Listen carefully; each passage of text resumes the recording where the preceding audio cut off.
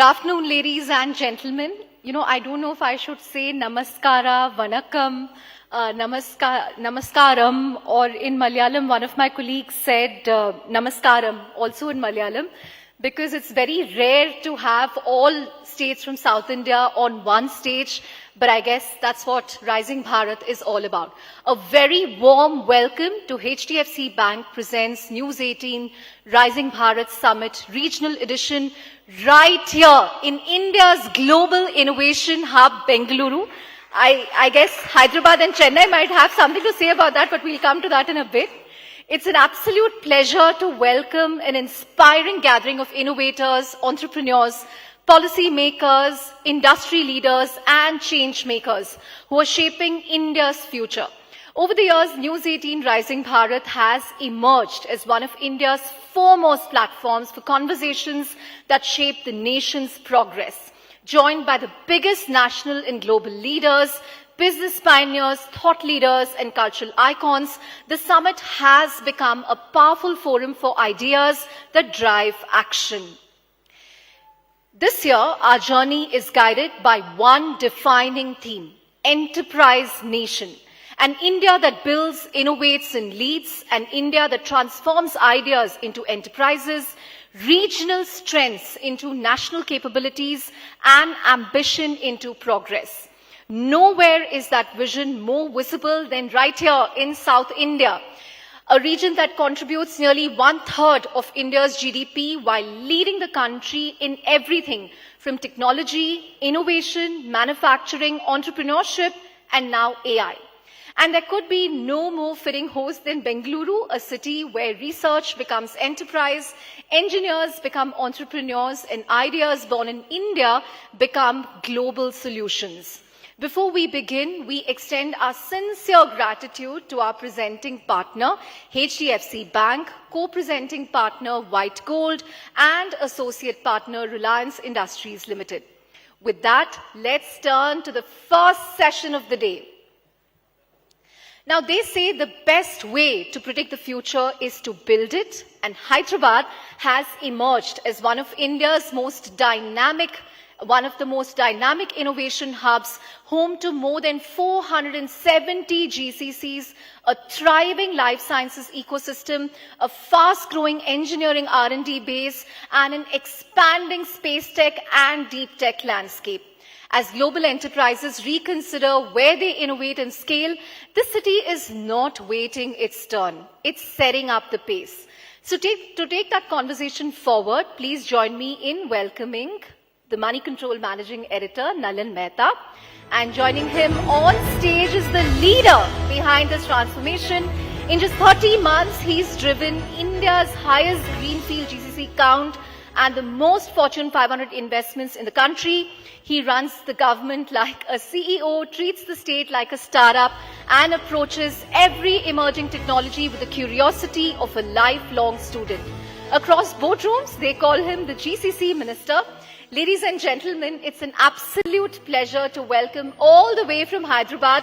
Please welcome him with a huge round of applause, Shri D. Sridhar Babu, the Honorable Minister for IT, Electronics and Communication, Industries and Commerce and Legislative Affairs, the Government of Telangana. Thank you, sir, and congratulations for Skyroot Aerospace, a startup from Hyderabad.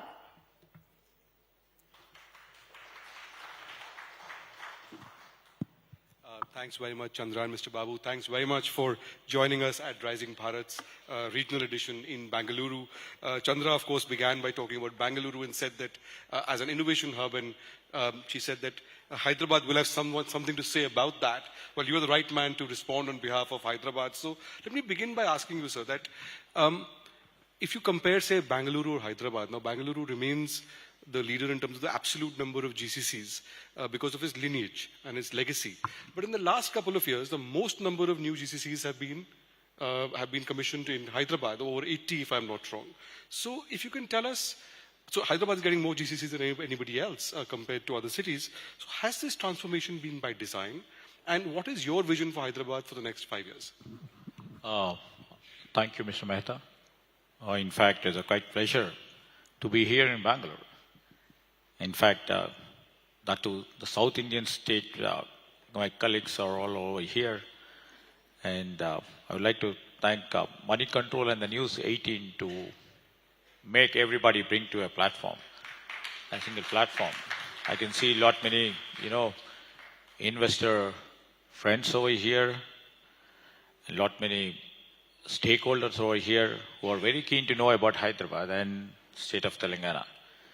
In fact, when you mentioned about how and why of late many global capability centers or center around Hyderabad, I would like to mention it's not been done in a decade's time.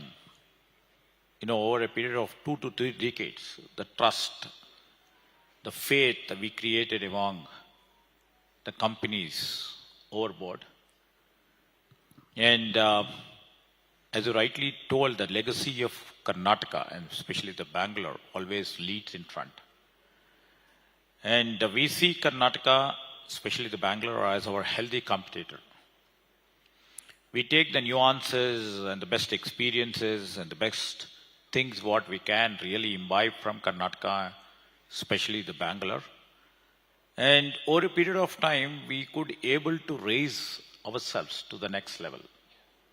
For example, when we talk about infrastructure,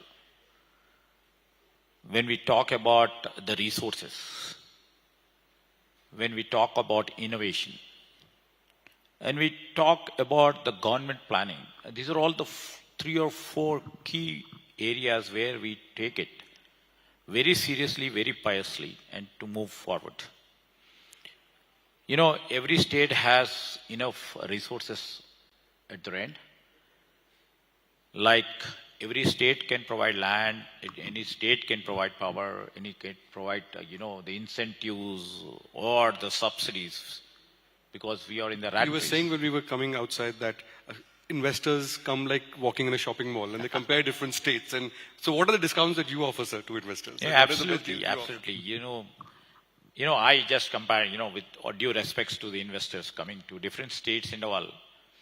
They would like to see what is the best for them. Like we go to the shopping mall, we just try to select the best quality shirt for me at the best reasonable price, and which should look fashionable too. All right? And all these things take shape, in the customer's mind while doing shopping, right? We cross so many shops across in the super mall, and ultimately we end taking one in one shop, depending upon our priorities and our necessities. That's what happens. Most of the investors goes to different states, sees the advantage what they can get from. For example, if they find the talent available over there, if they find the land which is available right now over there, and if they see the city or the state has the proper infrastructure, either it may be the physical infrastructure or it may be a digital infrastructure, what they want, for their own sector or their company. These are all things where they will weigh and end up in taking a conclusive statement to put their shops. So this is where what we look at. So when it has come, and over the past 2 to 3 years, we just placed our emphasis on talent creation. I have put all the emphasis on how the available talent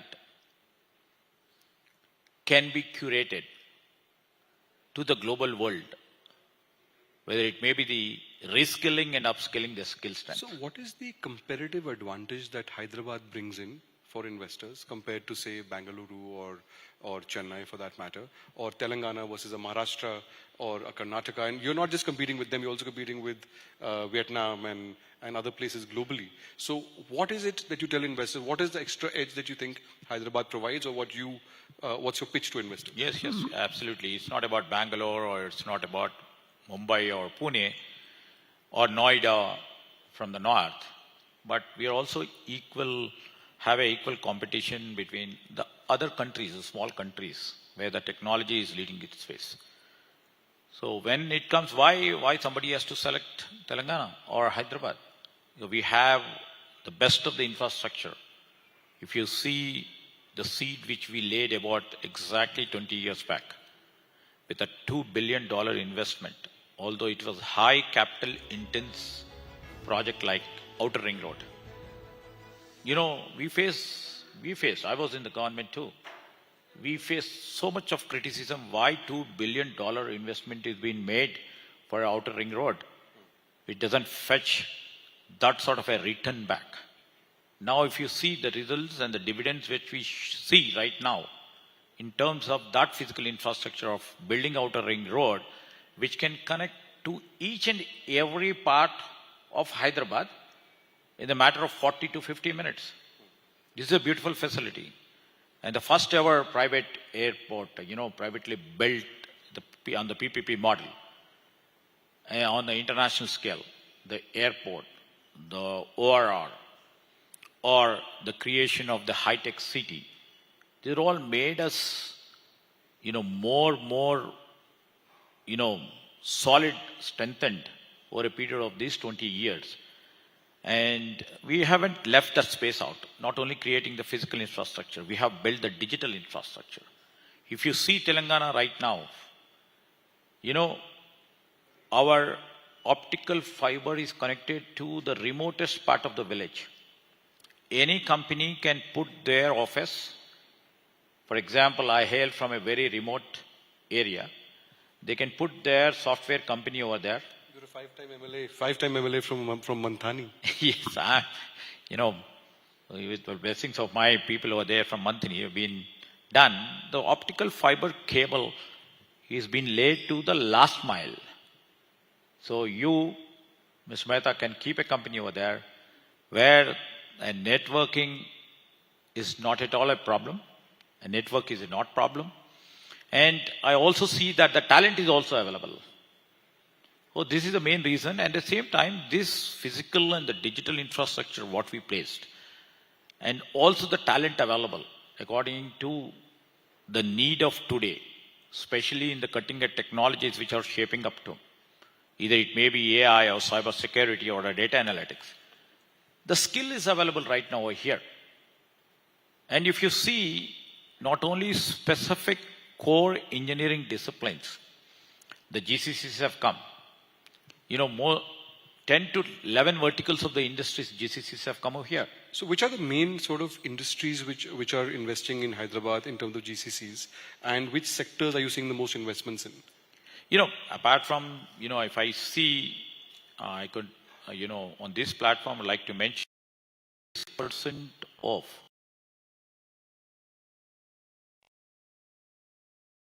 46%. And out of it, 26% of the GCCs are to the main core software industry. And few are from aerospace, few are from the defense, few are from the hospitality industry, and few are from, the pharma industry which have an existence. And one more addition where no other state has, the beauty tech industry, the first ever, have put their own GCCs like L'Oreal, which is supposed to be a multinational beauty tech industry captain, has put the GCC over here. So you just see, it's not only about the talent, about the innovation, what it takes place. It's the future. What we do over there, the technology is available over here, the expertise is available over there. And when the technical expertise can combine with their, basic industrial expertise, that goes. If you see the financial centers which have come, the banking, core financial insurance sectors which have come. Is BFSI growing in Hyderabad? Yes, the BFSI sector is growing at a rapid speed. So these are all sectors where we are trying to put it across. When any company comes to us, we will tell them, these are the expertise what we have and how we are creating them. How long do companies take to get clearance in Hyderabad? Ease of doing business is supposed to be number one, when you compare with all other states. In a matter of 21 days, we give all the permissions and all the licenses required for any industry, not only for the GCCs, for any industry. And if they don't get a proper, clearance directly. It's a deemed clearance that is supposed to be in our ease of doing business. Right. So that we are trying to put it across, and we have been labeled many a time by Niti Aayog also. We are the forerunners in doing and making things at ease So, in Mr. terms Babu, of one ease of the doing. things that we hear from companies also is that when they look at the tangibles, but they also look at the intangible. They look at things like nightlife. They look at things like law and order. Yeah. They look at things like how safe is it for women, because they'll also get an international workforce and all of those things. So, A, is that what you hear from companies? And B, this very unfortunate incident which has happened of the assault on the young lady a couple of days back in Hyderabad, how does that impact sentiment, A, and what will you do about some things like that? Absolutely, you are right. And you know, many people, many companies, and many employees, you know, who will be coming from all over the globe would like to see all these things. First, you know, security in terms of law and order. And second thing is the quality of life. And thirdly, what they look is, you know, how they are placed, you know, in midst of the social tranquility. So in terms of the law and order, we are supposed to be maintaining that standards where each and every individual, either it may be their privacy or it may be in terms of the security or being safeguarded. As rightly told, 1 million, you know, CCTV cameras are put all through the city. That is one measure what we have taken. And second thing is our police. In terms of addressing issues when incidents like this happen? Yes, in terms of addressing it is also we take stern action and try to put the law and order in a very firm and tight condition. And thirdly, when it comes to nightlife and all other social living conditions, we are equally amenable. But we take all the measures too. For example, you know, we and our Chief Minister, our government vision is to see that it's a drug-free state. So keeping all those things into picture. So let me that we'll ask try you to a protect. broader question then. One is we've been focusing on what the state is doing and the state's competitive advantage. But there's also another player here, which is the central government, right? So you all will have to work in tandem with that. So when you deal with the central government on investments and things like that, what are the challenges that you see there? And what are the kinds of changes you would expect from the central government or support from the central government that you're looking for? Are you getting the support that you need, or do you want more? You know, in this federal polity, and especially all states require assistance from the central government. There are so many schemes, so many programs by the central government which tries to drive all the states to move forward. And that's how the Rising Bharat, as you takes place. Sometimes what we literally face is the stepmotherly treatment of some central government policies, what we face a wrath with, our people are literally facing.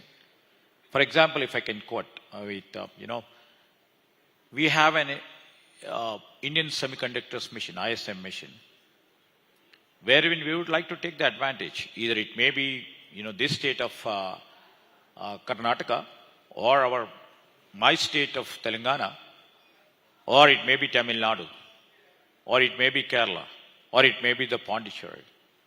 You know, these are the states which have solid skill. You know, we have, all these states have the capability of building a chip, manufacturing a chip, which we are competent enough.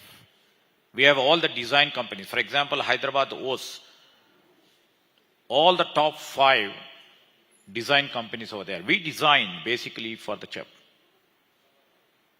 And when any chip manufacturing comes down to us, and the same application is being processed for the central government to be considered under the ISM, when it is not being considered, the apathy of the central government, you know, is ultimately affecting our Telangana people and our Telangana software professionals and our Hyderabad designers who does the chip design for not only for India, many companies outside abroad.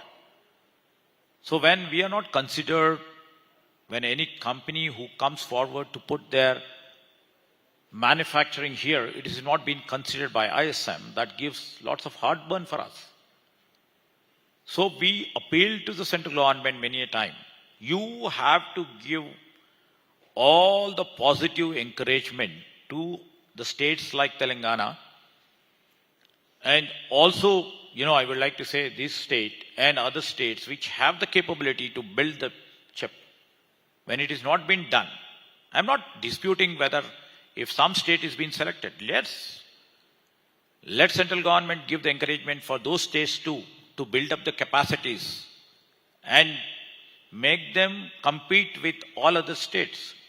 And this is how the Rising Bharat or tomorrow's 2047, what the central government is trying to build it will happen. Until unless they take it in a right and equitable manner, you can't make Rising Bharat. So, ladies and gentlemen, Mr. Babu has also been a top-class cricketer. He's played for Nizam College and for the University of Hyderabad.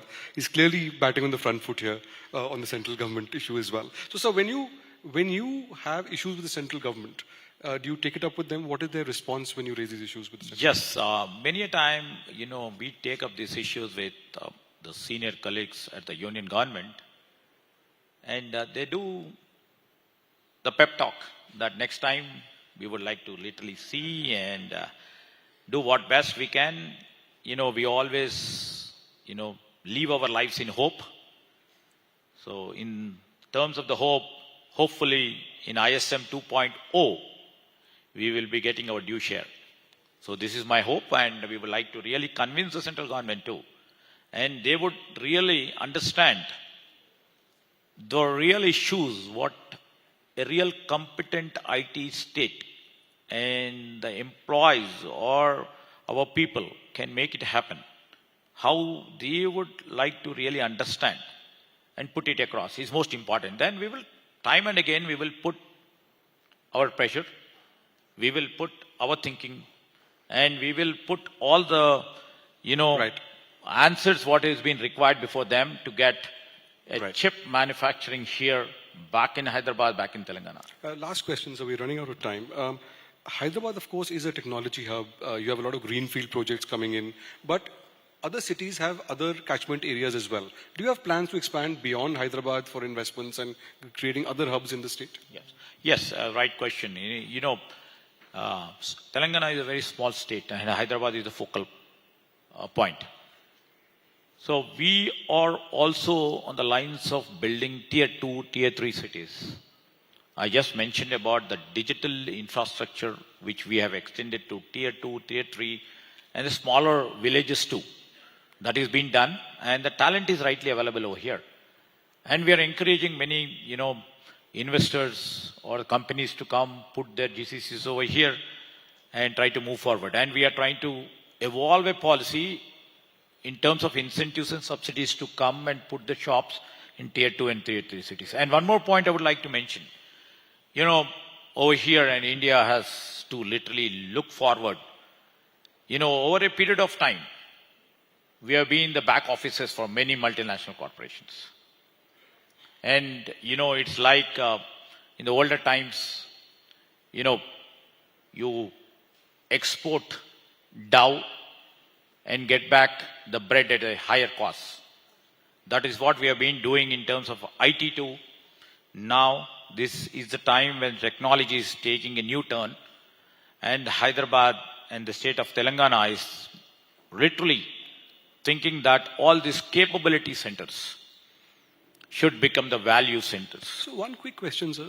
With data centers, there are a lot of concerns about the environmental costs as well, right? Around water, cost of electricity and all of that. So how would you address those concerns around sustainability? Because you are a big growth center for them. Yep. So, the new technologies that require the data centers, especially for the AI, the processing speed, which all the companies counts upon. The two important guzzlers, as you know, the water and the power. 30 seconds. Yeah, we are trying to put it across, and we would like to, because we have enough power, we have enough water, we will try to give them whatever they require and move forward. And this is all what we require. We are trying to put all the infrastructure in place to see that, the data centers comes into our place so that the AI-based companies are stationed in Hyderabad and move forward. Ladies and gentlemen, a big hand for Mr. Sridhar Babu for talking the talk on Hyderabad.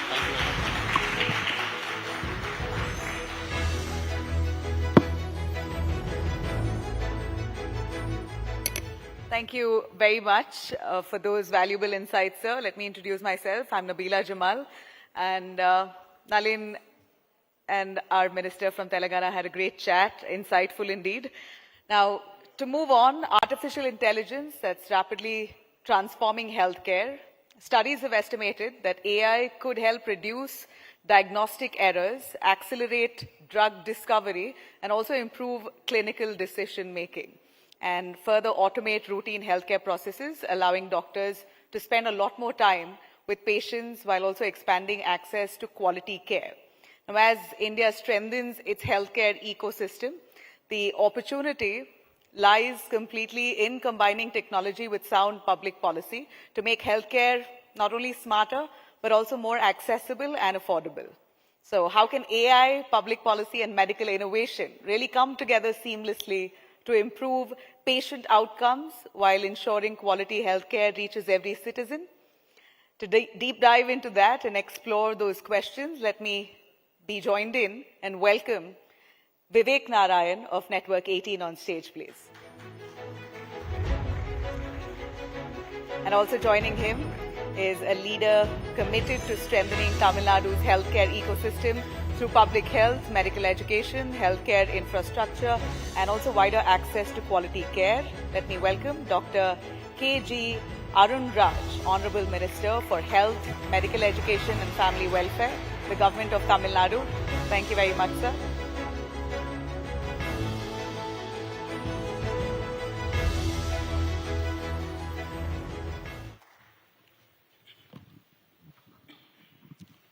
Thank you, Nabila. Thank you. Thank you, Doctor, for joining us. Yeah, thank you. Pleasure. As journalists, we often meet politicians, and there are some politicians who are different, but there are some who are completely flabbergasted us, even seasoned journalists. One of them is Dr. Arun. How is he different as a young doctor? He's worked in rural Tamil Nadu in Krishnagiri. He's seen at the grassroots level, what are the challenges before common people, before healthcare professionals? Then, as a civil servant, as a part of the Indian revenue service, he's done sterling service there, and then he quit his revenue service at the peak. Just as his career was budding to join politics as part of Mr. Vijay's TVK, fought the elections, won the elections, has become the health minister. In 1 year of politics, he's become one of the top individuals in the government of Tamil Nadu and is handling a very sensitive portfolio. First question, Dr. Arun. This transition from a doctor, I'm sure you must have been asked this question, but from a person who's seen this, been there, done that in health, to a revenue service officer, to a politician, how has the transition been, and which one is the toughest of the jobs? First of all, let me begin with a deep sense of gratitude to the people of Tamil Nadu for giving us this mandate. Okay, the people of Tamil Nadu, this mandate was secured under the visionary leadership of our Honorable Chief Minister, Thiru C. Joseph Vijay. This is not yet another electoral victory. It represents the hopes and aspirations of millions of youth, the trust of all the family members of this Tamil Nadu for a clean, transparent government. So this mandate has given us enormous credibility. Previously, governments were won based on money power or muscle power. This government was won. This mandate was won based on a promise, based on the promise of clean, transparent government. And this, as I said, this gives us enormous credibility, and because of that, it gives us huge strength. At the same time, this gives us huge responsibility also. So, under under the leadership of our CM, we are fully focused and fully geared up to fulfill the aspirations of the hopes of the people of Tamil Nadu. Coming back to your question, yes, as you mentioned, I was a trained doctor by profession. Then I entered into civil service. Then I quit, and now I'm into politics. The first thing I learned in medicine is empathy. This is the thing every doctor gets trained, because once we know the pain of the poor, pain of the sick, then the words and the language we speak to them, it heals half of the disease. And also, I happen to work in a remote village in Krishnagiri district. And by that, I had the unique opportunity of knowing what exactly is the problems of a rural poor who tries to access the healthcare. He looks upon a rural doctor for want of a health service was looked upon as a sort of mercy from the doctor, not as a matter of right, but as a matter of a mercy or a kindness from the doctors or the treating staff nurses. At the same time, next when I entered into civil service, it gave me huge administrative experiences. One of the fundamental principles in administration is that no one is indispensable. System is always bigger. So all these things have come in handy when I'm handling now this health ministry. So definitely it gives me an unique opportunity and unique strengths to handle this very sensitive ministry of health. So Tamil Nadu has been known as a state. Yeah, please go ahead. You asked me which is the toughest of all the three. Of course, politics is the most tough one, because see, we are always in the limelight for right or wrong reasons. Being in a bureaucracy, it gives us huge security, both professionally and also from every other aspect. But here we are always in the limelight. Any small mistakes just gets flagged up, and we are answerable to the people. We have to look after our constituency, and also, as I had earlier mentioned, this hopes and expectations of the people of Tamil Nadu is huge. So we have this huge responsibility to fulfill those expectations. So the burden of all the hope which is coming from the people of Tamil Nadu, the big challenge. But traditionally, Tamil Nadu is known as a state where bureaucracy is very strong. Traditionally, Tamil Nadu is known as a state where healthcare system is quite robust. I mean, you've done well, whether it be primary healthcare centers. What is the next big challenge for you? As you mentioned, Tamil Nadu is one of the better performing states as far as healthcare is concerned. Now, time is ripe for the next big leap in healthcare in the state of Tamil Nadu. So, under the leadership of our CM, we have some 5-6 core areas which will form the focus of our governments. And I would like my tenure to be judged on these aspects. First is to bring specialist care to the rural and district hospitals. Presently, that access to primary health care is almost reached. Now, this next challenge is to bring specialist care at the district level, taluk level hospitals. Second, this cancer care treatment. If there is one diagnosis which can shatter the family, both physically, emotionally, and also financially, it is the diagnosis of cancer for any member of a family. Now we have a comprehensive CM health insurance scheme, but many times this cost of the treatment is much bigger than this coverage. So we want to expand this cancer care network to every district. And third, another unfocused area previously has been mental health. Mental health problems is one of the, as per WHO, 1 in 7 persons across the world, they suffer from one mental health illness or the other. And it is the second leading causes of years spent with disability. So our government has recognized this need, and I think this is going to be a first step in improving mental health among the poor.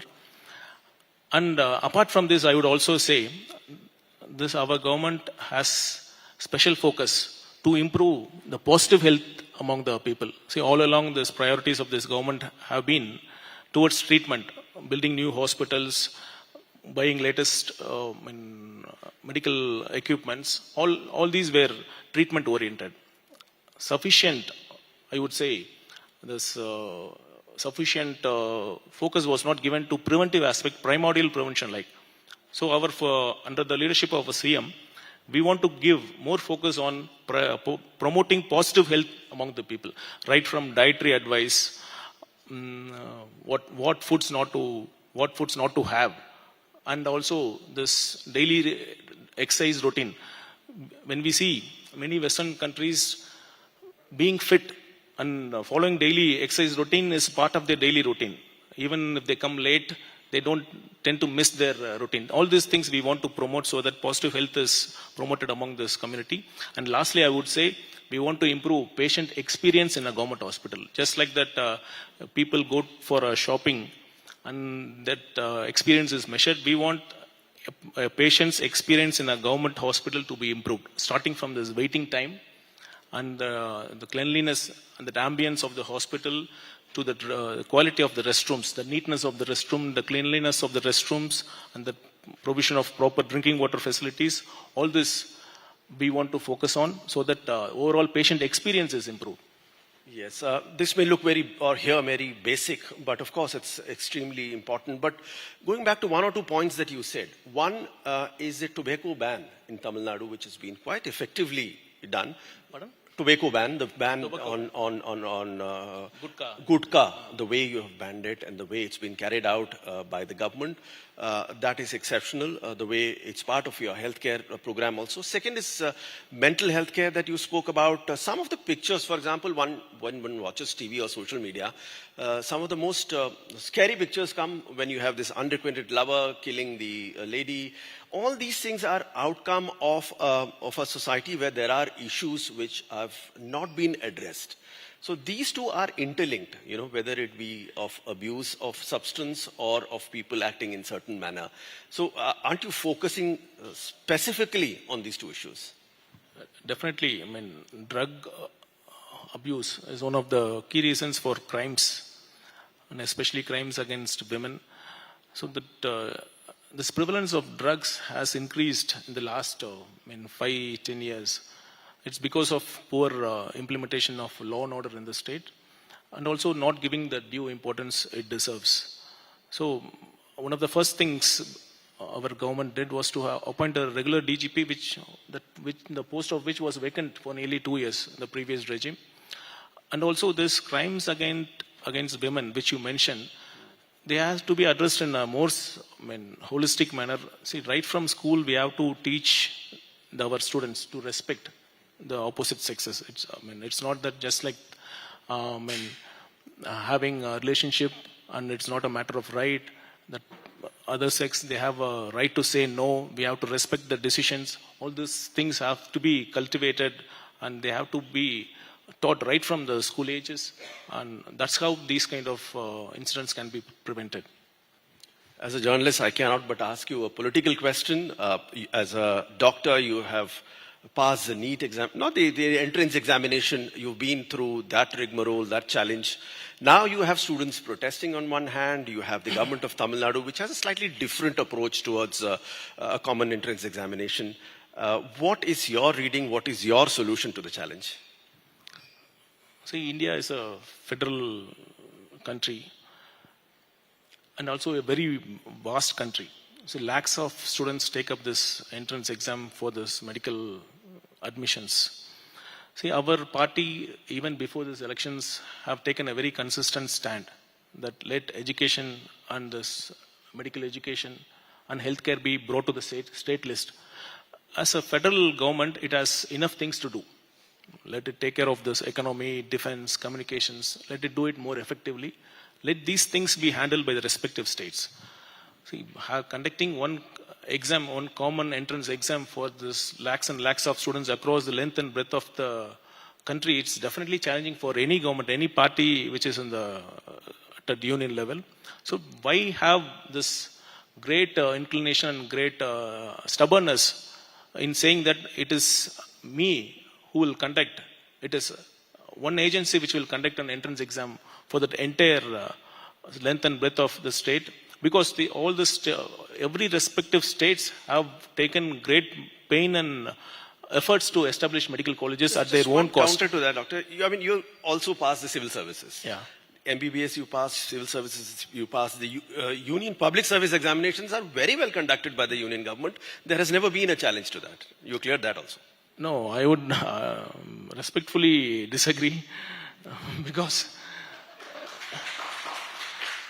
you should ask a lot of UPSC aspirants about the credibility of UPSC. Let me be very fair. Okay. See, for a job at a corporate, we have multiple levels of interview. First, technical interview, HR interview. Here in UPSC, the final stage of exam is the personality test, which is commonly referred to as interview. There, 5 members sit and they decide the future of the nation by selecting or not selecting a particular candidate in 25 minutes. And that too, that decisions being taken in the UPSC panel is not democratic. That board chairman has the overriding authority to override the marks awarded by other members of the board. Secondly, there has always been an accusation that the candidates are called for during that interview process according to their community. First, general categories are called. Next, OBC candidates are called. Next, SC candidates are called. Then ST candidates are called. If you see the average marks scored by the general category, OBC, SC, ST students, there is always a gap. So the thing is, the board knows which community the candidate belongs. So the top performer of OBC and the equally top performer of SC, they don't get the same marks. This bias is always there. This has been written and talked about by lakhs and lakhs of students over the years. This is not, this issue of the problems in UPSC scheme of things is not restricted to this interview alone. Even in this mains exam, there is a system of grading or normalizing marks. See, we have some 22 different optionals. Maybe in a particular year, geography may be easy, and some other year, political science or public administration may be easy. So they have a system of normalizing marks. See, this is all not transparent at all. And I had put an RTA when I had got a very low marks in one of my attempts. I had put an RTA whether this double evaluation system is followed. Because why I asked is that my own mother was working in college. She was a college lecturer, professor, and she used to evaluate the mark sheets without awarding marks. She used to put it in a separate sheet of paper. I asked why. She said, I along with another evaluator would evaluate the papers and an average would be taken. If the difference is more, it will go to a third evaluator. So why can't this system be followed in a very highly important exam like civil service exams? So which decides who will be this bureaucrats of the state. So definitely UPSC also needs reform. I want to make a strong statement from this stage. Thank you, Dr. Arun there for your kind words. Dr. Arun Raj, the Minister for Health, Medical Education of Tamil Nadu government. Thanks a lot for joining us and giving us your time. Thank you.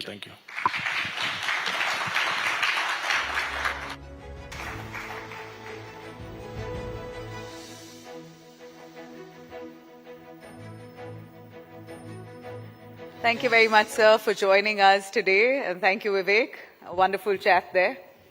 I should remind our audience here that South India is an emerging major force when it comes to deep tech journey and bringing together world-class research institutions and engineering talent, entrepreneurs working across space technology, robotics, semiconductors, advanced manufacturing, clean technology, and artificial intelligence. We are indeed a hub in this space. The question is no longer whether India can innovate, but how these breakthroughs can really become globally competitive enterprises built and scaled in India.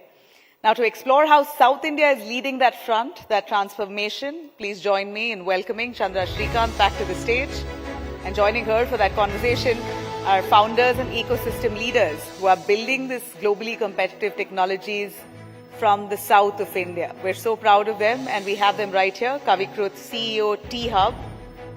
Sanjay Nikanti, founder and CEO of Dhruva Space. Kaushik Mudda, co-founder and CEO, Ethereal Machines. Bhakta Keshavachar, founder and CEO of Chara Technologies. And Dr. Paulami Chaudhary, co-founder and CEO of Helix. Thank you.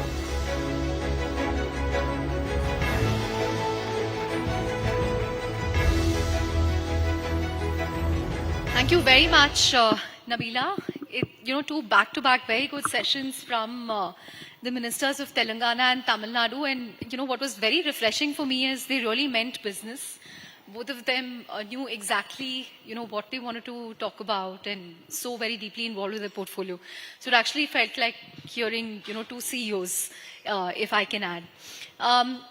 Can you please give all our speakers a huge round of applause? I think 3 of them have come from Hyderabad, 2 from Bangalore. And as Nabila said, deep tech is the hottest theme of the year or of the last 2 years, and certainly of the last week because of Skyroot's extraordinary achievement. But before I begin, because you all might not be familiar with who we have on stage, I want you all to take 1 minute to talk about what you do, and then we'll sort of begin with the questions. Kavi. I think Kavi has the easiest description of what he does. Thank you, Chandra. It's a pleasure to be here. It's always energizing to come to Bangalore. We always look up to this city to take energy for everything in startups. Kavikrut, Kavi's easy. I work for T-Hub. It's the world's largest home for startups based in Hyderabad, a very unique public-private partnership. We're an incubator, an investor, an accelerator, and a bunch of other things. Lots to do ahead, and very excited that as Hyderabad, we are also rising as a startup capital. Great. Paulami. Hi, everyone. Very glad to be here. I'm the CEO and co-founder of Helix. At Helix, we are building high-quality genomic medicines to solve for kidney diseases. We have our own proprietary lipid nanoparticles that enables us to get to the kidney. We are pioneers in that field. We are working towards an indication called autosomal dominant polycystic kidney disease that impacts 9.6 million patients who do not have a cure. And we are in late preclinical stages. We are a hybrid company based out of Hyderabad and Boston. Looking forward to the conversations. Thank you. I think 90% of that went above my head. I have to say, I didn't do a good job. You have to do a Let Me Explain series for me. Sanjay. Thanks, Chandra, for having me. My name is Sanjay. I'm the founder and CEO of Dhruva Space. We are India's first private space technology company. Started the company in 2012. Been in the business for the last 14 years. We've gone to space about 6 times so far. Okay, you've gone to space. Your satellites. I mean, the company has launched to space about 6 times so far on multiple launch vehicles. Upper sleeve is launching India's first 2 private satellites, Skybolt 1 and 2, after the formation of InSpace. Broadly building, launching and operating satellites from India, for India and also the rest of the world. Great. Kaushik. Hey, thanks for having me Thank you for coming. By the way, I know some international clients of yours are waiting at your office, but thank you for making It's it. difficult to say no to all of you. Anyways, thanks for having me here. I'm Kaushik, co-founder of Ethereal Machines. We are at the forefront of India's advanced manufacturing revolution that's going on. We build multi-axis CNC machines, which are used to make precision components for aerospace, defense, energy, semiconductor, and healthcare. So we do work across all of these sectors, and we are tackling some of India's most advanced manufacturing problems as of today. Great. Bhakta. Hi, my name is Bhakta Keshavachar. I'm founder and CEO of Chara Technologies. It'll take a little bit longer. It's always harder to explain what we do. So climate change is the biggest threat to mankind. One way to avoid this is to go electric. And these electric futures motors will be the engines of the future economy. All the motors today have these magnets which make them work. These are called rare earth magnets, and they're all coming from our friendly neighboring country.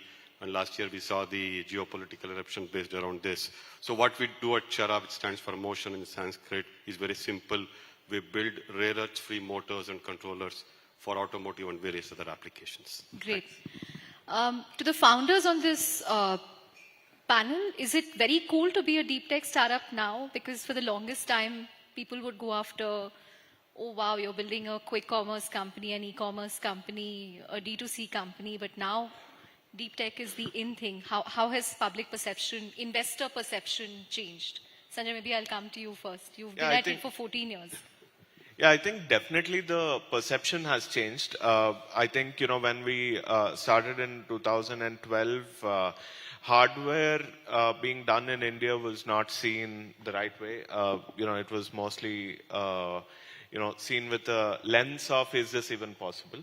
And I think thanks to a lot of initiatives from the government, today I think we're investing quite a lot in hard technologies that will power India's own growth and also the global growth.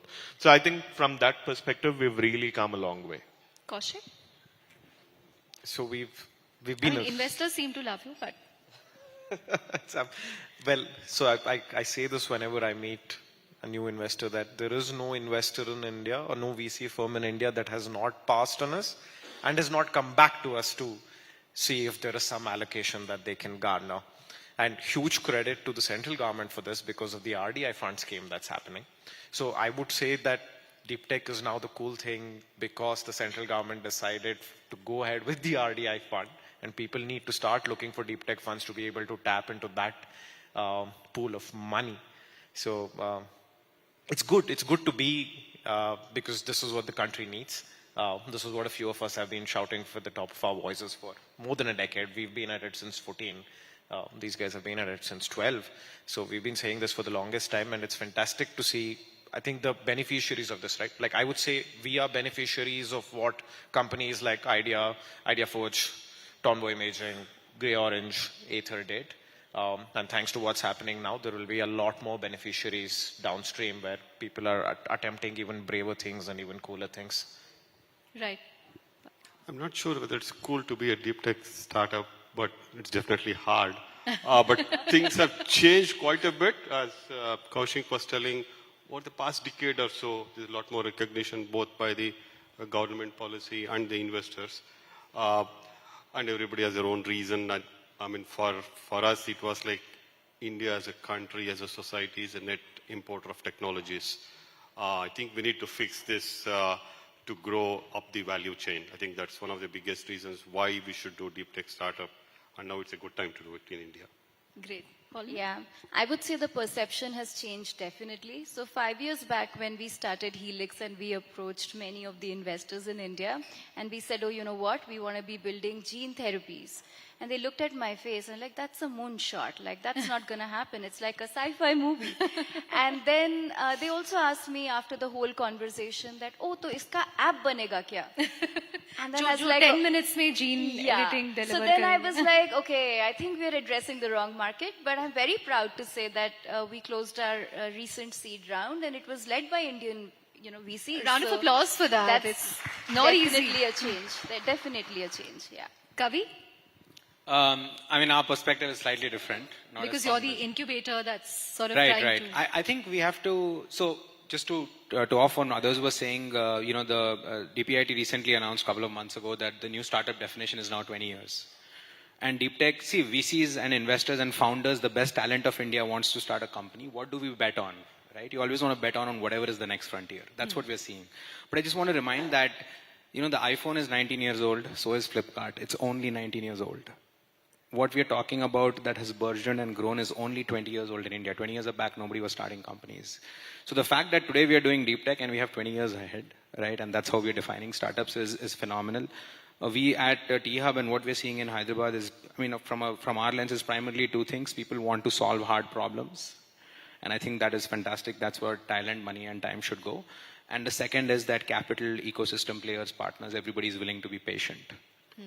So if you're willing to put all the resources and be patient, then, people call deep tech hard tech, tough tech, deep tech, long tech. There are a lot of names for it. But I think if we are patient and we have resources, nothing like it. So very, very encouraged and excited. It being a cool is the effect, not the cause. Right.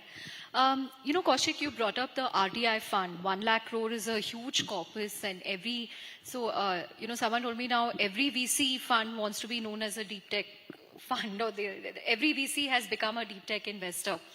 Again, as founders, are people really interested in deep tech, or is it one of those FOMO themes, or is there a genuine realization now that, what, we haven't invested in hard tech, which is why we are losing out to countries like China in critical sectors? So there are both sides of it, right? There are genuine cases, and then there are some which are definitely riding the FOMO wave. So this was one of the discussions I was having with some of the bureaucrats who were at Bharat Innovates, and News18 was there last month. He was also, we were there together. That it's very important and on who you are allocating this from a fund of fund perspective to, because we've had, like she was saying, right, like iska app ban sakta hai kya, right? Like now we were building something called a CNC machines, multi-axis CNC machines, never been attempted in India, has been done in Germany, Japan, etc. Never been done. And there were so many investors who came in and said, no, this will not be done in a timeline, this is not VC investable. But suddenly, because there's the RDI fund, everybody's like, oh, this is VC investable. No, it doesn't work like that.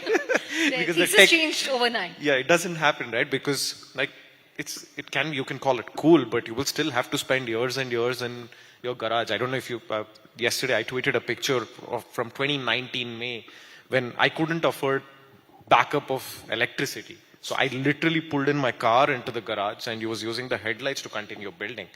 Right? Wow. Because yesterday there was somebody who posted something about our work and that had blown up. I said, guys, so all of this is fine, but you'll still have to put in all of this. So it's cool, uncool, whatever you want to call it. So it's if you look at it from the VC investor perspective, right? Somebody like a Bloom Ventures, right? 2019, they were investors in us. Stuck along, still continue to believe, double down in the last round that we just closed a couple of months ago. We just did a 30 million round. Double down in that round too. So there are definitely genuine cases like this, and they did carbon clean solutions. They did gray orange robotics.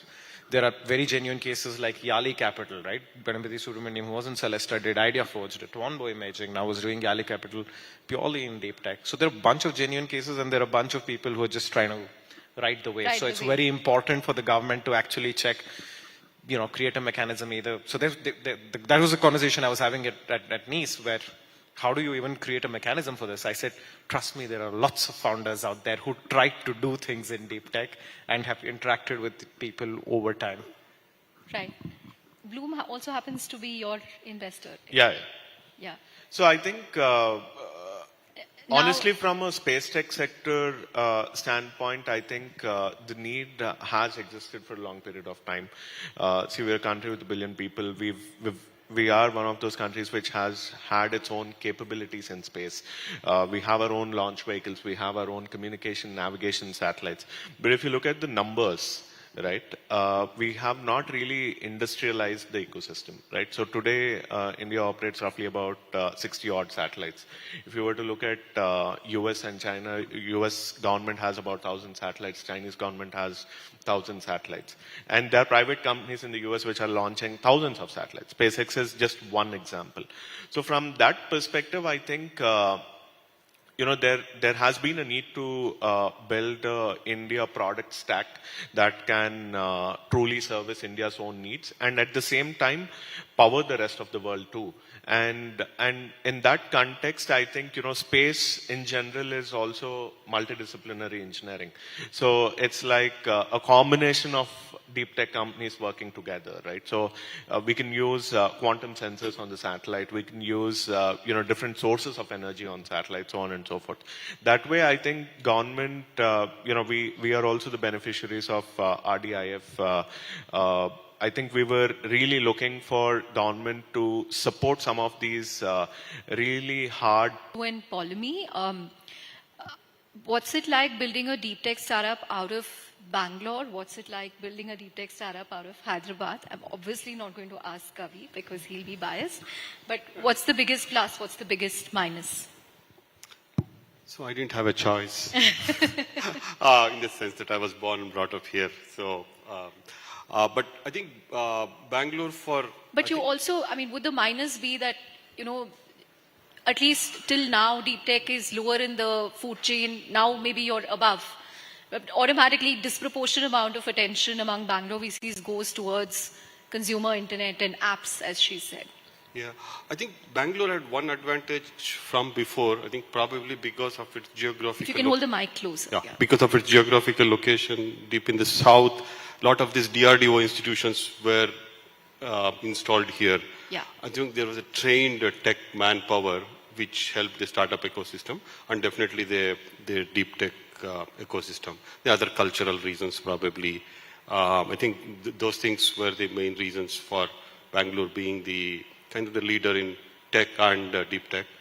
But now others are also catching up, and I think in full honesty, I think there should be more centers in India than just one center. Yeah, I think that part is true. But picking on the RDI fund, I think even before ANRF was announced, investors had turned around. I mean, you guys were funded. There was a definite trend. I think about 7-8 years ago, when investors started looking at deep tech as an investable opportunity. I think that was a welcome move, and I think this ANRF and RDIF will give a massive push to that effort. Got it. Follow me?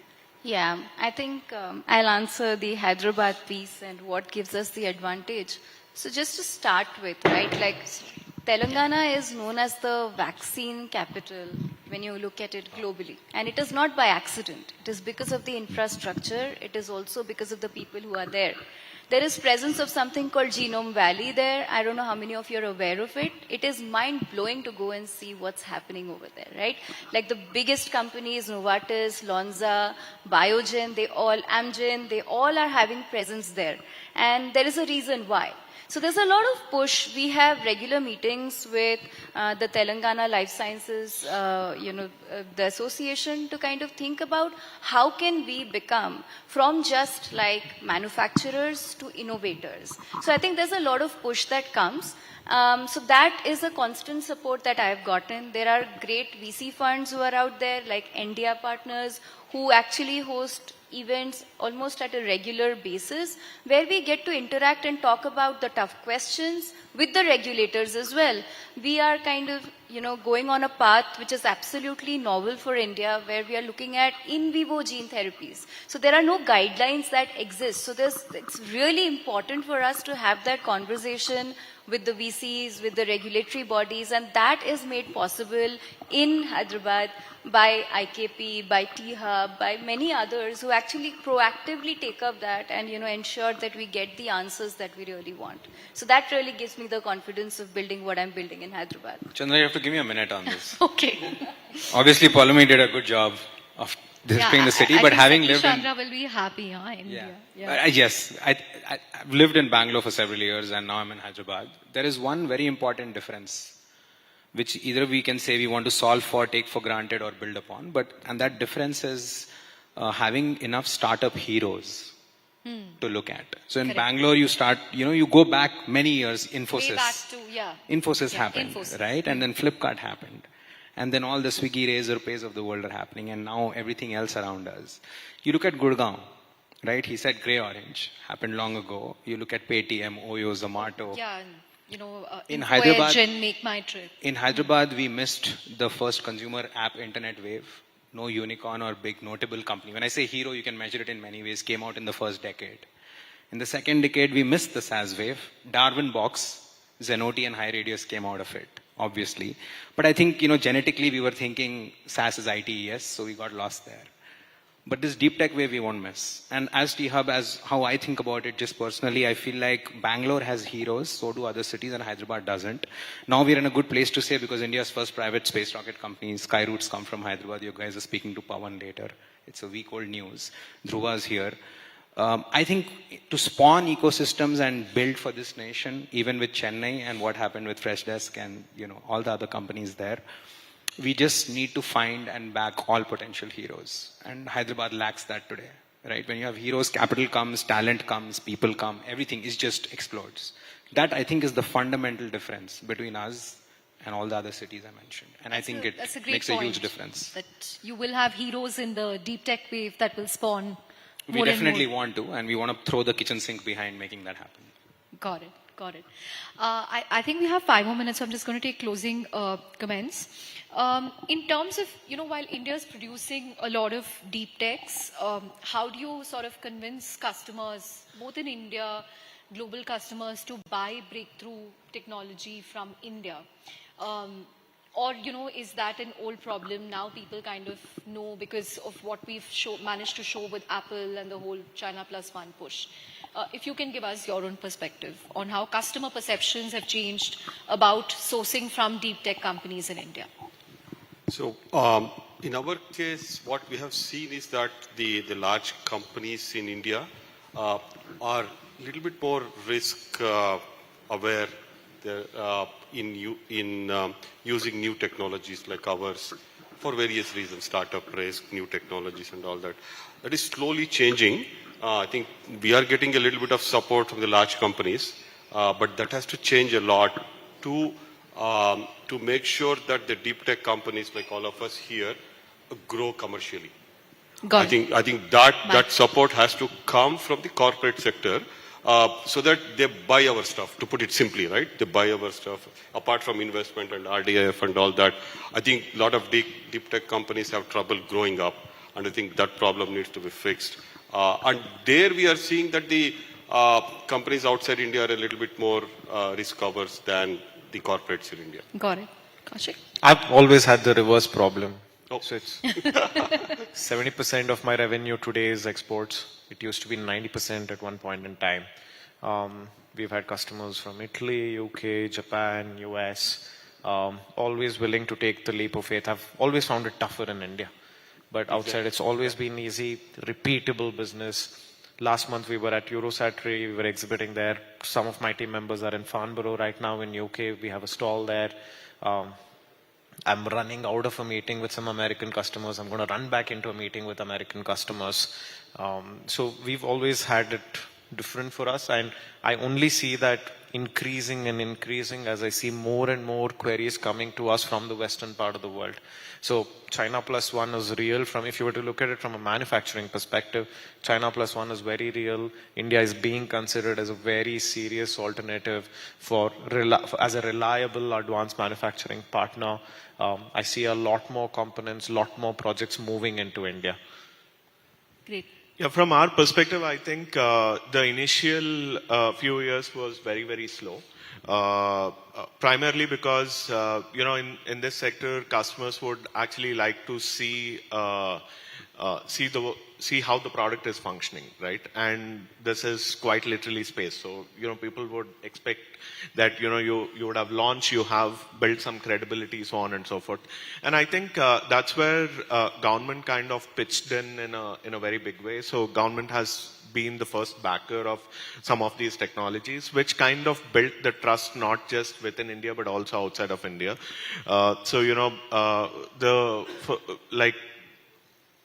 Once we started generating revenues, we did about 10 crores, and then we did 80, and today our order book is more than 500 crores with a pipeline running into a few thousand crores. Wow. And besides this, I think building on the trust that India has globally, we are seeing a lot of, the global south looking at how we can service them.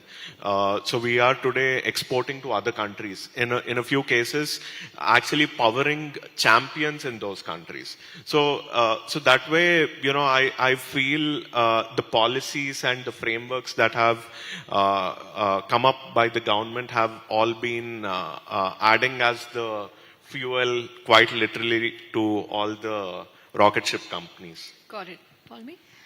So for us, it's very different because, we are one of the first companies from India who's actually building gene therapies for the global market, right? So from day one, it has been about relationship building with the bigger biopharma, and it takes time to kind of build that trust. So building one therapy takes about 8 years, and now we are 5 years down the journey. And there's never been a question about trust in the data that we have produced. In fact, we are in a stage where we are having material transfer agreements with bigger companies which are based out of US to do a head-to-head comparison of what our product looks like against theirs. So there's definitely that. And what we have always been appreciated for is the capital efficiency and the pace.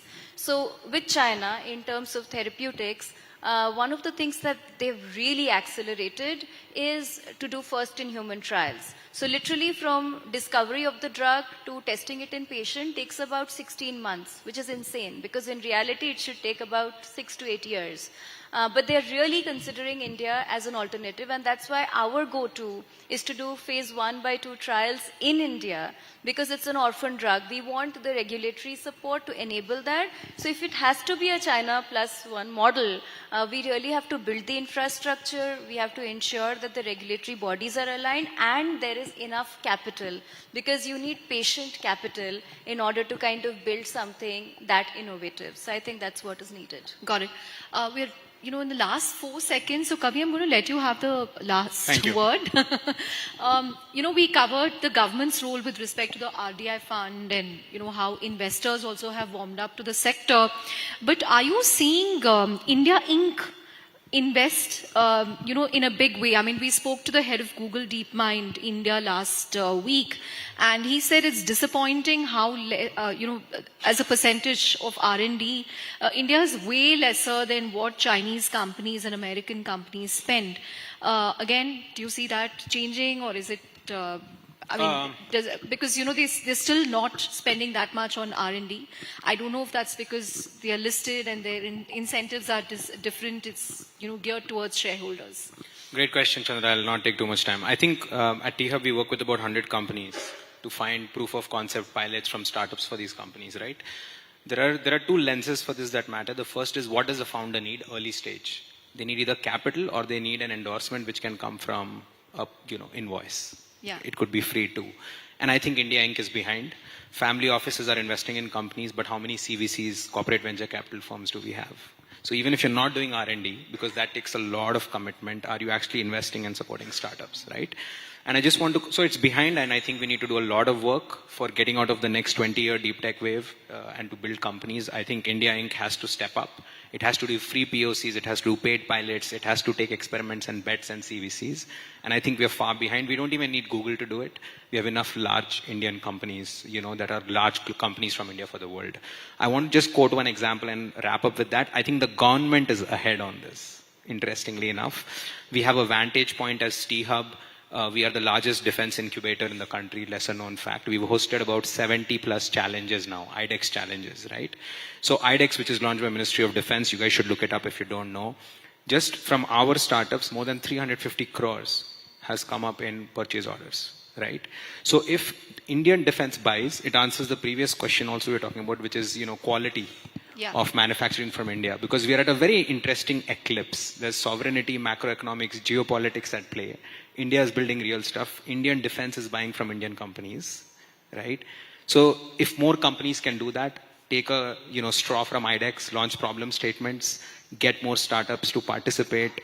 There is actually a law in India which requires a startup winning an IDEX challenge. It requires the combined forces to only buy from that startup outside of the procurement process, right? So if companies can do that, we would have truly brought this ecosystem together and unlocked, not just for ourselves, but for the world. Great. On that note, thank you all very much. A huge round of applause for our speakers. Thank you so much. Thank you.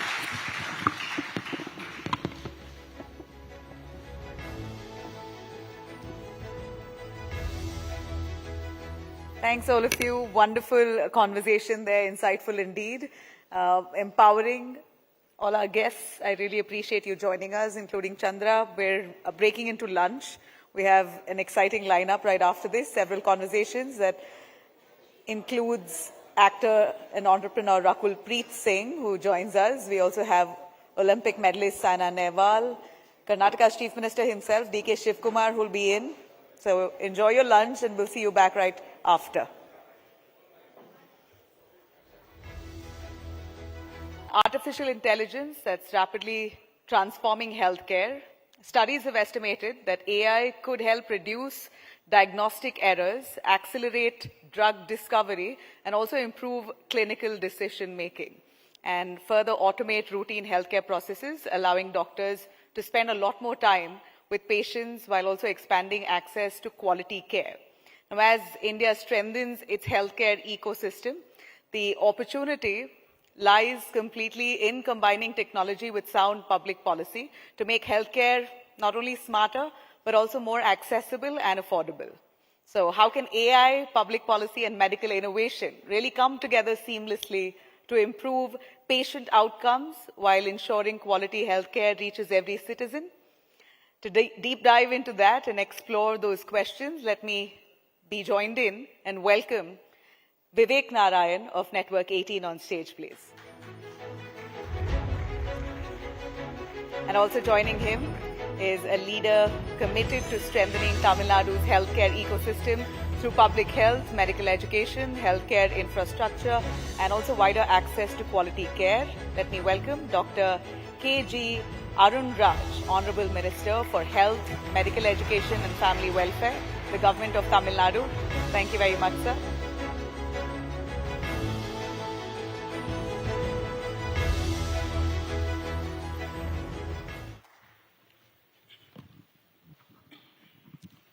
Thank you, Nabila. Thank you. Thank you, Doctor, for joining us. Yeah, thank you. Pleasure. As journalists, we often meet politicians, and there are some politicians who are different, but there are some who are completely flabbergasted us, even seasoned journalists. One of them is Dr. Arun. How is he different as a young doctor? He's worked in rural Tamil Nadu, in Krishnagiri.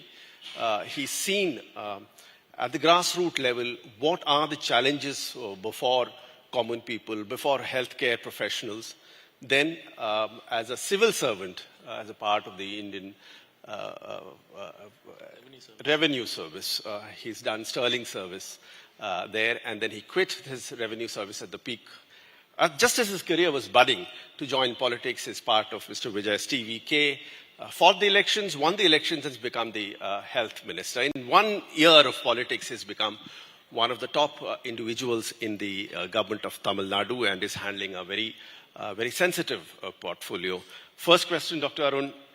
This transition from a doctor, I'm sure you must have been asked this question, but from a person who's seen this, been there, done that in health, to a revenue service officer, to a politician, how has the transition been, and which one is the toughest of the jobs? First of all, let me begin with a deep sense of gratitude to the people of Tamil Nadu for giving us this mandate.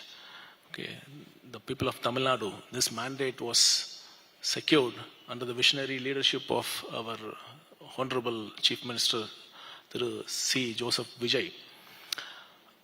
This is not yet another electoral victory. It represents the hopes and aspirations of millions of youth, the trust of all the family members of this Tamil Nadu for a clean, transparent government. So this mandate has given us enormous credibility. Previously, governments were won based on money power or muscle power. This government was won. This mandate was won based on a promise, based on the promise of clean, transparent government. And this, as I said, this gives us enormous credibility, and because of that, it gives us huge strength. At the same time, this gives us huge responsibility also. So, under the leadership of our CM, we are fully focused and fully geared up to fulfill the aspirations of the hopes of the people of Tamil Nadu. Coming back to your question, yes, as you mentioned, I was a trained doctor by profession. Then I entered into civil service. Then I quit, and now I'm into politics. The first thing I learned in medicine is empathy. This is the thing every doctor gets trained, because once we know the pain of the poor, pain of the sick, then the words and the language we speak to them, it heals half of the disease. And also, I happen to work in a remote village in Krishnagiri district.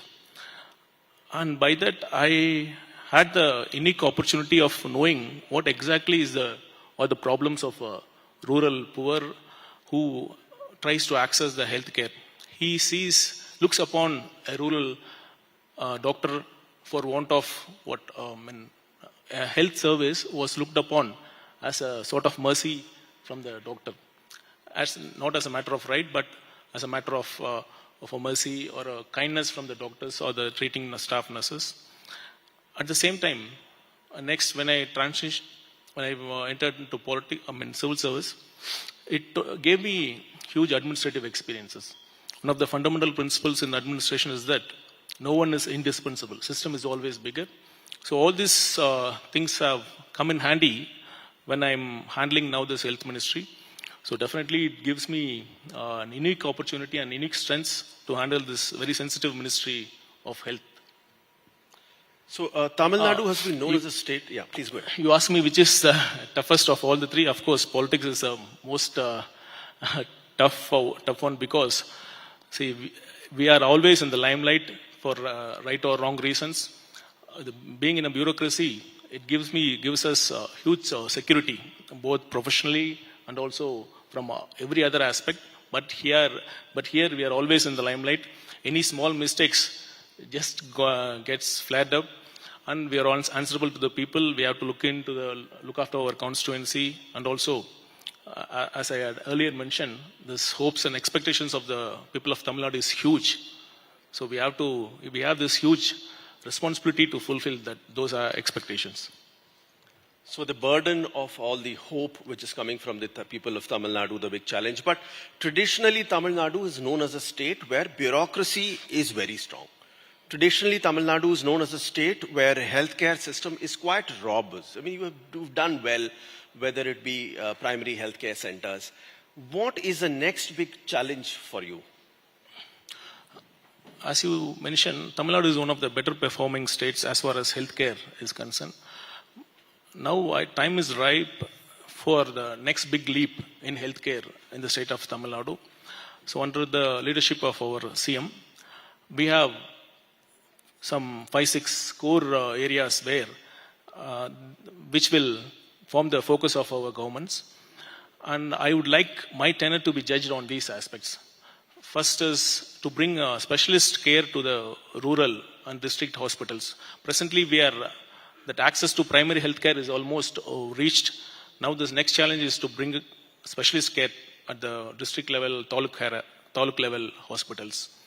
Second, this cancer care treatment. If there is one diagnosis which can shatter the family, both physically, emotionally, and also financially, it is the diagnosis of cancer for any member of a family. Now we have a comprehensive CM health insurance scheme, but many times this cost of the treatment is much bigger than this coverage. So we want to expand this cancer care network to every district. And third, another unfocused area previously has been mental health. Mental health problems is one of the, as per WHO, 1 in 7 persons across the world, they suffer from one mental health illness or the other. And it is the second leading causes of years spent with disability. So our government has recognized this need, and I think this is going to be a first step in improving mental health among the poor. And apart from this, I would also say, our government has special focus to improve the positive health among the people. See, all along these priorities of this government have been towards treatment, building new hospitals, buying latest medical equipments. All these were treatment oriented. Sufficient, I would say, this sufficient focus was not given to preventive aspect, primordial prevention like. So under the leadership of a CM, we want to give more focus on promoting positive health among the people, right from dietary advice, what foods not to have, and also this daily exercise routine. When we see many Western countries being fit and following daily exercise routine is part of their daily routine. Even if they come late, they don't tend to miss their routine. All these things we want to promote so that positive health is promoted among this community.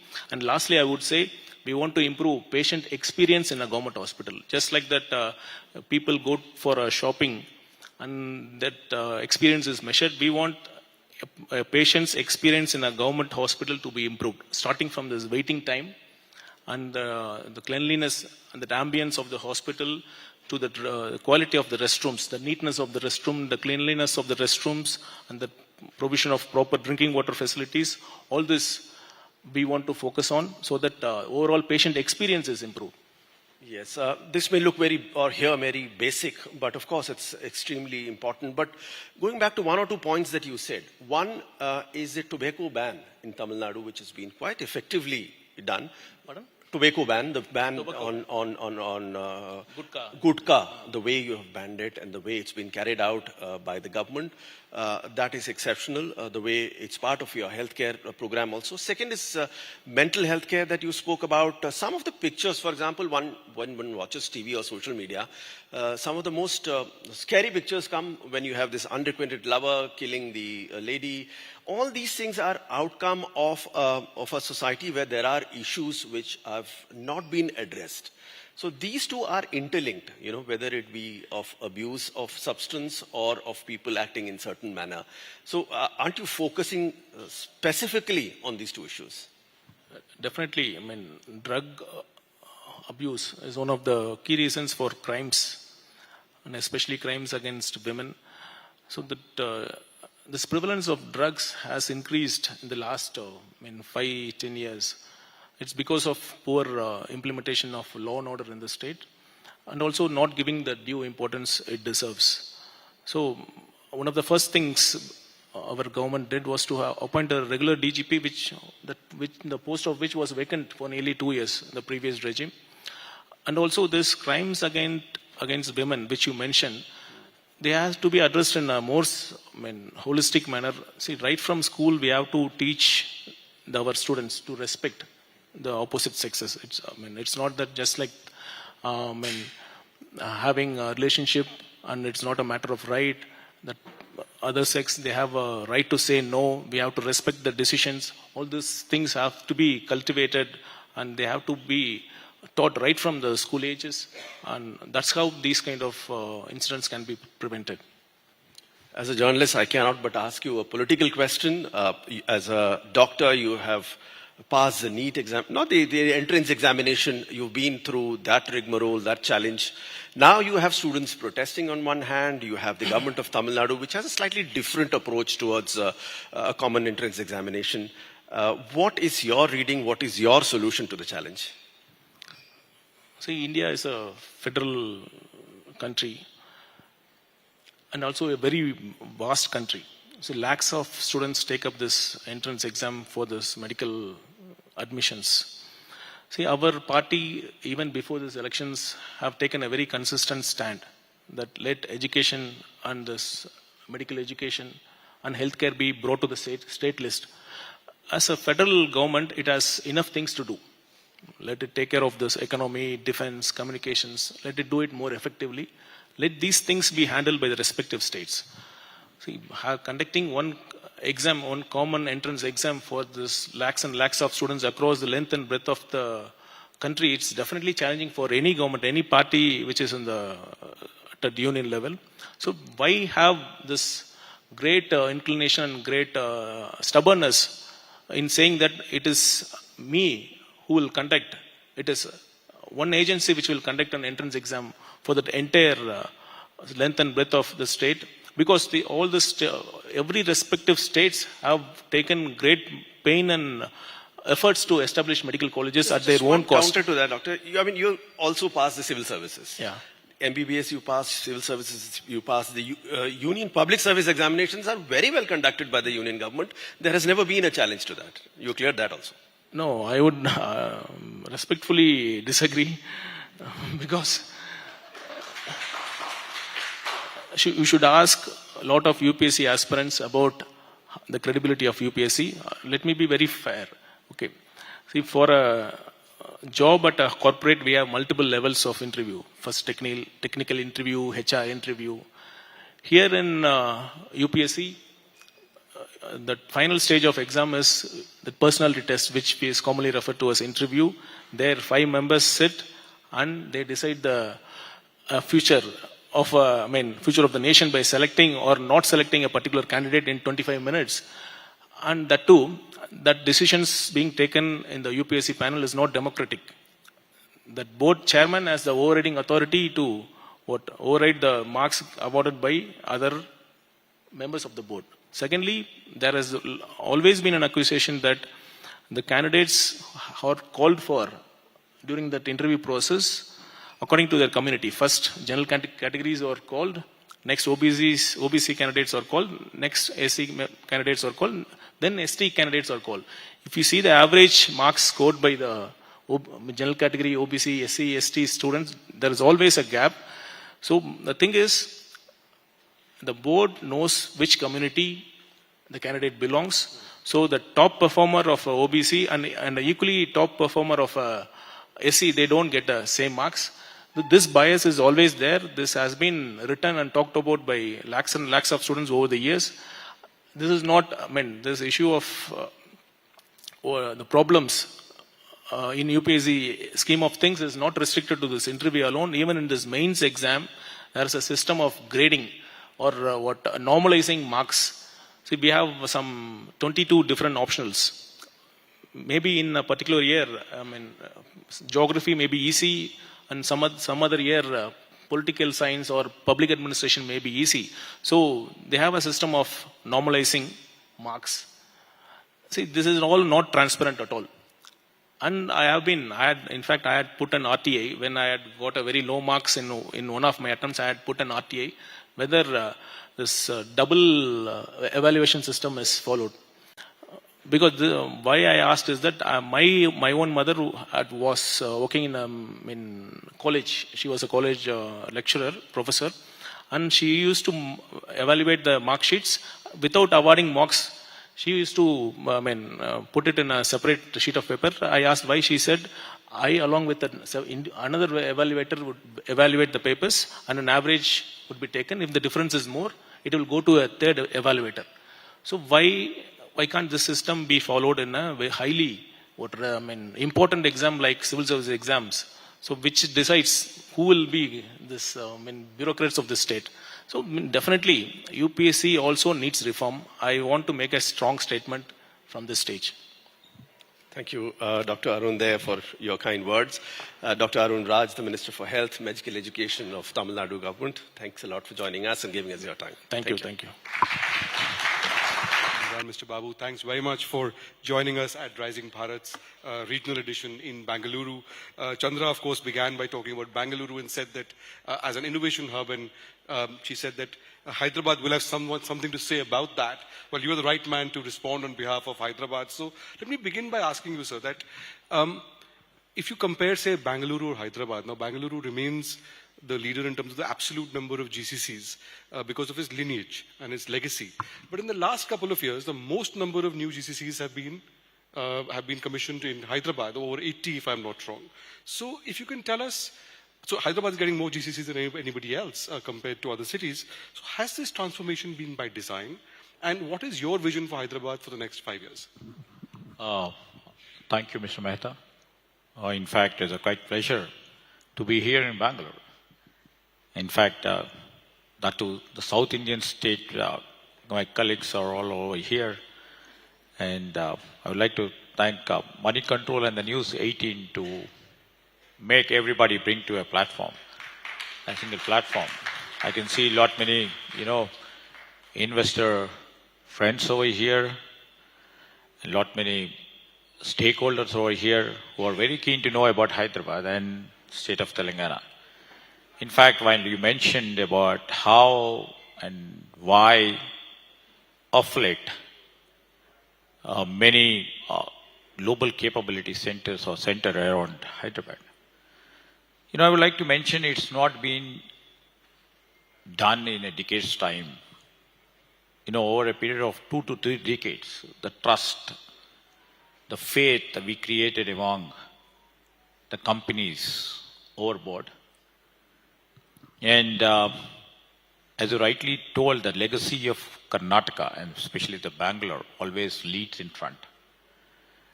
And we see Karnataka, especially the Bangalore, as our healthy competitor.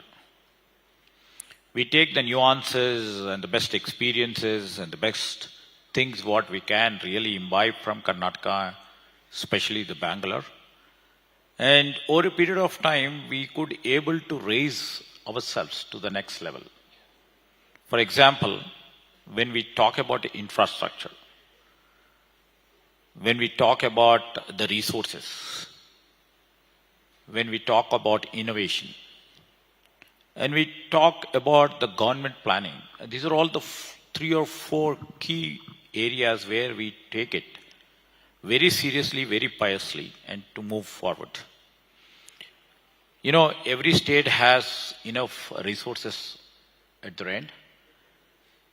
Like every state can provide land, any state can provide power, any can provide, the incentives or the subsidies, because we are in the rat race. You were saying when we were coming outside that investors come like walking in a shopping mall and they compare different states. And so what are the discounts that you offer, sir, to investors? Yeah, absolutely, absolutely.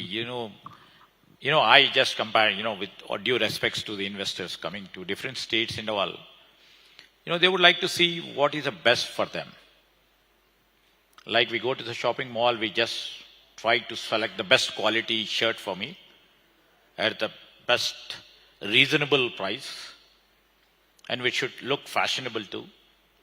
All right? And all these things take shape, in the customer's mind while doing shopping, right? We cross so many shops across in the super mall, and ultimately we end taking one in one shop, depending upon our priorities and our necessities. That's what happens. Most of the investors goes to different states, sees the advantage what they can get from. For example, if they find the talent available over there, if they find the land which is available right now over there, and if they see the city or the state has the proper infrastructure, either it may be the physical infrastructure or it may be a digital infrastructure, what they want, for their own sector or their company. These are all things where they will weigh and end up in taking a conclusive statement to put their shops. So this is where what we look at. So when it has come, and over the past 2 to 3 years, we just placed our emphasis on talent creation. We have put all the emphasis on how the available talent can be curated to the global world, whether it may be the reskilling and upskilling the skill strength. So what is the comparative advantage that Hyderabad brings in for investors compared to, say, Bengaluru or Chennai for that matter, or Telangana versus a Maharashtra or a Karnataka? And you're not just competing with them, you're also competing with Vietnam and other places globally. So what is it that you tell investors? What is the extra edge that you think Hyderabad provides, or what's your pitch to investors? Yes, absolutely. It's not about Bangalore, or it's not about Mumbai or Pune or Noida from the north, but we are also have an equal competition between the other countries, the small countries, where the technology is leading its pace. So when it comes, why somebody has to select Telangana or Hyderabad? We have the best of the infrastructure.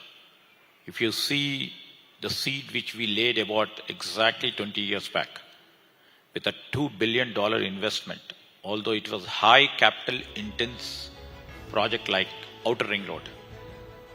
We face, I was in the government too. We face so much of criticism why $2 billion investment is being made for Outer Ring Road. It doesn't fetch that sort of a return back.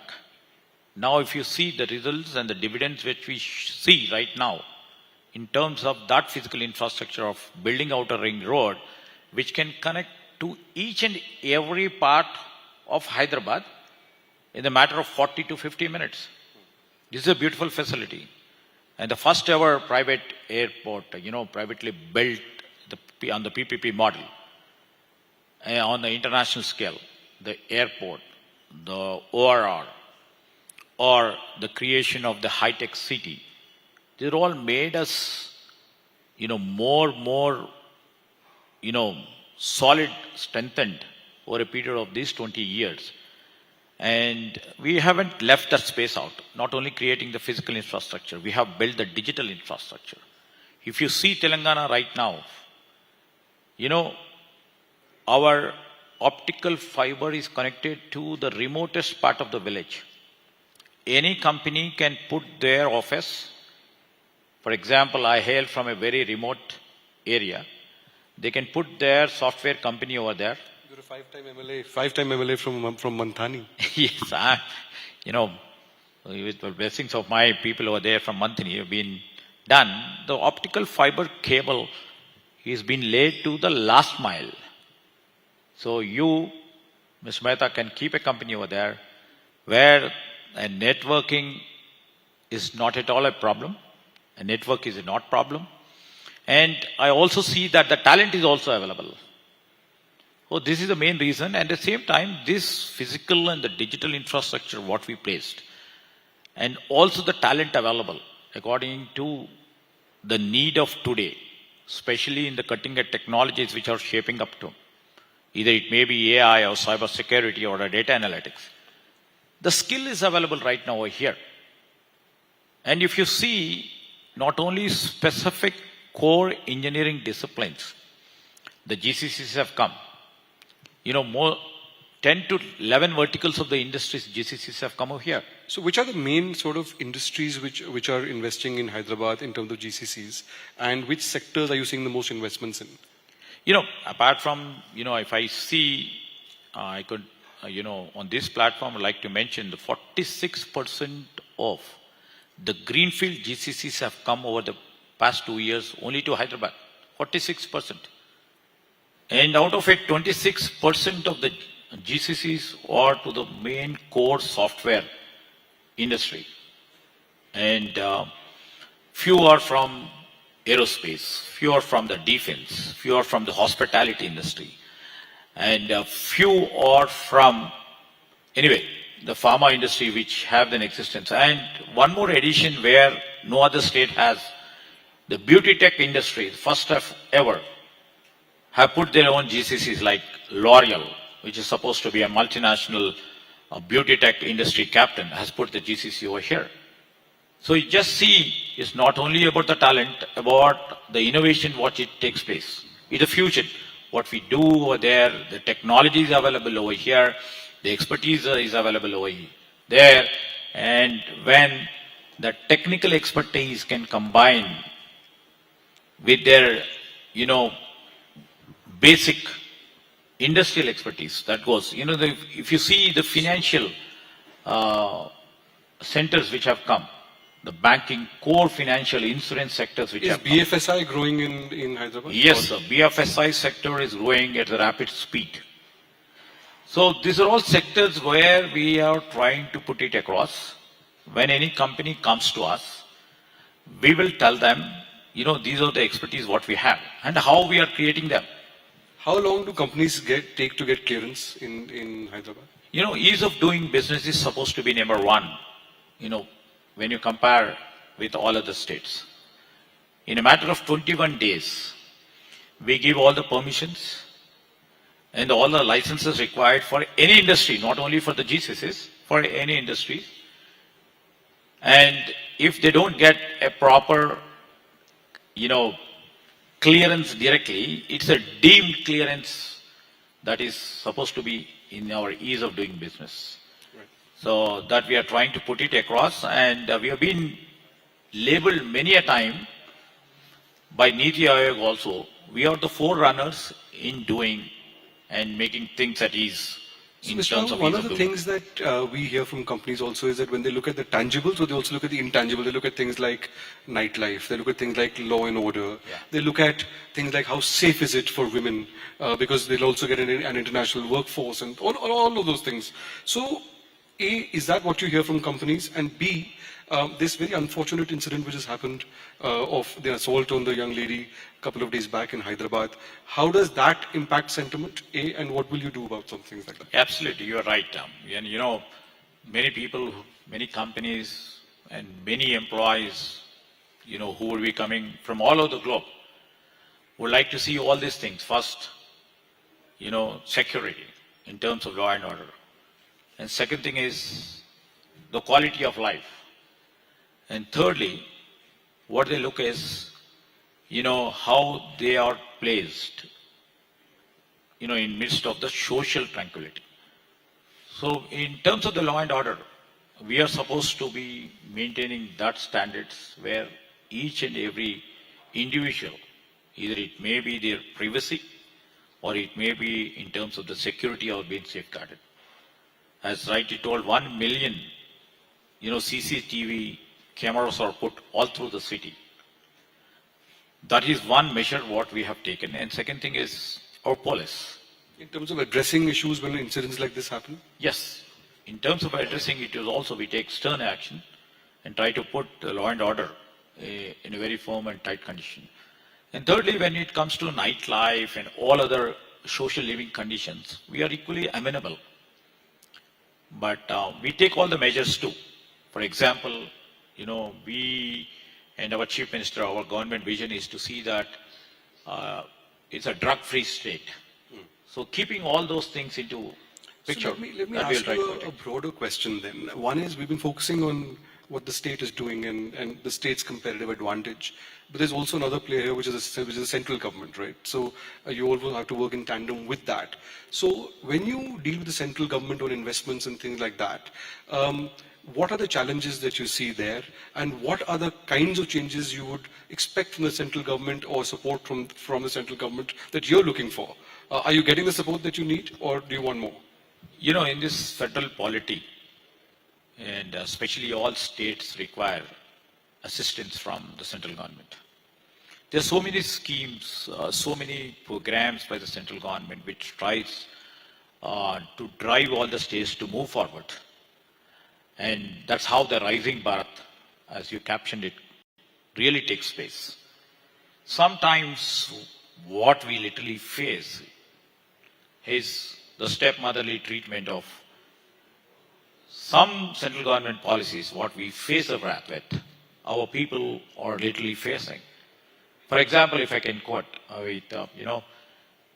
we have an Indian Semiconductors Mission, ISM mission, wherein we would like to take the advantage. Either it may be, this state of Karnataka, or my state of Telangana, or it may be Tamil Nadu, or it may be Kerala, or it may be the Pondicherry.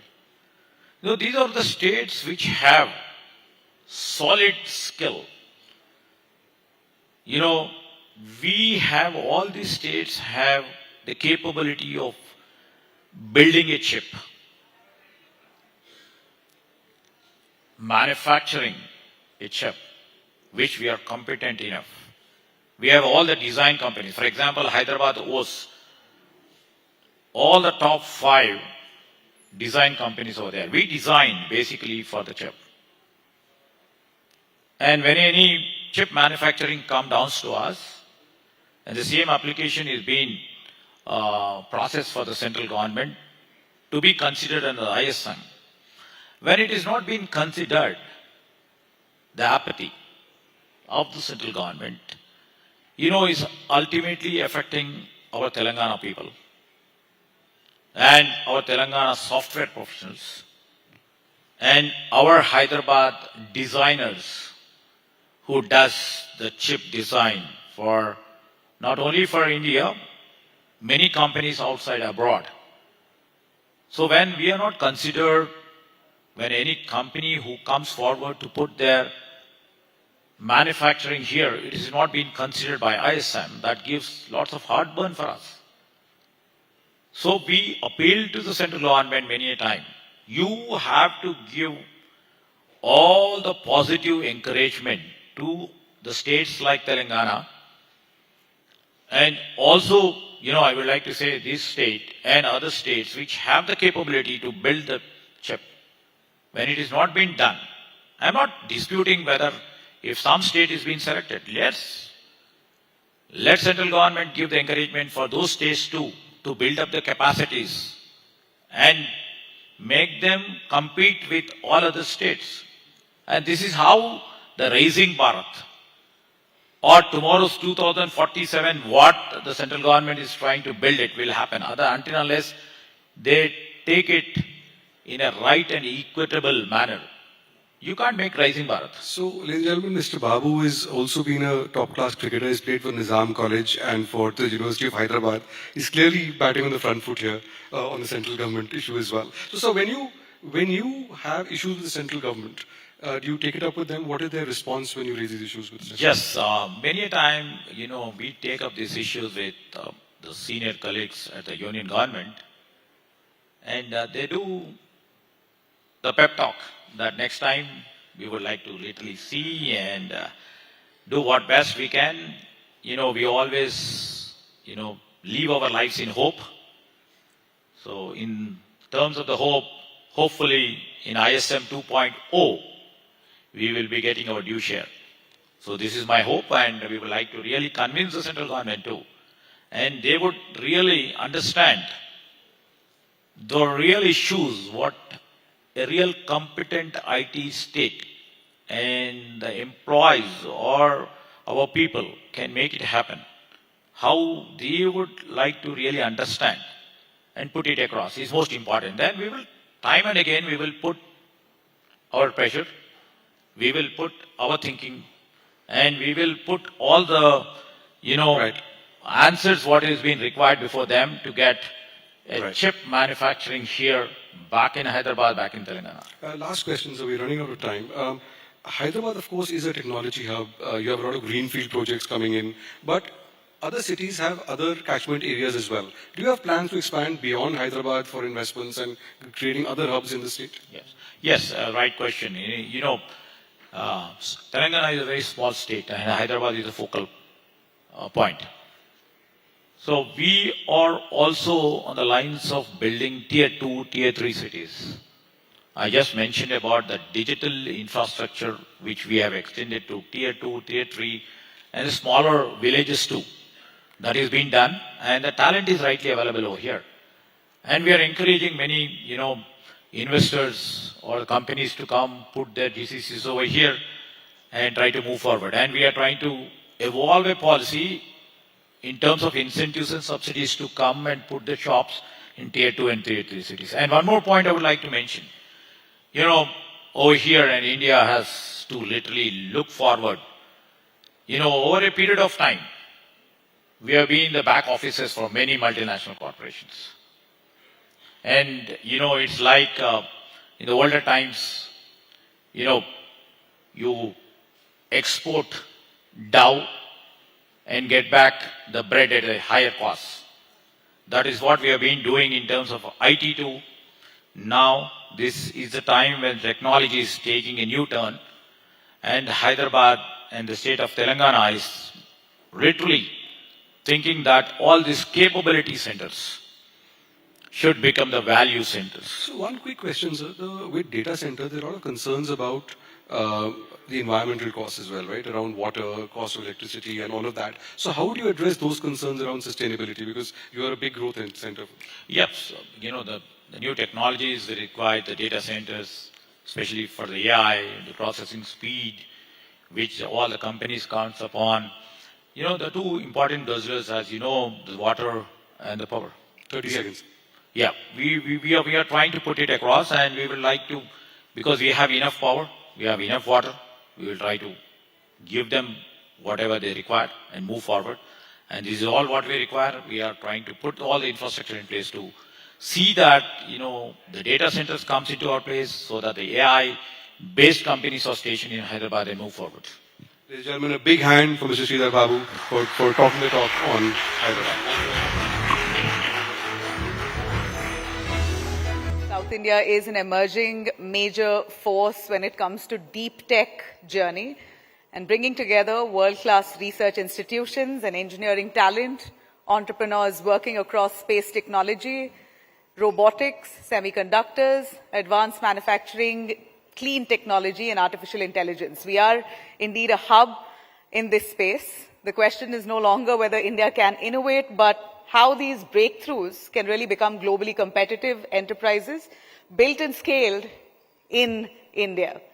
Now, to explore how South India is leading that front, that transformation, please join me in welcoming Chandra Srikanth back to the stage and joining her for that conversation our founders and ecosystem leaders who are building this globally competitive technologies from the south of India. We're so proud of them, and we have them right here. Kavikrut, CEO, T-Hub. Sanjay Nikanti, founder and CEO of Dhruva Space. Kaushik Mudda, co-founder and CEO, Ethereal Machines. Bhakta Keshavachar, founder and CEO of Chara Technologies. And Dr. Paulami Chaudhary, co-founder and CEO of Helix. Thank you.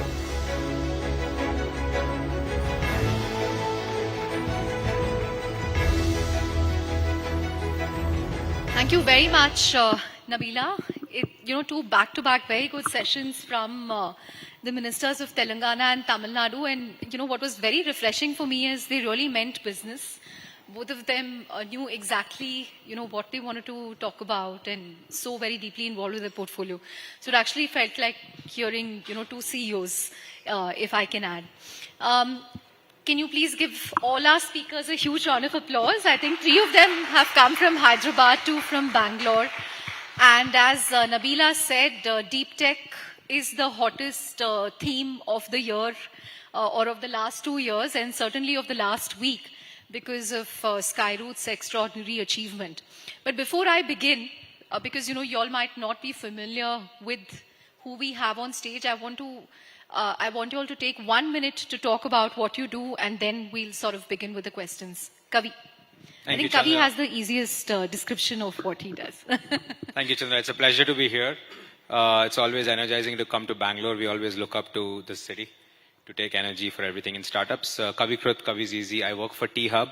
It's the world's largest home for startups based in Hyderabad, a very unique public-private partnership. We're an incubator, an investor, an accelerator, and a bunch of other things. Lots to do ahead, and very excited that as Hyderabad, we are also rising as a startup capital. Great. Paulami?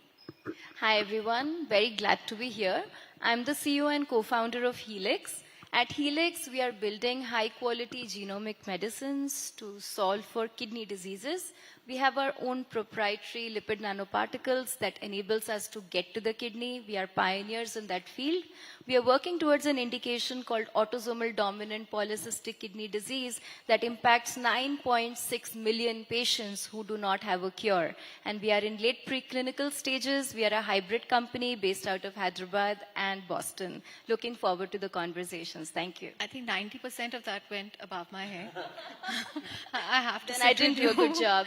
You have to do a Let Me Explain series for me. Sanjay. Thanks, Chandra, for having me. My name is Sanjay. I'm the founder and CEO of Dhruva Space. We are India's first private space technology company. Started the company in 2012. Been in the business for the last 14 years. We've gone to space about 6 times so far. Okay, you've gone to space. Your satellites. I mean, the company has launched to space about 6 times so far on multiple launch vehicles. Upper sleeve is launching India's first 2 private satellites, Skybolt 1 and 2, after the formation of InSpace. Broadly building, launching, and operating satellites from India, for India and also the rest of the world. Great. Kaushik. Hey, thanks for having me Thank here. you for coming. By the way, I know some international clients of yours are waiting at your office, but thank you for making It's it. difficult to say no to all of you. Anyways, thanks for having me here. I'm Kaushik, co-founder of Ethereal Machines. We are at the forefront of India's advanced manufacturing revolution that's going on. We build multi-axis CNC machines, which are used to make precision components for aerospace, defense, energy, semiconductor, and healthcare. So we do work across all of these sectors, and we are tackling some of India's most advanced manufacturing problems as of today. Great. Bhakta. Hi, my name is Bhakta Keshavachar. I'm founder and CEO of Chara Technologies. It'll take a little bit longer. It's always harder to explain what we do. So climate change is the biggest threat to mankind. One way to avoid this is to go electric. And these electric futures motors will be the engines of the future economy. All the motors today have these magnets which make them work. These are called rare earth magnets, and they're all coming from our friendly neighboring country. And last year we saw the geopolitical eruption based around this. So what we do at Chara, which stands for motion in Sanskrit, is very simple. We build rare earth-free motors and controllers for automotive and various other applications. Great. To the founders on this panel, is it very cool to be a deep tech startup now? Because for the longest time, people would go after, oh wow, you're building a quick commerce company, an e-commerce company, a D2C company, but now deep tech is the in thing. How has public perception, investor perception changed? Sanjay, maybe I'll come to you first. You've been at it for 14 years. Yeah, I think definitely the perception has changed. I think, when we started in 2012, hardware being done in India was not seen the right way. It was mostly, seen with the lens of, is this even possible? And I think thanks to a lot of initiatives from the government, today I think we're investing quite a lot in hard technologies that will power India's own growth and also the global growth. So I think from that perspective, we've really come a long way. Kaushik? So we've been... investors seem to love you, but... Well, so I say this whenever I meet a new investor, that there is no investor in India or no VC firm in India that has not passed on us and has not come back to us to see if there is some allocation that they can garner. And huge credit to the central government for this because of the RDI fund scheme that's happening. So I would say that deep tech is now the cool thing because the central government decided to go ahead with the RDI fund, and people need to start looking for deep tech funds to be able to tap into that pool of money. So it's good. It's good to be because this is what the country needs. This is what a few of us have been shouting for the top of our voices for more than a decade. We've been at it since 14. These guys have been at it since 12. So we've been saying this for the longest time, and it's fantastic to see, I think, the beneficiaries of this, right? Like I would say we are beneficiaries of what companies like IdeaForge, Tomboy Imaging, Grey Orange, Aether did. And thanks to what's happening now, there will be a lot more beneficiaries downstream where people are attempting even braver things and even cooler things. Right. I'm not sure whether it's cool to be a deep tech startup, but it's definitely hard. But things have changed quite a bit, as Kaushik was telling. Over the past decade or so, there's a lot more recognition both by the government policy and the investors. And everybody has their own reason. I mean, for us, it was like India as a country, as a society, is a net importer of technologies. I think we need to fix this to grow up the value chain. I think that's one of the biggest reasons why we should do deep tech startup. And now it's a good time to do it in India. Great. Yeah, I would say the perception has changed definitely. So 5 years back when we started Helix and we approached many of the investors in India and we said, oh, you know what, we want to be building gene therapies. And they looked at my face and like, that's a moonshot. Like, that's not going to happen. It's like a sci-fi movie. And then they also asked me after the whole conversation that, oh, to iska app banega kya? And then I was like, 10 minutes mein gene editing deliver. So then I was like, okay, I think we're addressing the wrong market. But I'm very proud to say that we closed our recent seed round and it was led by Indian VCs. Round of applause for that. That's not definitely a change. Definitely a change, yeah. Kavi? I mean, our perspective is slightly different. Because you're the incubator that's sort of right. trying to... I think we have to... So just to off on others were saying, the DPIT recently announced a couple of months ago that the new startup definition is now 20 years. And deep tech, see, VCs and investors and founders, the best talent of India wants to start a company. What do we bet on, right? You always want to bet on whatever is the next frontier. That's what we're seeing. But I just want to remind that, the iPhone is 19 years old, so is Flipkart. It's only 19 years old. What we are talking about that has burgeoned and grown is only 20 years old in India. 20 years back, nobody was starting companies. So the fact that today we are doing deep tech and we have 20 years ahead, right? And that's how we are defining startups is phenomenal. We at T-Hub and what we're seeing in Hyderabad is, from our lens, is primarily two things. People want to solve hard problems. And I think that is fantastic. That's where talent, money, and time should go. And the second is that capital, ecosystem players, partners, everybody is willing to be patient. So if you're willing to put all the resources and be patient, then, people call deep tech hard tech, tough tech, deep tech, long tech. There are a lot of names for it. But I think if we are patient and we have resources, nothing like it. So very, very encouraged and excited. It being a cool is the effect, not the cause. Right.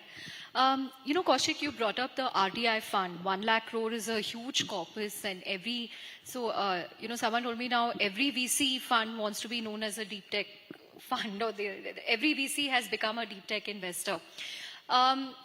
Again, as founders, are people really interested in deep tech, or is it one of those FOMO themes, or is there a genuine realization now that, what, we haven't invested in hard tech, which is why we are losing out to countries like China in critical sectors? So there are both sides of it, right? There are genuine cases, and then there are some which are definitely riding the FOMO wave. So this was one of the discussions I was having with some of the bureaucrats who were at Bharat Innovates, and Nice just was there last month. He was also, we were there together. That it's very important and on who you are allocating this from a fund of fund perspective to, because we've had, like she was saying, right, like iska app ban sakta hai kya, right? Like now we were building something called a CNC machines, multi-axis CNC machines, never been attempted in India, has been done in Germany, Japan, etc. Never been done. And there were so many investors who came in and said, no, this will not be done in a timeline, this is not VC investable. But suddenly, because there's the RDI fund, everybody's like, oh, this is VC investable. No, it doesn't work like that. Because the tech changed overnight. Yeah, it doesn't happen, right? Because like you can call it cool, but you will still have to spend years and years in your garage. I don't know if you, yesterday I tweeted a picture from 2019 May when I couldn't afford backup of electricity. So I literally pulled in my car into the garage and was using the headlights to continue building. Right? Wow. Because yesterday there was somebody who had posted something about our work and that had blown up. I said, guys, so all of this is fine, but you'll still have to put in all of this. So it's cool, uncool, whatever you want to call it. So it's if you look at it from the VC investor perspective, right? Somebody like a Bloom Ventures, right? 2019, they were investors in us. Stuck along, still continue to believe, double down in the last round that we just closed a couple of months ago. We just did a 30 million round. Double down in that round too. So there are definitely genuine cases like this, and they did carbon clean solutions. They did gray orange robotics.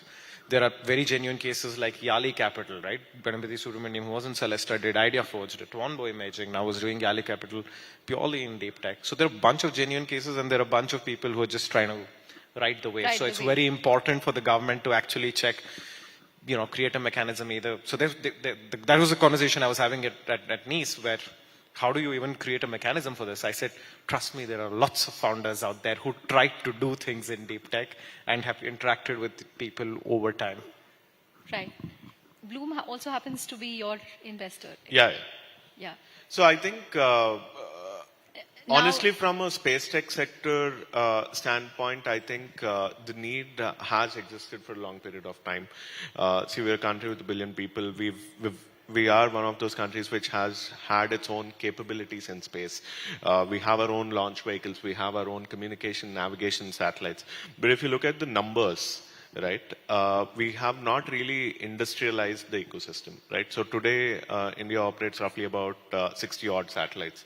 If you were to look at US and China, US government has about 1,000 satellites, Chinese government has 1,000 satellites. And there are private companies in the US which are launching thousands of satellites. SpaceX is just one example. So from that perspective, I think there has been a need to build a India product stack that can truly service India's own needs, and at the same time power the rest of the world too. And in that context, I think space in general is also multidisciplinary engineering. So it's like a combination of deep tech companies working together, right? So we can use quantum sensors on the satellite. We can use different sources of energy on satellites, so on and so forth. That way, I think government, we are also the beneficiaries of RDIF. I think we were really looking for government to support some of these really hard problems, which otherwise is difficult to find a source of funding. So that way, I think it's very exciting to solve for these problems. And truly look at India as a product nation over the years to come. Great, got it. But a broader geography question for you and Polemy. What's it like building a deep tech startup out of Bangalore? What's it like building a deep tech startup out of Hyderabad? I'm obviously not going to ask Kavi because he'll be biased. But what's the biggest plus? What's the biggest minus? So I didn't have a choice in the sense that I was born and brought up here. So, but I think Bangalore for... But you also, would the minus be that, at least till now, deep tech is lower in the food chain. Now maybe you're above. But automatically, disproportionate amount of attention among Bangalore VCs goes towards consumer internet and apps, as she said.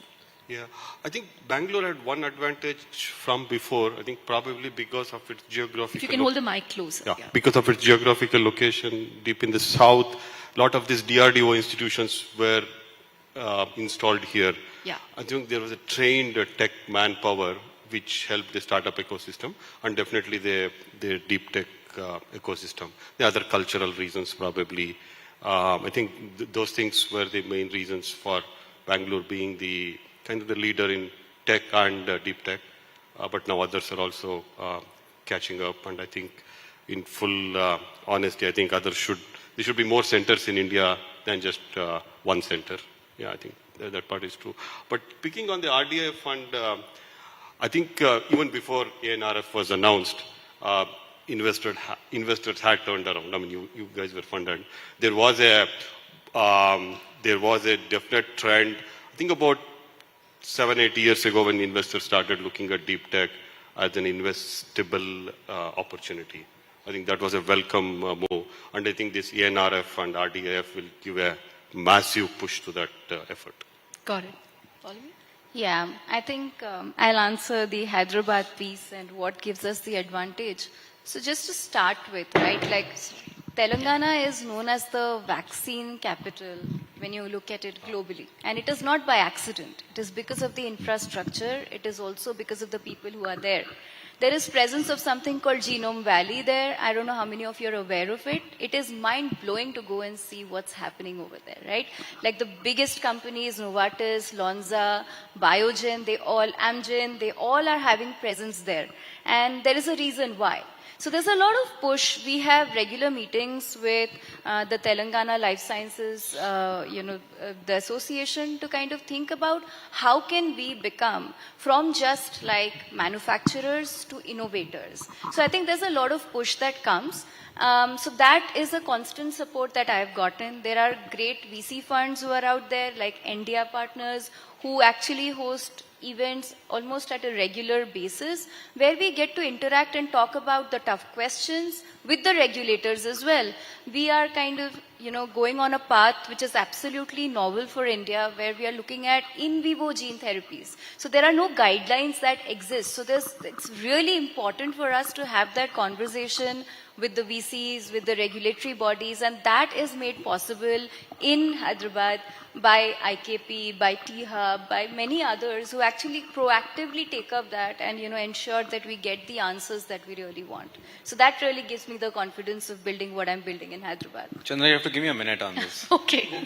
Obviously, Palumi did a good job of describing the city, but having lived Chandra will be happy, huh, in India. Yeah. Yes, I've lived in Bangalore for several years, and now I'm in Hyderabad. There is one very important difference, which either we can say we want to solve for, take for granted, or build upon. And that difference is having enough startup heroes to look at. So in Bangalore, you start, you go back many years, Infosys. Way back to, Infosys happened, right? And then Flipkart happened. And then all the Swiggy, Razorpays of the world are happening, and now everything else around us. You look at Gurgaon, right? He said grey orange, happened long ago. You look at Paytm, Oyo, Zomato. Yeah, in Hyderabad, and Make My Trip. In Hyderabad, we missed the first consumer app internet wave. No unicorn or big notable company. When I say hero, you can measure it in many ways, came out in the first decade. In the second decade, we missed the SaaS wave. Darwin Box, Zenoti and HighRadius came out of it, obviously. But I think, genetically we were thinking SaaS is ITES, so we got lost there. But this deep tech wave we won't miss. And as T-Hub, as how I think about it just personally, I feel like Bangalore has heroes, so do other cities, and Hyderabad doesn't. Now we're in a good place to say, because India's first private space rocket company, Skyroot's come from Hyderabad. You guys are speaking to Pawan later. It's a week-old news. Dhruva's here. I think to spawn ecosystems and build for this nation, even with Chennai and what happened with Freshdesk and all the other companies there, we just need to find and back all potential heroes. And Hyderabad lacks that today, right? When you have heroes, capital comes, talent comes, people come, everything just explodes. That, I think, is the fundamental difference between us and all the other cities I mentioned. And I think it makes a huge difference. That you will have heroes in the deep tech wave that will spawn We More and definitely more. want to, and we want to throw the kitchen sink behind making that happen. Got it. Got it. I think we have 5 more minutes, so I'm just going to take closing comments. In terms of, while India is producing a lot of deep techs, how do you sort of convince customers, both in India, global customers, to buy breakthrough technology from India? Or, is that an old problem? Now people kind of know because of what we've managed to show with Apple and the whole China Plus One push. If you can give us your own perspective on how customer perceptions have changed about sourcing from deep tech companies in India. So, in our case, what we have seen is that the large companies in India are a little bit more risk aware in using new technologies like ours for various reasons, startup risk, new technologies and all that. That is slowly changing. I think we are getting a little bit of support from the large companies, but that has to change a lot to make sure that the deep tech companies like all of us here grow commercially. I think that support has to come from the corporate sector so that they buy our stuff, to put it simply, right? They buy our stuff. Apart from investment and RDIF and all that, I think a lot of deep tech companies have trouble growing up, and I think that problem needs to be fixed. And there we are seeing that the companies outside India are a little bit more risk averse than the corporates in India. Got it. Kaushik? I've always had the reverse problem. Oh. So it's 70% of my revenue today is exports. It used to be 90% at one point in time. We've had customers from Italy, UK, Japan, US, always willing to take the leap of faith. I've always found it tougher in India. But outside, it's always been easy, repeatable business. Last month, we were at Eurosatory, we were exhibiting there. Some of my team members are in Farnborough right now in UK. We have a stall there. I'm running out of a meeting with some American customers. I'm going to run back into a meeting with American customers. So we've always had it different for us. And I only see that increasing and increasing as I see more and more queries coming to us from the western part of the world. So China Plus One is real. If you were to look at it from a manufacturing perspective, China Plus One is very real. India is being considered as a very serious alternative as a reliable advanced manufacturing partner. I see a lot more components, lot more projects moving into India. Great. Yeah, from our perspective, I think the initial few years was very, very slow. Primarily because, in this sector, customers would actually like to see how the product is functioning, right? And this is quite literally space. So, people would expect that, you would have launched, you have built some credibility, so on and so forth.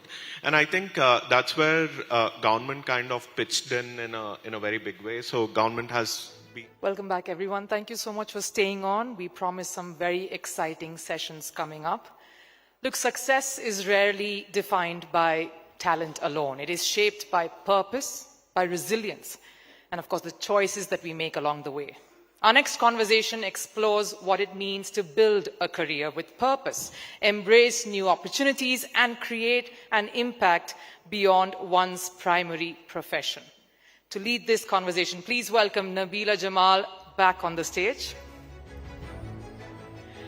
And joining her is an actress who continues to redefine success with every step of her journey, from delivering back-to-back box office hits to winning hearts with her versatile performances, and from building a thriving entrepreneurial portfolio to, of course, gearing up for one of the most anticipated films of this year. She truly embodies talent, ambition, and grace.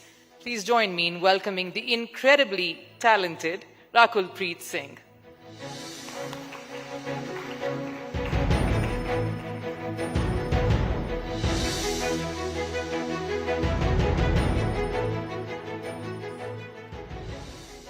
Thank you, Rakul, for joining us. 7 years ago, I met Rakulpreet in Bengaluru. She was as stunning then. She's still absolutely stunning. She was an actor then, and now she's transitioned way beyond just being an actor. An entrepreneur, a wife, and I was like, what beyond entrepreneurship? Oh, yeah. What beyond entrepreneurship? Being a wife is easy? Difficult? I think it's amazing. I think the best part is, good afternoon, everyone, firstly, before we dive into questions and answers. I think, touch wood. It's just been about 2 years, 2.5 years, but I think the best part is that we don't feel a difference. I think we both have sort of very easily, smoothly sailed into this phase, and touch wood. It feels great. Yeah, Jackie Bagnani is also comes from a film family, and did that kind of pique your interest all the more in doing creative roles in films that you may have? Has any of that union changed your? No, I think to begin with, when both of us started dating, it was a very individual individual approach. It wasn't like, oh, he's from a film industry, so great, he'll understand my profession. I think it was two individuals that really got along, are similar actually to the core when it comes to a lot of things, when it comes to our lifestyle. And beyond that, I think both of us also right now they take our own decisions. I don't think it's sort of influenced, but of course there are entrepreneurial sectors that both of us sort of do together because we have similar interests. But I don't think creatively there has been an influence, because I think I've been an actor for many years. He comes from a certain journey, and we choose to not influence one another's decisions of what we want to do in our career.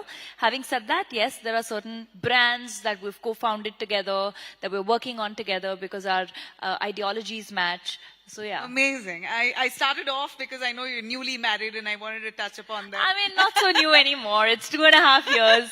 But yeah, it feels like new. Lovely. You're looking gorgeous. And Thank I know you. fitness is your beat. Yes, it is. Yeah. And you've, apart from being an actor, I'll stress again, she's an entrepreneur where she's built brands around health and fitness and food that's tasty yet healthy. Yes. Tell us about your entrepreneurial journey before I jump into your South film career. So I'll tell you, it was 2015 when I had my first brush with entrepreneurial, sector. I was barely 25. And because fitness was always a way of life, because I'm from an army background, and I think it is the way, it's an everyday routine. I started this chain of gyms called F45 in Hyderabad. So that was my first venture. And then eventually I always knew that I will try and experiment with different things. So there are certain companies that I'm investor in, like we were talking about well-being nutrition just right now, where I was one of the first investors. Then another brand that's very, very close to my heart is Arambam, which I don't know, people in Bangalore, if anybody knows of Arambam. It's a South Indian millet-based restaurant, which comes at an extremely affordable pricing. And the idea and the thought was, everybody I meet, they're like, oh, you know what, you're always on a diet. And I said, no, it's not diet. Clean eating is not diet. Diet's a very depressing word.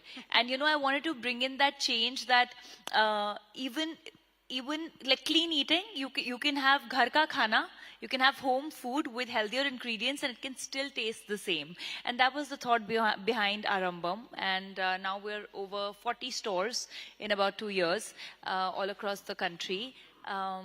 Largely in Bangalore, Hyderabad, a lot of Andhra, Telangana, Karnataka. We've gone to Madhya Pradesh right now. So Bombay on Swiggy. We're looking at a standalone. Amazing. Yeah, so that's the growth there. Then Jackie and I have co-founded a wellness clinic called Nuvana. As of now, we have one space in South Bombay, but we look at expanding that across the country. And again, the idea was that when we travel the world to these, wellness centers and wellness retreats, what makes them stand apart from what we have in the country is the kind of doctors we have. Why there are certain names which are very popular across the globe and people spend lakhs of money is because they have great team of doctors that address the root cause. And in the kind of lifestyle that everybody is in, with stressors, with, mobile radiation, with the kind of burnouts that we have, it's very important to reset your body and align your body. And we wanted to create that space. Again, affordability coming into play, that not everyone should need to travel. So we have things ranging from Chinese acupuncture to, your hydrogen therapies and red light and, all of that. Amazing. I mean, so you're really moving into that space. Yeah, because, that's it's booming really, right now in India absolutely, and worldwide. Absolutely. And can I tell you, it really hurts me. It boils my blood when I see people. Yesterday, I met somebody who said, oh, you know what, if I'm diabetic, it's going to be a way for me. I have to work around it. But no, that's not the truth. You can reverse everything. If you have the right lifestyle, your body is a genius. It can reverse everything. And I think that's what I want to sort of push, I mean, yeah, you're a great example, a good brand ambassador. Rakul Preet is fit and how. What's your cheat day like? I don't call it a cheat day. I call it a treat day. Treat day. Treat day. Nice. And then I don't think you should put that guilt of calling it cheat. But I'm somebody who eats, I will, even on my treat day, if you tell me to eat something that's deep fried or something that's white sugar, I think over the years it's just become a lifestyle where I don't want to do that. I can't do that. So even then, it'll be healthier choices, just larger quantity. So I'll eat like maybe a gluten-free crust pizza, but I'll have the entire pizza, So yeah, that's my treat day. I eat a lot. I wouldn't imagine that for an actor, eating a lot. Oh, trust me, I can go crawling out of a room when I'm eating, because I can't walk anymore. Trust me on that. You're South India's sweetheart. You're here today. We're holding Rising Bharat Summit, the South edition, and Rakul Preet Singh was the fit face to have with us because of the number of Telugu films, Tamil films that she's done. And I should say, if one knows, she's also done a Kannada film in 2009. One Kannada film, yes. And so for someone who did not know the language, wasn't familiar with the geography, the lay of the land, she really cultivated and nurtured herself, grew in the industry, became so popular that now she's acing it in multiple languages, right? I mean, I think God's great. That's all I can say. The Kannada film actually was just by chance. I was just out of school. I'd done my pictures. I wanted to start modeling, and my dad said, turn 18 and start. So I was 18, and the third day I got my pictures done, and somebody got those pictures, and it's really fun. It's really actually amazing that the team at that point, they reached out to my dad and they said, we'd like to cast her. And I had no idea. I was studying mathematics honors. I'm a maths graduate. So I was in first year of college, and I said, I don't know if I can find time for a film right now, but suddenly you get a film. And they said, we saw her date of birth and she's going to be a big star one day, and we want to be the one to launch her. And that happened from someone in the Kannada industry. And I was like, what? They're saying this? They are very nice people. I want to work with them. And the reason I did that film was because I was getting paid in lakhs, like 5 lakhs for a first year college student, and I thought I will be the first one in my friends to have a car. Gilly, what was it called? Gilly, yes. Gilly, yeah. And I'll be the first one in my friends to have a car, and I'll be the coolest. So that was my first reason of doing a film. But thanks to that film, thanks to the experience that I had in the Kannada film industry, that those 40 days of shoot made me realize this is what I love. I love the experience of being in front of the camera, and I'd love to explore this. And that's what made me decide that I want to act, but I'll finish my graduation and then I will come back and act. And which is why there was a gap, and then I debuted in 2013 in Telugu.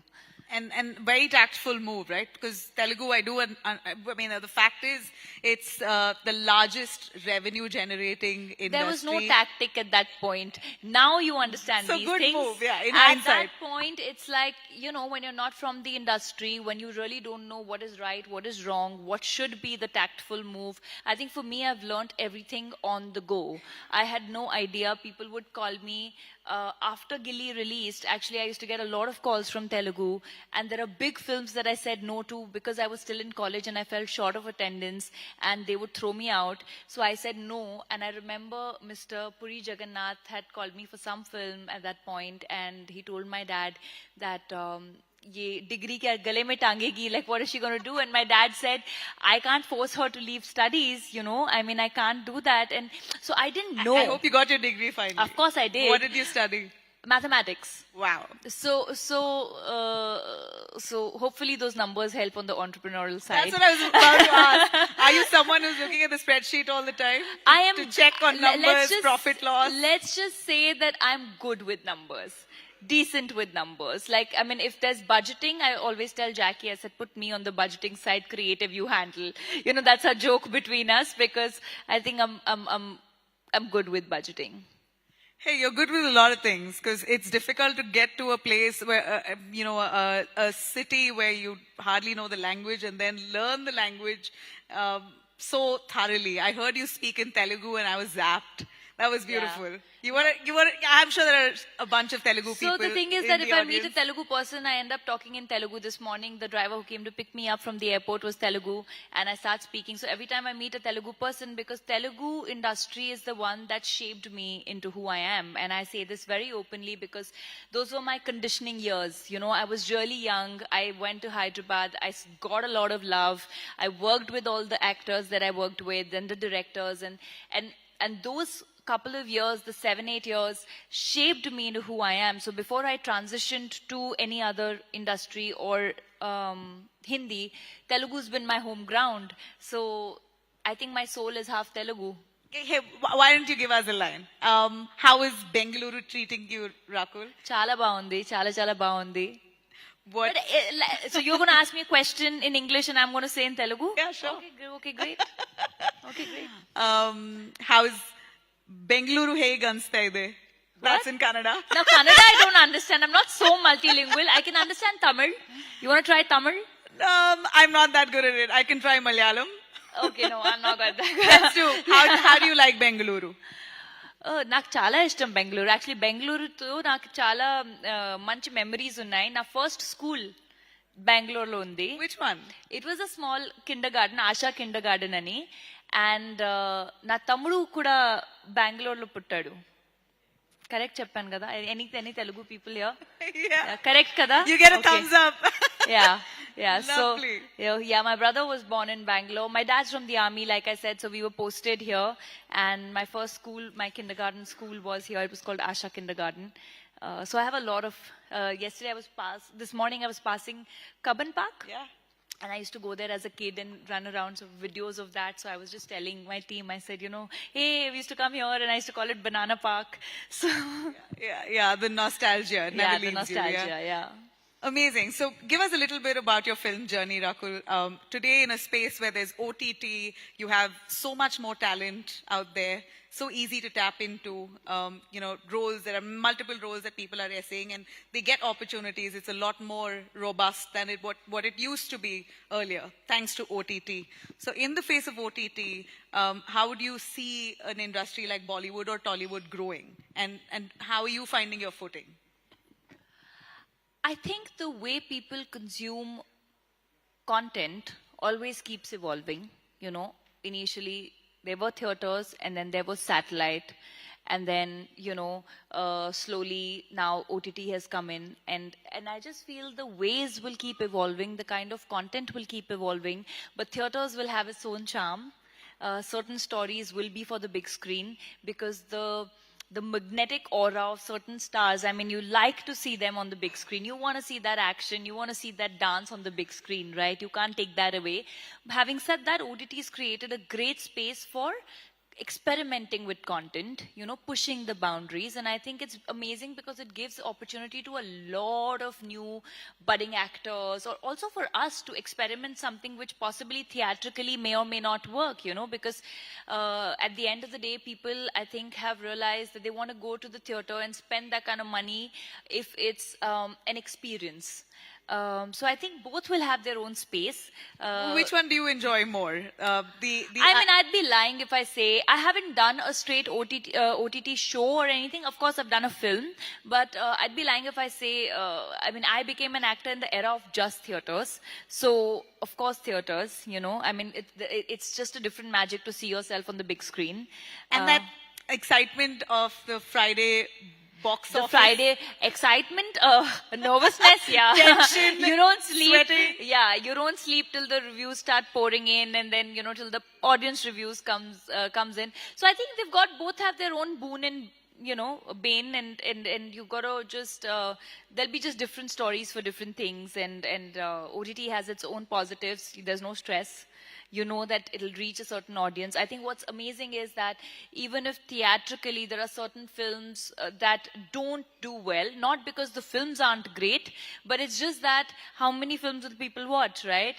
They still find an audience on OTT. And I think that's beautiful because for every maker, the ultimate goal, or for every actor, the ultimate goal is that their film needs to reach the audience. Was it your song that did multi-billion on YouTube? A movie, right? Yes. Tell us. Yes. I mean, that's a great example. That's the first movie in the world to hit that number. Even What I was was the number? amazed. So Rakul Preet's movie that didn't quite release the way it had to release on you. No, it released. It released. It did. I don't know. Some portals were writing that it didn't do very well, but at that point also it did decently Tell us well. the story, please. There's no story. There's this film called Jaya Janaki Nayaka, which where I play the central character of Janaki, and very senior director, Mr. Boyapati, you know, the very seasoned director. And that film had released in 2017. It did decently well. It was an above-average film on box office, so it wasn't like blockbuster, but it was a hit. It was given a hit verdict, and turns out 7 years later. Yeah, about 7 years later, it's hit 1 billion views on YouTube. So when no movie has hit that number on YouTube. No movie has hit that number. Yeah. It's the first film in the world to hit 1 billion views. Now, look at the reach, right? I mean, who would have thought at that time that 1 billion people will watch that film? And it's very strange when I go to the interiors of it's really amazing, actually, not strange. When I go to, you know, you end up going to the interiors of certain cities, you go to some place in Rajasthan or some place in MP, and your tier 3 has really consumed those films. And it's amazing. I mean, that's how you get the reach. And who would have thought? Like, none of us thought. So the day I got this news, I actually went on YouTube and I was like, really? And I literally typed, I said, is it a fake news? And then, of course, we got the official messaging as well that it has. Yeah, I remember we covered it as news, as piece of news. Right. So lovely. So the shelf life that there is on digital is insane. And on I think OTT as well.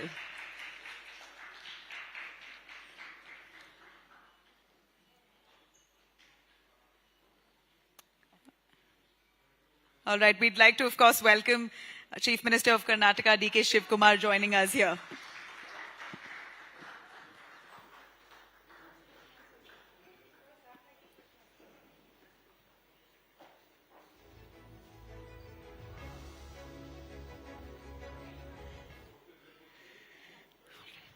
A huge, huge round Before of we applause have- yeah, for the Chief thank you. Minister of Karnataka, who joins us here at the Rising Bharat Summit.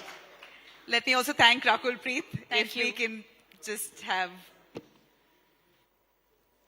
Thank you very much, Rakul. Thank you for joining us.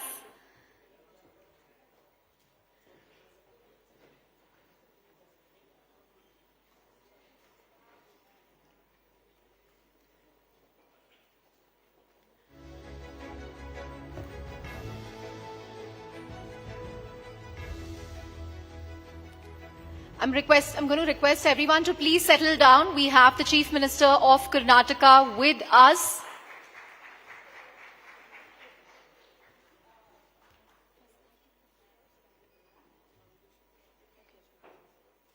Everyone, please settle down. We'd love to start the session as soon as possible.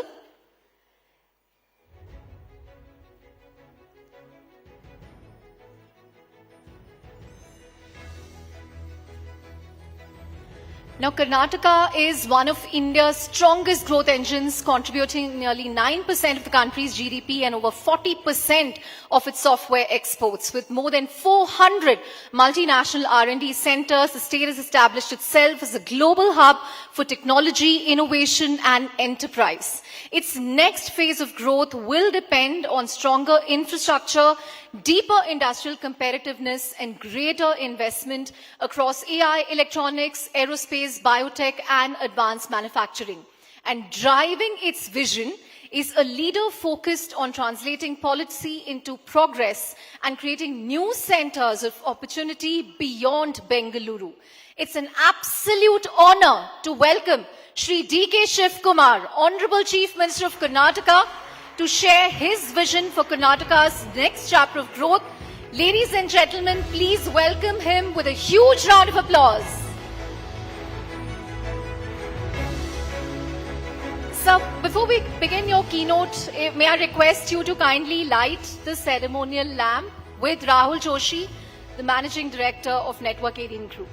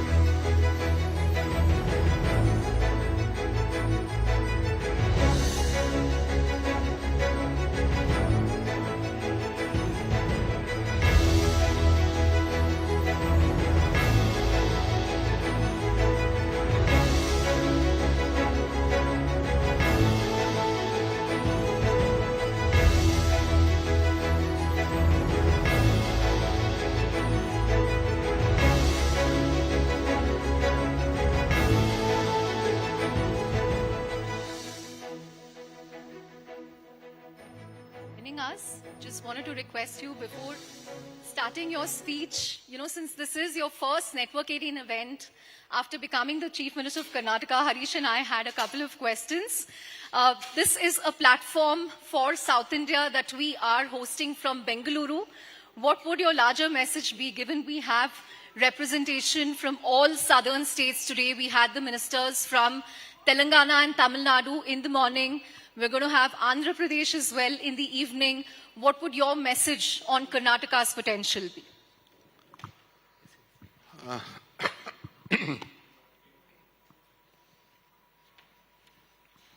Good afternoon to all of you. Ellargu namaskara. So my message is very clear. Just today morning had a Bangalore Tech Summit CEOs meeting. More than about 300 friends were there. So in that, the speech will be later. I think just yes, I'm asking. After this, it's your speech. Okay. In that meeting, I think almost all the important leaders had come. This city with great potential, not only on talent, weather, culture, whatever you have from the primary education, from the days of Wadiyar. You are in a city and a state where the entire Asia, the lamp was lit from Karnataka, from Shiv-Samudra. We went to Mysore, it went to Bangalore, it went to KGF. From there we started. Our engine did not start today. It started more than hundreds of years back. We have a big history at the time of Pandit Jawaharlal Nehru and Maharajas. The Indian Institute of Science, it may be HL, it may be BL, it may be ISRO or anything. It started. The greatest talent of this country starts from Bangalore and Karnataka. That is the biggest strength. So I am not here to compete with Chennai or Hyderabad or Telangana or Andhra, Visakhapatnam, anything. It is a team, Southern India. We contribute more than about 30% to India. And as far as Karnataka is concerned, almost 43%. We are supporting them. And from our support of South India, totally together, we are helping the other parts of the country in the northern India. That is the biggest talent strength. You may take us to Delhi, we are ready to compete there. You may take us to Mumbai, definitely, though it is a bigger state, that is a financial hub, still our talent. I had a meeting in Davos after with the chief minister there. All my friends, international friends, businessmen were trying to meet me, telling that. The other chief minister was asking them, why not in Mumbai? Why are you only looking at Bangalore, Karnataka? They were telling that, yes, we have a space there to work within $1, but if you want to be in Mumbai, it is $3.5. We can't work. That is the situation. So the talent hub, you have 250 engineering colleges in Bangalore, in Karnataka. You have 13,940 doctors every year produced in Karnataka. And more than 1 lakh engineers and 1 lakh medical professionals. These two can't be matched anywhere, any part of the world. As earlier, you see that in the earlier talent book, you will just go through the records. California has 1.6 million engineers working there. But Bangalore has 2.6 million engineers working, IT professionals working in India. That is the strength. So, this has a great strength. Thanks for all of you. Bharat or India is rising Bharat is done from the south. It can't come from the north. So, That's an amazing way of putting it. see, you can see this lamp which has lit. It glows from the south, so not from the north. So India is been shining through the southern part. That is the strength of South India. I'm not telling only Bangalore. It is the South India. So we also have to highlight that before you became Chief Minister, you were at another Network 18 event. We asked you if you would end up becoming Chief Minister by the time monsoon session starts. It's happening in a few days' time. And a good 70 days after becoming Chief Minister, you're here at another Network 18 event. You've always spoken about leaving behind a legacy. What would your focus be, sir, for the remaining term? Legacy means we all are not permanent. We all are not permanent. I don't believe in reading history. I don't believe in reading history or writing history. I believe in creating history.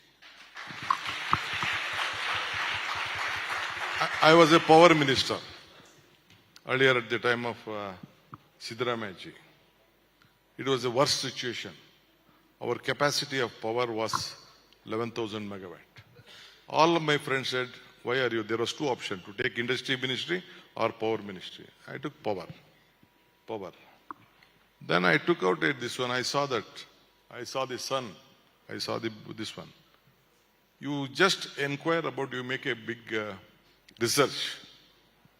All of our friends shout that for small acquisitions and all. 13,000 acres of land. I did not acquire a single acre of land. All the lands was with the farmer, with the partnership of the farmer. I came out with a formula to set up a solar park. It is the world's biggest solar park. Still the land belongs to the farmer. The farmer is also partner with it. We started generating 2,400 megawatt in a single place. That is the history which has been created in Karnataka. Whether someone agrees or not, no one can change history. Like that, in all the taluks, I started with 20 megawatt, 30 megawatt, 40 megawatt. Now the central government has come out and they have changed the new name for that, coming out with a Kusum scheme or something. So like that, without power, see in Karnataka, everyone is looking at power. Again 12%, 13%, 14% growth is being said. Why growth is there? Industries are wanted to come here. Business wanted to flourish here. That is why power is being looked at more. That is what I am trying to tell. We believe in creating some history. Still, we have a great knowledge power. We are coming out, just now, today morning I said that I am coming out with an AI university. That is the first to start. So always Karnataka has stood first in various sectors. It is not only one sector. It is not only health, not only IT. You go to the institution. When the world leaders came starting at the 25 years back, they came only one request. They wanted an international schools. Why? For their children. After September 11th, what happened in America?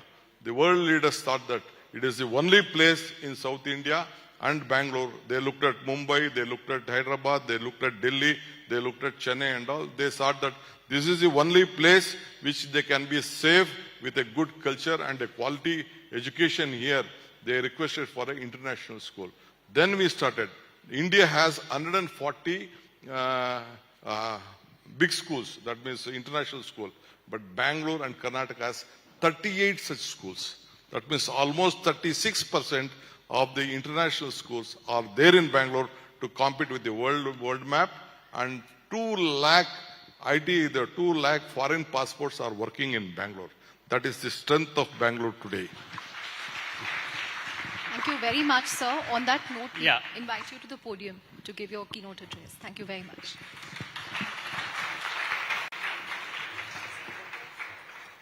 Water, eh? Okay, let me.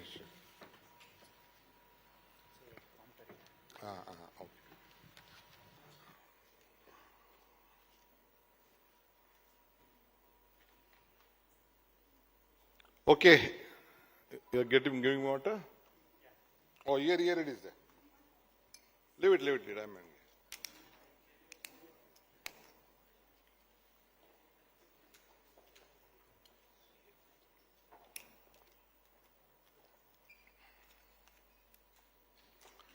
Namaskar. Ellargu namaskara. So, good afternoon, good evening to all of you. With lot of love, I have lit this lamp. Shivam karoti kalyanam arogyam dana sampadam. Jnana shakti swarupasya deepa jyoti prakashitam. For everyone, there should be light, health, welfare, goods.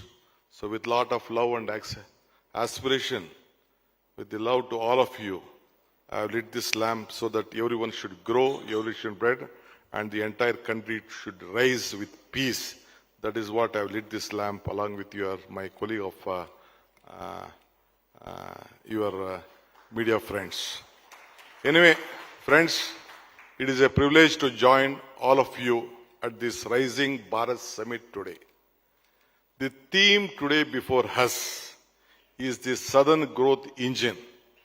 I believe the Southern, as I rightly said, we all have to work together. We have great policies, progress. There could hardly be more appropriate place than Bangalore. I think there is no place than Bangalore.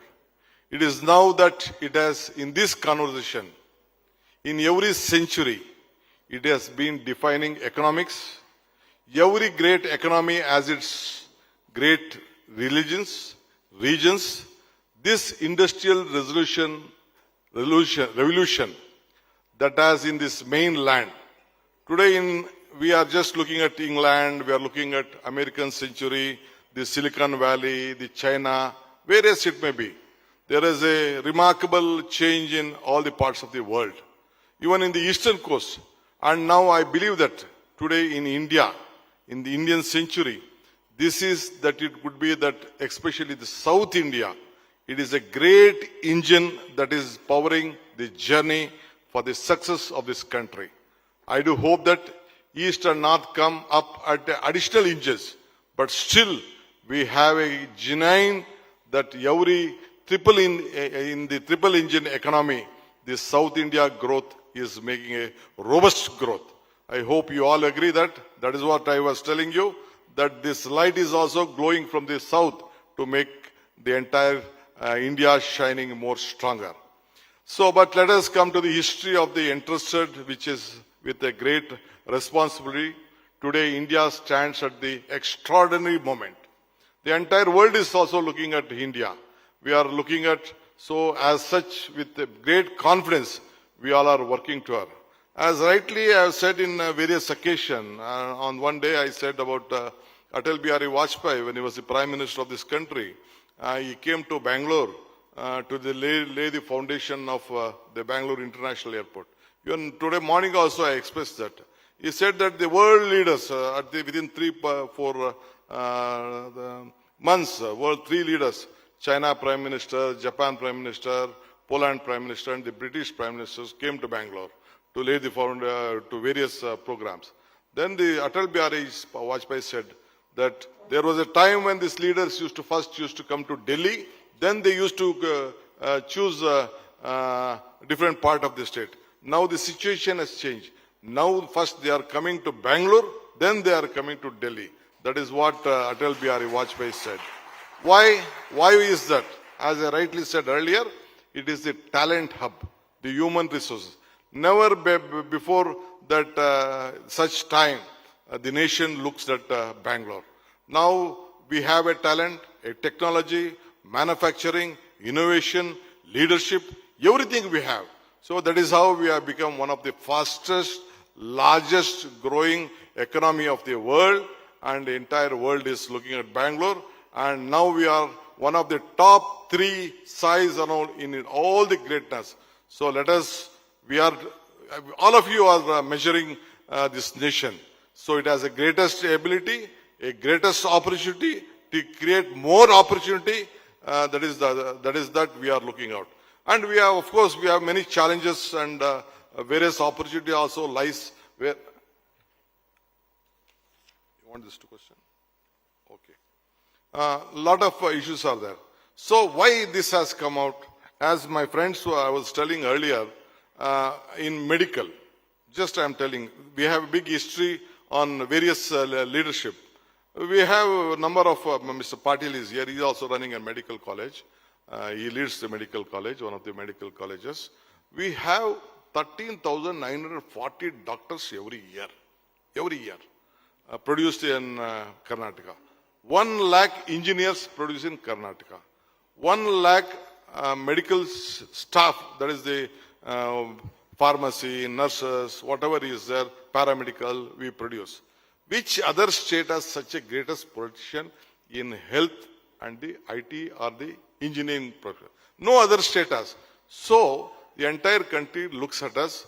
So it is not, we are not creating only for Karnataka, we are creating a great human resources for the entire country and the world.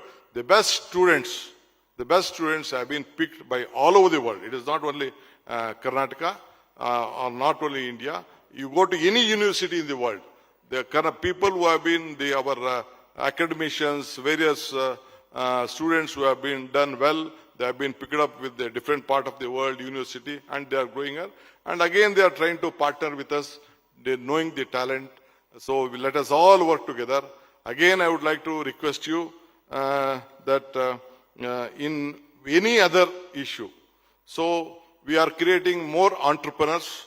The policies what government of Karnataka has given all the way, which we are looking. We are not looking individually. We are partnering with them. We are partnering often with various states. We are partnering with various governments. We are partnering with various countries. As Henry Ford said once, joining together is the beginning. Discussing together is the progress. Working together is success. So we believe that to discuss things, to work together, and that is the vision of this government also. As a politically also, I just comment on this to various friends. Let us work together unitedly on various issues. So I am here. So here is a place where talented people are there. Let us move in the same direction. The lesson of South India offers 5 southern states accountability, which is India's 1/5 of the Indian population. Yet together we can produce India's greatest economic strength. That is 20% of the people are producing 33% of the country's GDP. That is the strength and the numbers. No one can change this number. So many maybe we are trying, we all are fighting, southern Indian states are fighting for various shares. But that is not politics. It is the truth what we are fighting. Because more financial strength we are getting. Whenever I meet the Prime Minister of this country, whenever I had opportunity, I always tell him, we are helping you, you also have to help us. You don't distribute our money to different parts. But it is a policy I don't want to discuss much. Still again I tell, recently also when I met the Prime Minister, he was looking at DK, be cautious, all the GCs are looking at you. Everyone is looking at Bangalore. I said, yes, fine. Bangalore is a global city, but you should help us financially. Without helping financially, nothing can work. That is what I am telling. That is, as a UD minister, I was there for Bangalore minister. I think under Siddaramaiah ji also, we worked out a greater plan. 1.5 crores of financial planning we have done only to develop on Bangalore and the mobility of Bangalore. I agree that Bangalore is not a planned city, but still we have to do, because Bangalore generates a lot of financial strength, not only for Karnataka, for the country it is developing. All my IT and other professional manufacturer, anything you go, today aerospace, they have come, startups have come, lot of investors have come, very opportunity. I think Mr. Patil is here, he will try to explain more of that.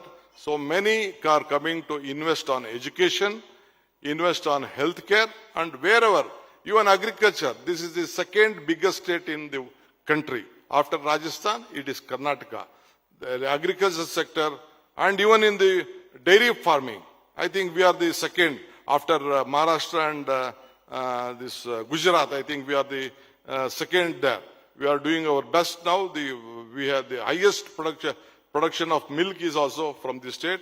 And the silk, after Kashmir, it is the Tipu Sultan who started this silk here.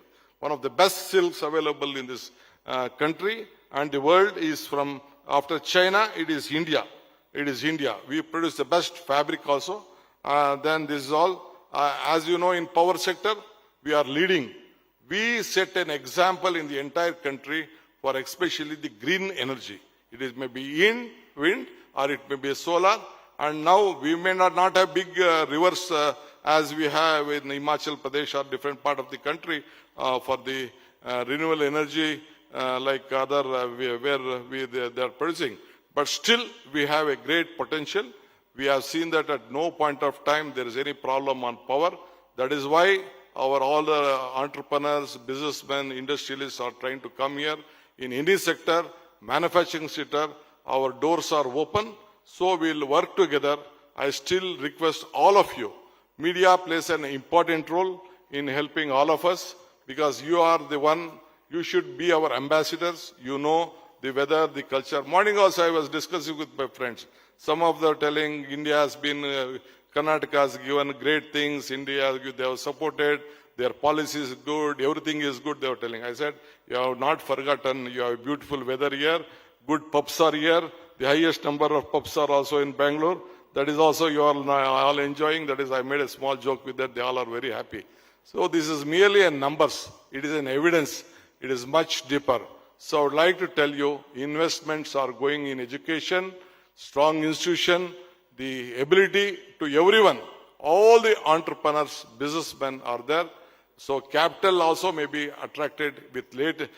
I think Patil will explain to you what all the incentives we are giving to them, confidence we are creating, ease of business we are doing. So for decades, we all are working together. Whichever political party we may be, sometimes we may win, we may lose, but we never change our policies. We stick on to our policies, whatever earlier governments, whether we like them or not, politically we might have differences. We never fight like other states. We just look at whatever a government has taken a decision, we will pull on to them. So I request you, I think morning I had a big discussion on the CSR schools. I requested all my friends, you first invest whatever your CSR money on the rural villages. We want urban, almost 44% of the population are there in urban now. We want to stop the children coming to the urban sector for their education and employment. That is why I requested that we have come out with a new CSR policy that compulsorily we are requesting everyone to see that they help in our rural school, because panchayat level schools are very much important, because our children now have to compete globally. They are not competing with Bangalore or any district headquarters or in the country. All our children has to compete globally. That is one great initiative we have took up. I want you also to move over the gesture So because almost 15 to 20,000 crores every year, I think CSR money is available. Some of them are trying to misuse, divert and earn here and spend some other place. We want them to see that they invest in Karnataka itself. That is why I have spoken to all of them. Anyway, I request you for in Karnataka philosophy, it is our see that wherever we work, we should. Because people in believers, whatever we speak, we deliver. You know, in our guarantee scheme also, even the Prime Minister was commenting on our guarantee scheme, various other BJP leaders commenting, but ultimately they stuck to us. Anyone, if they wanted to win election, they decided with the Karnataka model. Our 5 guarantees till today are the guarantees of this country. It is not Karnataka. Whatever we have given. In a few states, there were some small programs. But our guarantee scheme, what we did, it has become a model of the country. Forcibly, even the BJP government started to adopt. It may be Maharashtra, it may be Rajasthan, not Rajasthan, I'm telling you this, Madhya Pradesh, it may be Haryana, it may be Calcutta, it may be Bihar. Everyone had to follow up. So I think all of them are looking at because the prices are going very high and the income is coming very less to all the common man. You know that prices are rising for a common man. It is very difficult to face all of them. So anyway, we have come out this. But anyway, as far as Karnataka is concerned as a government, a good governance has been there. We are looking at various issues. We will give a very transparent government. We are coming out with various schemes. Even after I took over as the Chief Minister, I am coming with various programs within the next 100 days. I think we want to change the system. We want to give efficiency. We want to give a very good, I think, already we are trying to clean up Bangalore. Mr. Krishna Bairegoda has taken up this responsibility. He is also doing a great job. Patil is doing a great job. Our Home Minister is doing a great job. All of us are working together. See that Karnataka is proud. So I want you also to invest your mind, your strength, support us. We all will be there. So there is a lot of things to discuss in later. So I think for our, as far as South India is concerned, let us all work together. It has been, let us take everything forward. When Karnataka grows, India will grow. When Tamil Nadu succeeds, India will succeed. When Telangana innovates, India will innovate. When Andhra Pradesh exports, India will export. When Kerala strengthens human development research. This is the true meaning of cooperative federalism. But as a collective progress, let us conclude that South India has achieved a remarkable progress. Karnataka has achieved remarkable progress. By history will always reward, and we are being satisfied. So again, let us all join together and let us work together for the betterment of this country. And I hope that with these southern states, Bharat will rise. Earlier also we thought that at the time of Vajpayee, Rising Bharat, some slogan was there. Now it is again Rising India or some slogan was there. India shining. Now Rising Bharat has to happen only from southern India. I think all of you agree with this. Anyway, and thank you for your opportunity. Next time I'll come and share a lot of things with you. So this is a great story of South India. So Karnataka stands committed. Let us all work for the betterment of future of this country. Jai Hind, Jai Karnataka.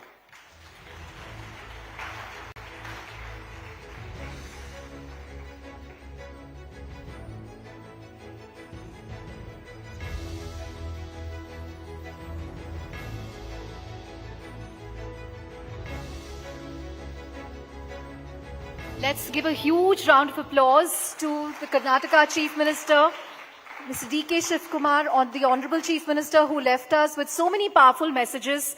I think the most powerful was that we must work towards a unified South India and that rising Bharat happens from the South. Thank you very much, sir.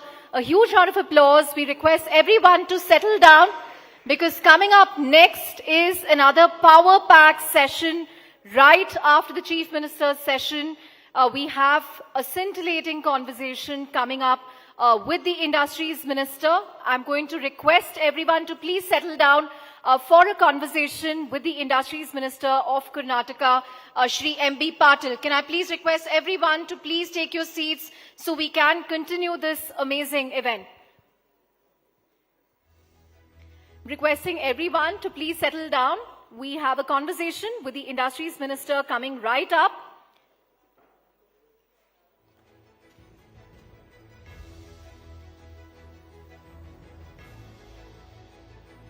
Everyone, please take your seats. Yes. Thank you very much to the Chief Minister as he Thank you very much, sir, for an amazing and inspiring session and many headlines as always. But as promised, the action doesn't end there, because after one power-packed session, we have another lined up for you right here. Now, as India strengthens its position as a global investment destination, Karnataka continues to set the benchmark with its leadership in technology, manufacturing, innovation, and ease of doing business. The state's next phase of growth will be shaped by its ability to attract global capital, strengthen industrial ecosystems, and create opportunities for the future. Now, to lead the conversation, we have Nalin Mehta, the Managing Editor of Money Control, on stage. And it's an honor to have the person who's been at the forefront of Karnataka's industrial growth, driving investments, strengthening manufacturing, and positioning the state as the preferred global business destination.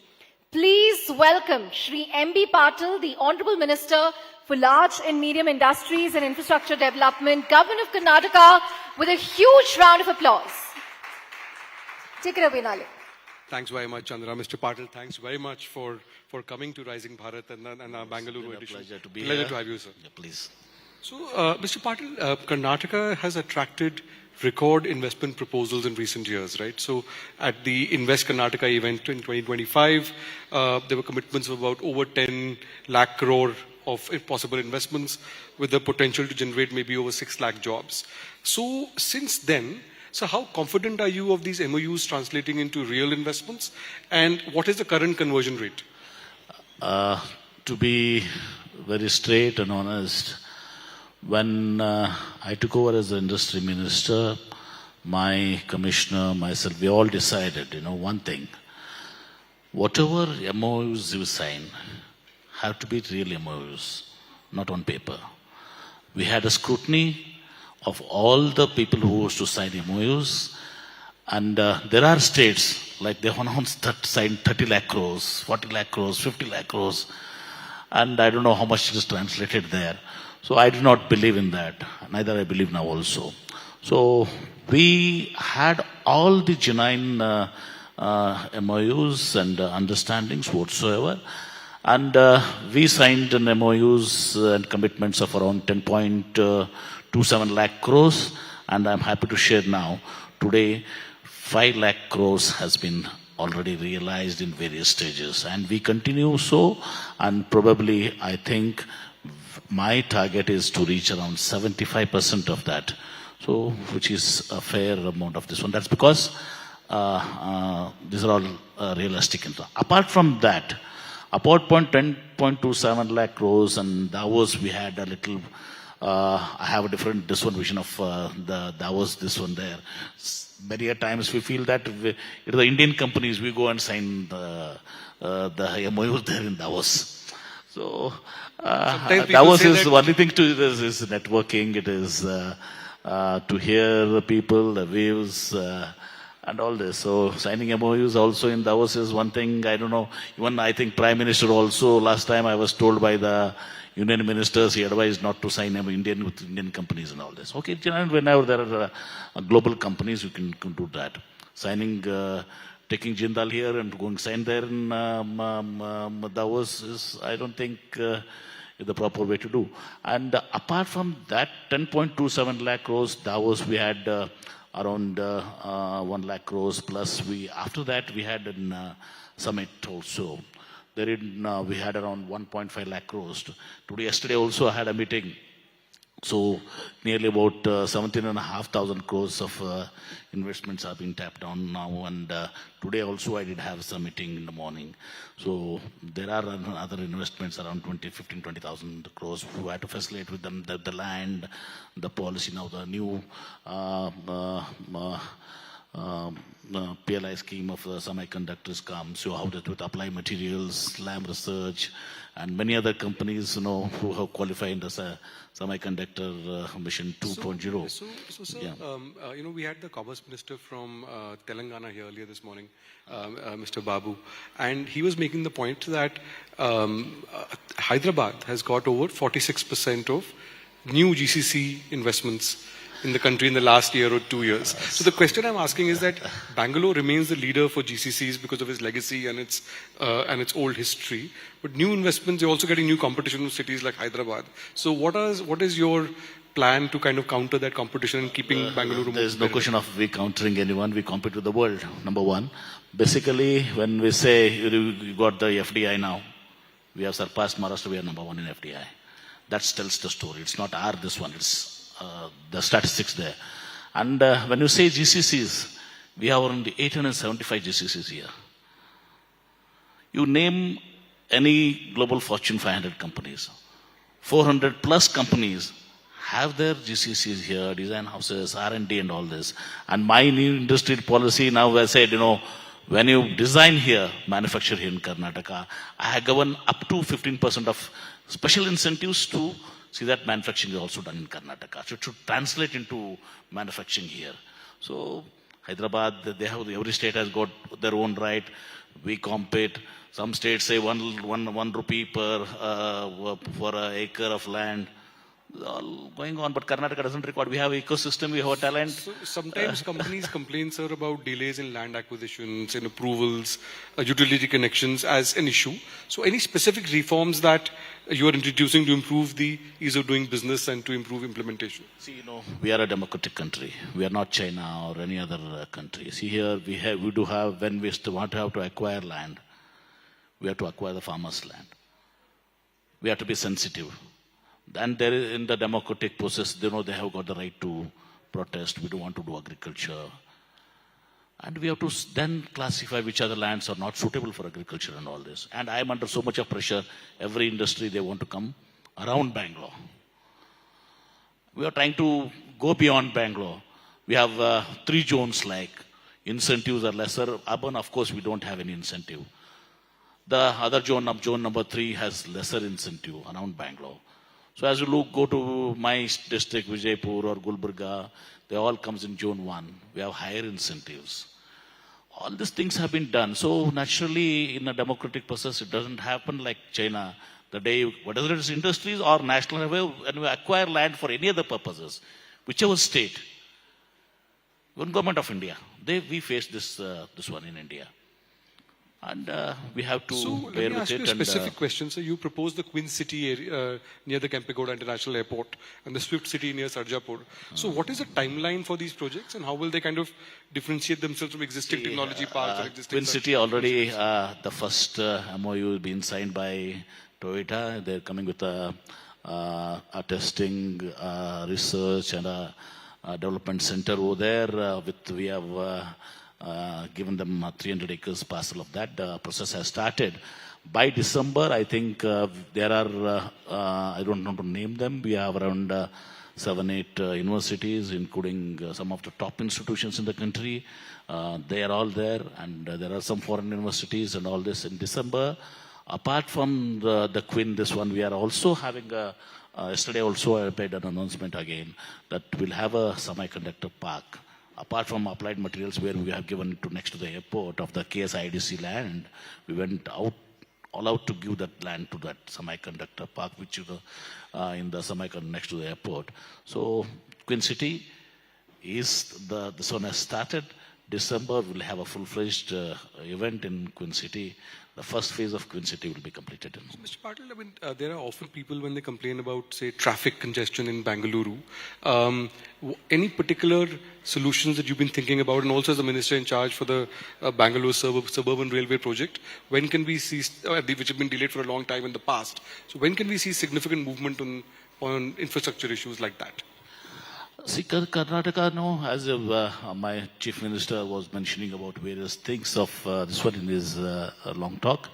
See, Karnataka ecosystem is not now.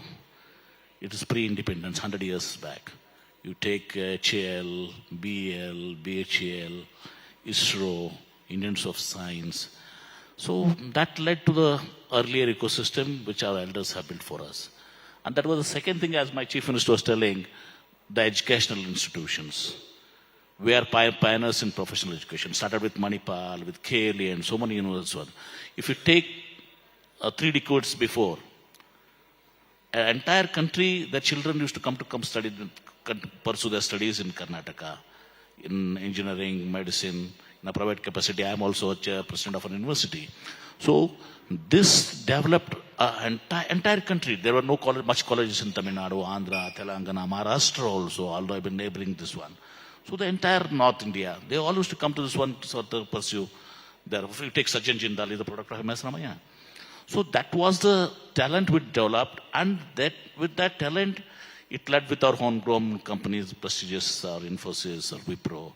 That where the IT, this one started during S.M. Krishna's chief minister's period. So that was where the second revolution, the ecosystem was developed. Now, of course, service sector, we are number one. Now, when we say Karnataka, they always say the Silicon Valley of India. But that's not the story. The story is much more bigger. That is the story, of course, but there is much bigger things. You should understand, we are number one in machine tools. Aerospace and defense, and a whopping 65% of the contribution comes from Karnataka. 65% of the contribution. Biotechnology, you take 40% of the contribution comes from Karnataka. Electronics, 40% from Karnataka. So this is a great ecosystem, a great talent. So people have faith in Karnataka. They invest here in Karnataka. And also the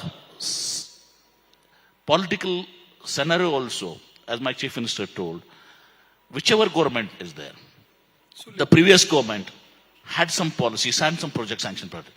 The successive government continues. So, a quick question, so we're running out of time. There's also another player in the ecosystem, which is the central government. So, in terms of, you talked about the contribution of Karnataka at different sectors. Do you get enough cooperation from the central government? Is there anything that, is it adequate, the support that you get in terms of what you need from the central government, or would you like to see some changes in that? To be honest, this has been happening of late, if you take semiconductor industries. 3-4 big semiconductor industries were interested to be in Karnataka. In one case, we even had a lunch together. I don't know to name them. It's not fair to name them. We concluded, when they went to Delhi, they were diverted. This should not happen. Karnataka is in India. The entire India, wherever the merit, wherever the ecosystem, wherever the talent, wherever the policy, wherever the environment, whatsoever, it should be happening. It has happened a little bit. But I do not want to blame. We're still pursuing. Hopefully, things will be all right. Right. On that note, thank you very much, Mr. Patil, for joining us and telling us a bit more about the investment climate and the next steps and the roadmap for Karnataka. Ladies and gentlemen, a big hand for Mr. Patil. So, to conclude, I'll tell you, Karnataka has a great environment ecosystem. We are the startup capital. We are the AI. We could come to the AI. We are this one here. We have applied materials, lab research, Foxconn, the biggest electronics, this one for manufacturing 20 million iPhones at a $2.7 billion investment. So that is Karnataka. And beyond Bangalore also, we have our own Acres company who's been from the aerospace and defense program, a private aerospace park. There are so many stories. We are getting into beyond Bangalore also. We are coming with the Chief Minister's new policy.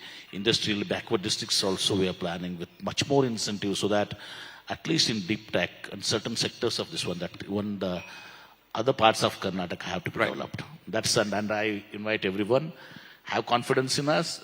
We have reposed confidence always, and we will support you wholeheartedly. And this government is your government, and it's your state, it's your city. You're most welcome to approach us anytime.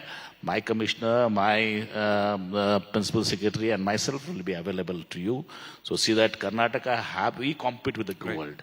We do not compete with their states. We compete with the world, and we are on the right path, and we will fully support you. Thank you. And on that positive note, ladies and gentlemen, big hand for Mr. Patil. Thank you.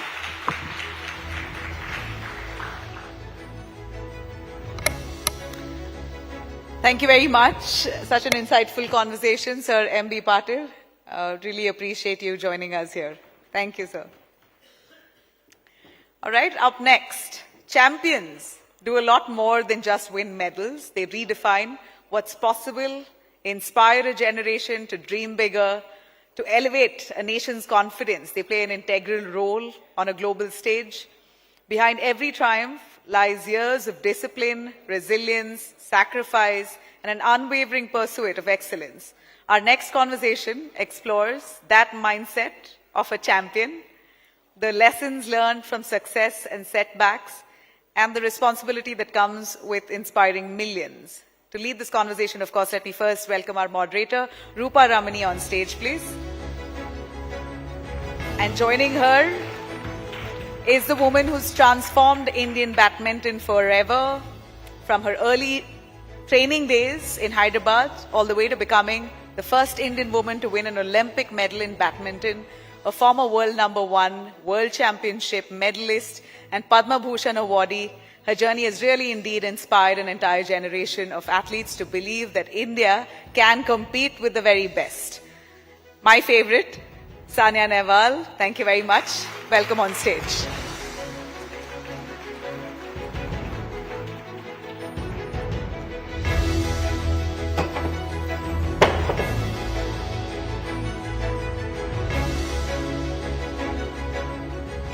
Nice to see you again, Saina.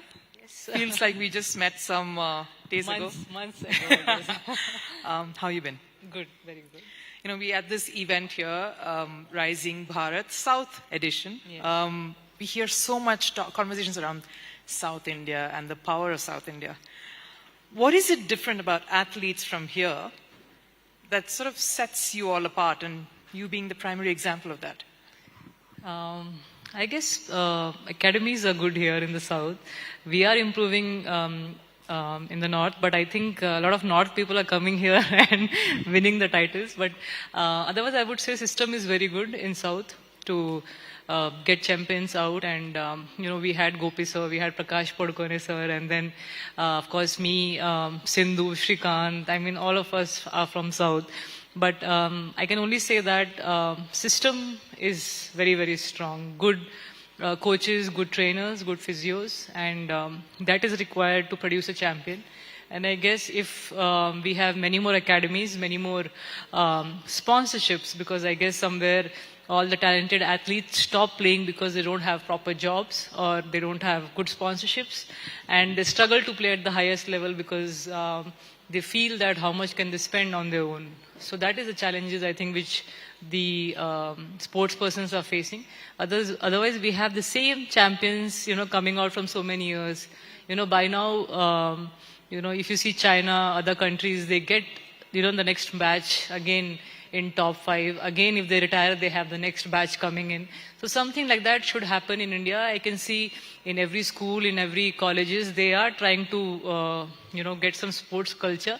But if they don't increase the timing, if they don't actually show them what sport is, how will they even learn about it? You know, how will they understand the intensity of the sport? So we are capable of doing very big things in sports. It's just that I think except cricket, we don't go anywhere and see any other sport. In fact, if you have such big tournaments in India, we don't even know about. Suppose we have the India Open in Delhi. I see very few people going there. We also have World Championships in August, which I think most of us don't even know about it. But I think these are the tournaments where the school children should go and watch and understand how sport is. And I think that is when we will produce many more champions.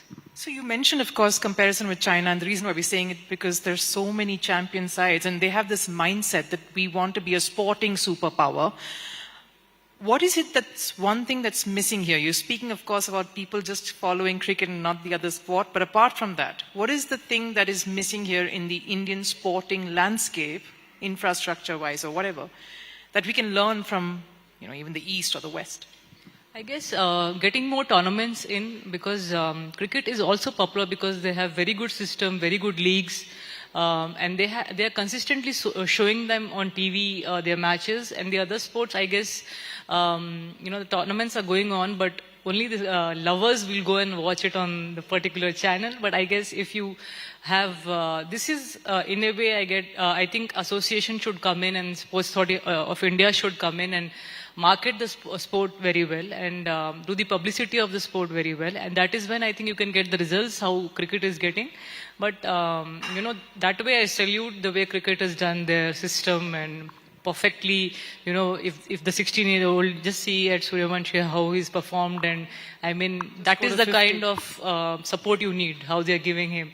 And I think we are lacking at that point somewhere. When I started playing, I didn't have a physio or a trainer or anyone. I got my first physio at the age of 19, and I have played already for 10 years. I have played in the Olympics, I have won tournaments, that too only with Gopi sir.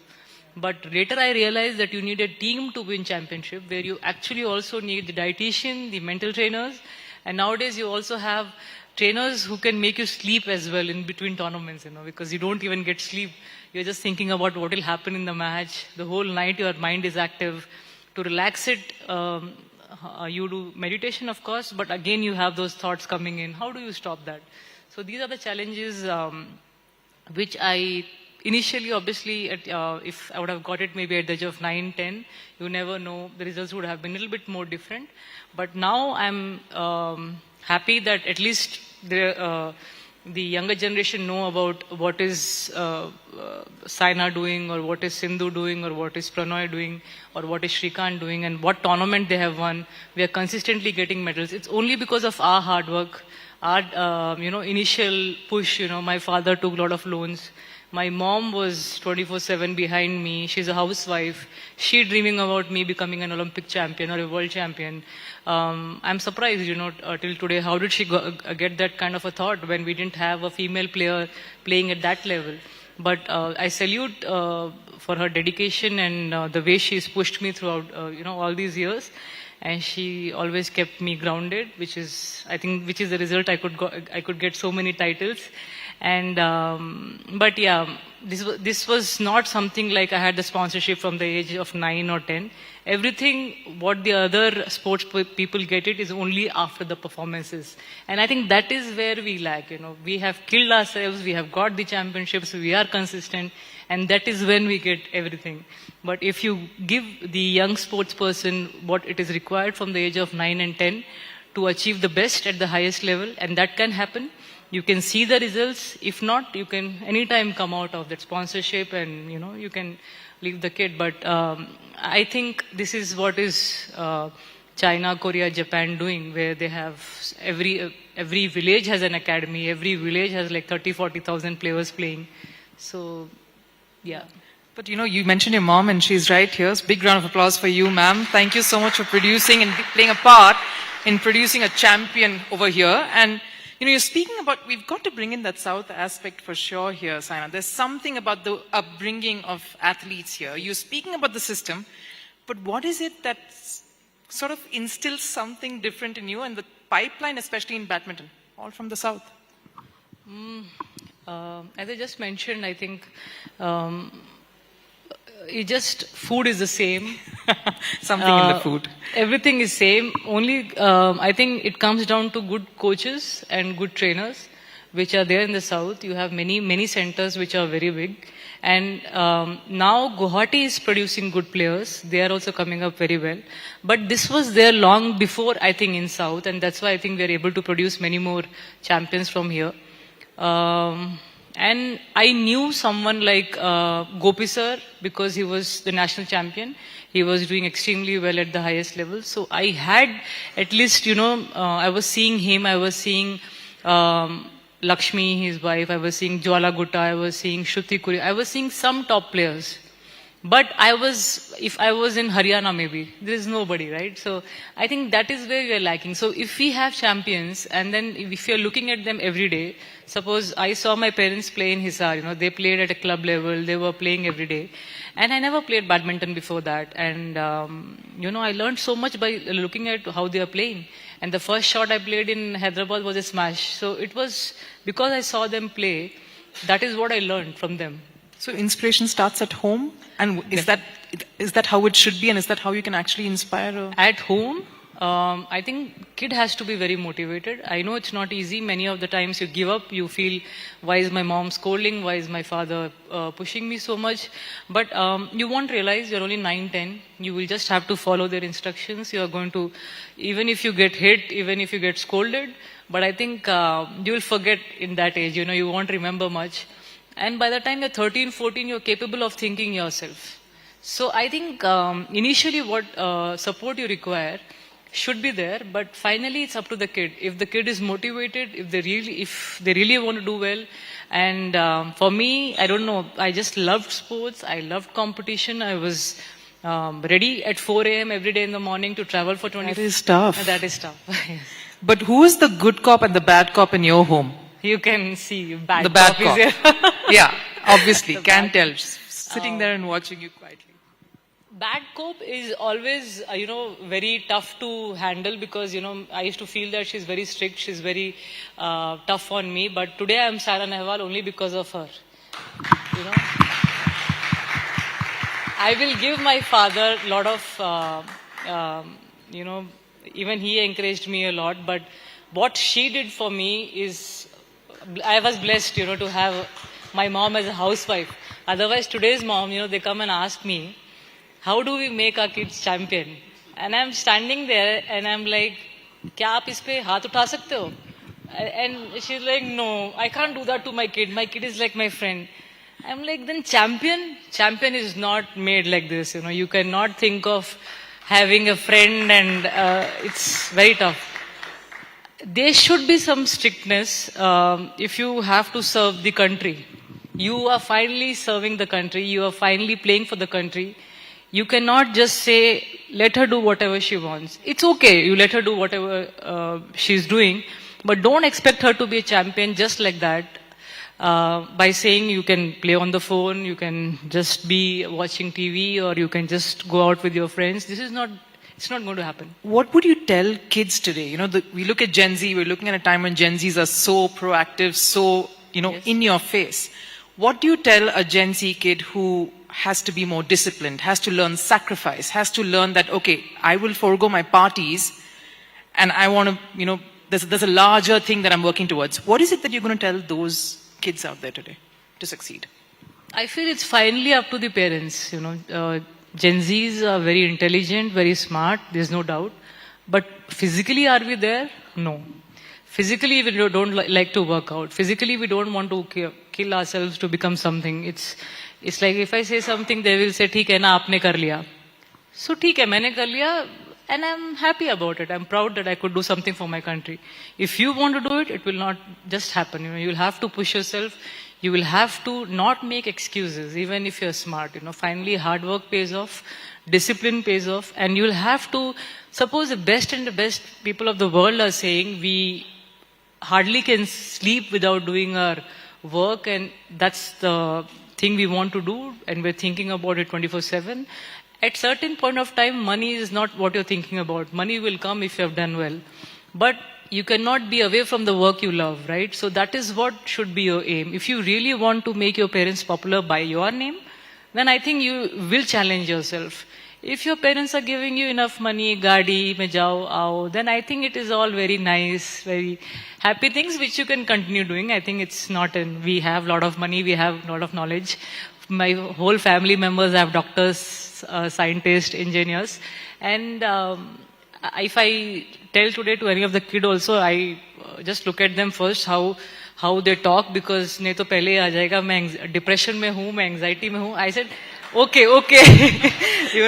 Those are very heavy words. And you cannot, at the age of 12, Even I didn't know what they're talking about, but they know a lot of things. That is very good.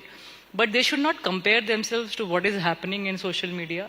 Kafi log, they want to be happy on social media. They want to show that everything is nice, but it is not nice. You will have to work hard even to prove yourself on social media. So those are the things I think you have to somewhere think that I will, make name for myself and not just give back answers. I can see them giving back answers very easily to their parents as well. And if I am standing there, they can, Apne, you have done it. My knees are not so good. My ankles are not so good. And I'm like, how old are you? Just 8-9 years old, know so much about the injuries part.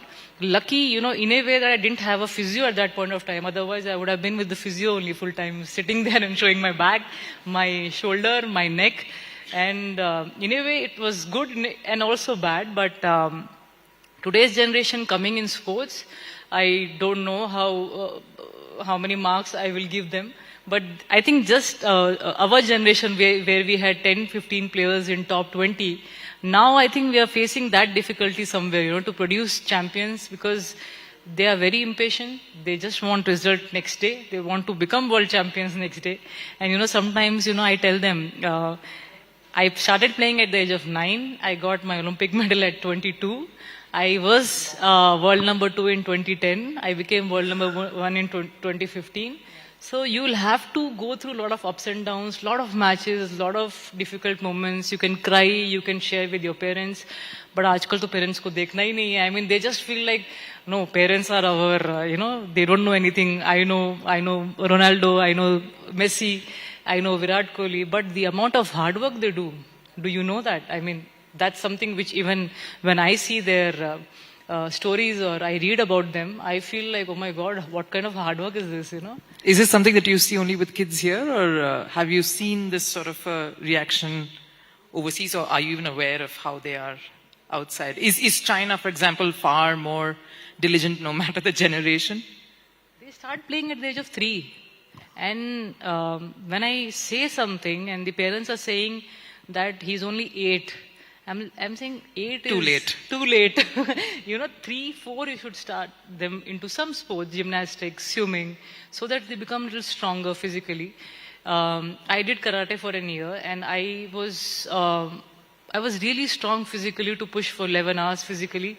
And imagine if you're pushing so much, how will you recover the next day? Karate helped your badminton as well, Saina? Very much. You become flexible, you become strong, now you have gone through all the difficult stunts there, and you are ready to face any kind of challenge.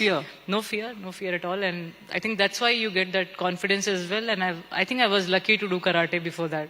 But I've heard that even in China or different countries, they do some kind of sport before playing professionally, like gymnastics or swimming or skating or karate. And that is when, they pick up tennis or badminton or whatever sport they like. So I think somewhere it makes you strong, flexible, confident, and you are into sport, you know how difficult it is. And sports person become mature very fast, I guess. They also think too much how to win, how to... They're never happy, that is for sure. Never satiated. Because you're playing 17 tournaments in a year, and the moment you get happy, you have next tournament coming up. You have to again show up on court. There is no sad day. You cry, you feel bad. But the others who are losing in first rounds are coming next day in training. And your coaches are then saying that, learn from her. She's there next day morning, and you can't do that. That's the worst part. That's the worst. They are ready to pinch you at every moment. And I think that pinch is required. And at home, one person should be there to pinch you. Otherwise, you will be so satisfied that hunger to win more. Suppose if you can see An Se-young from Korea, she is world number 1 today, and she's not giving up. I mean, she's played 60 Super Series finals, and she's won, 56 of them. And I saw her crying recently. I was like, why is she crying? She's won so many tournaments. But that is the hunger, if you have people pushing behind you, if you have them keeping you on your toes and ready for all the challenges, and every tournament is like a new challenge. That is when you want to, become one of the best in the world, and maybe have 2-3 Olympic golds and 2-3 world championships. And you're never satisfied if you have that kind of team. Of course, she knows she's the best, but she wants to achieve more.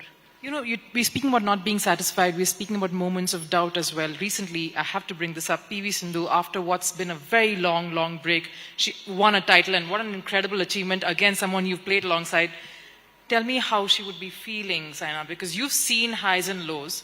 How important is this win for India, for PV? I think what she played last week was fantastic. After a long time, I saw her attacking very well, moving very well.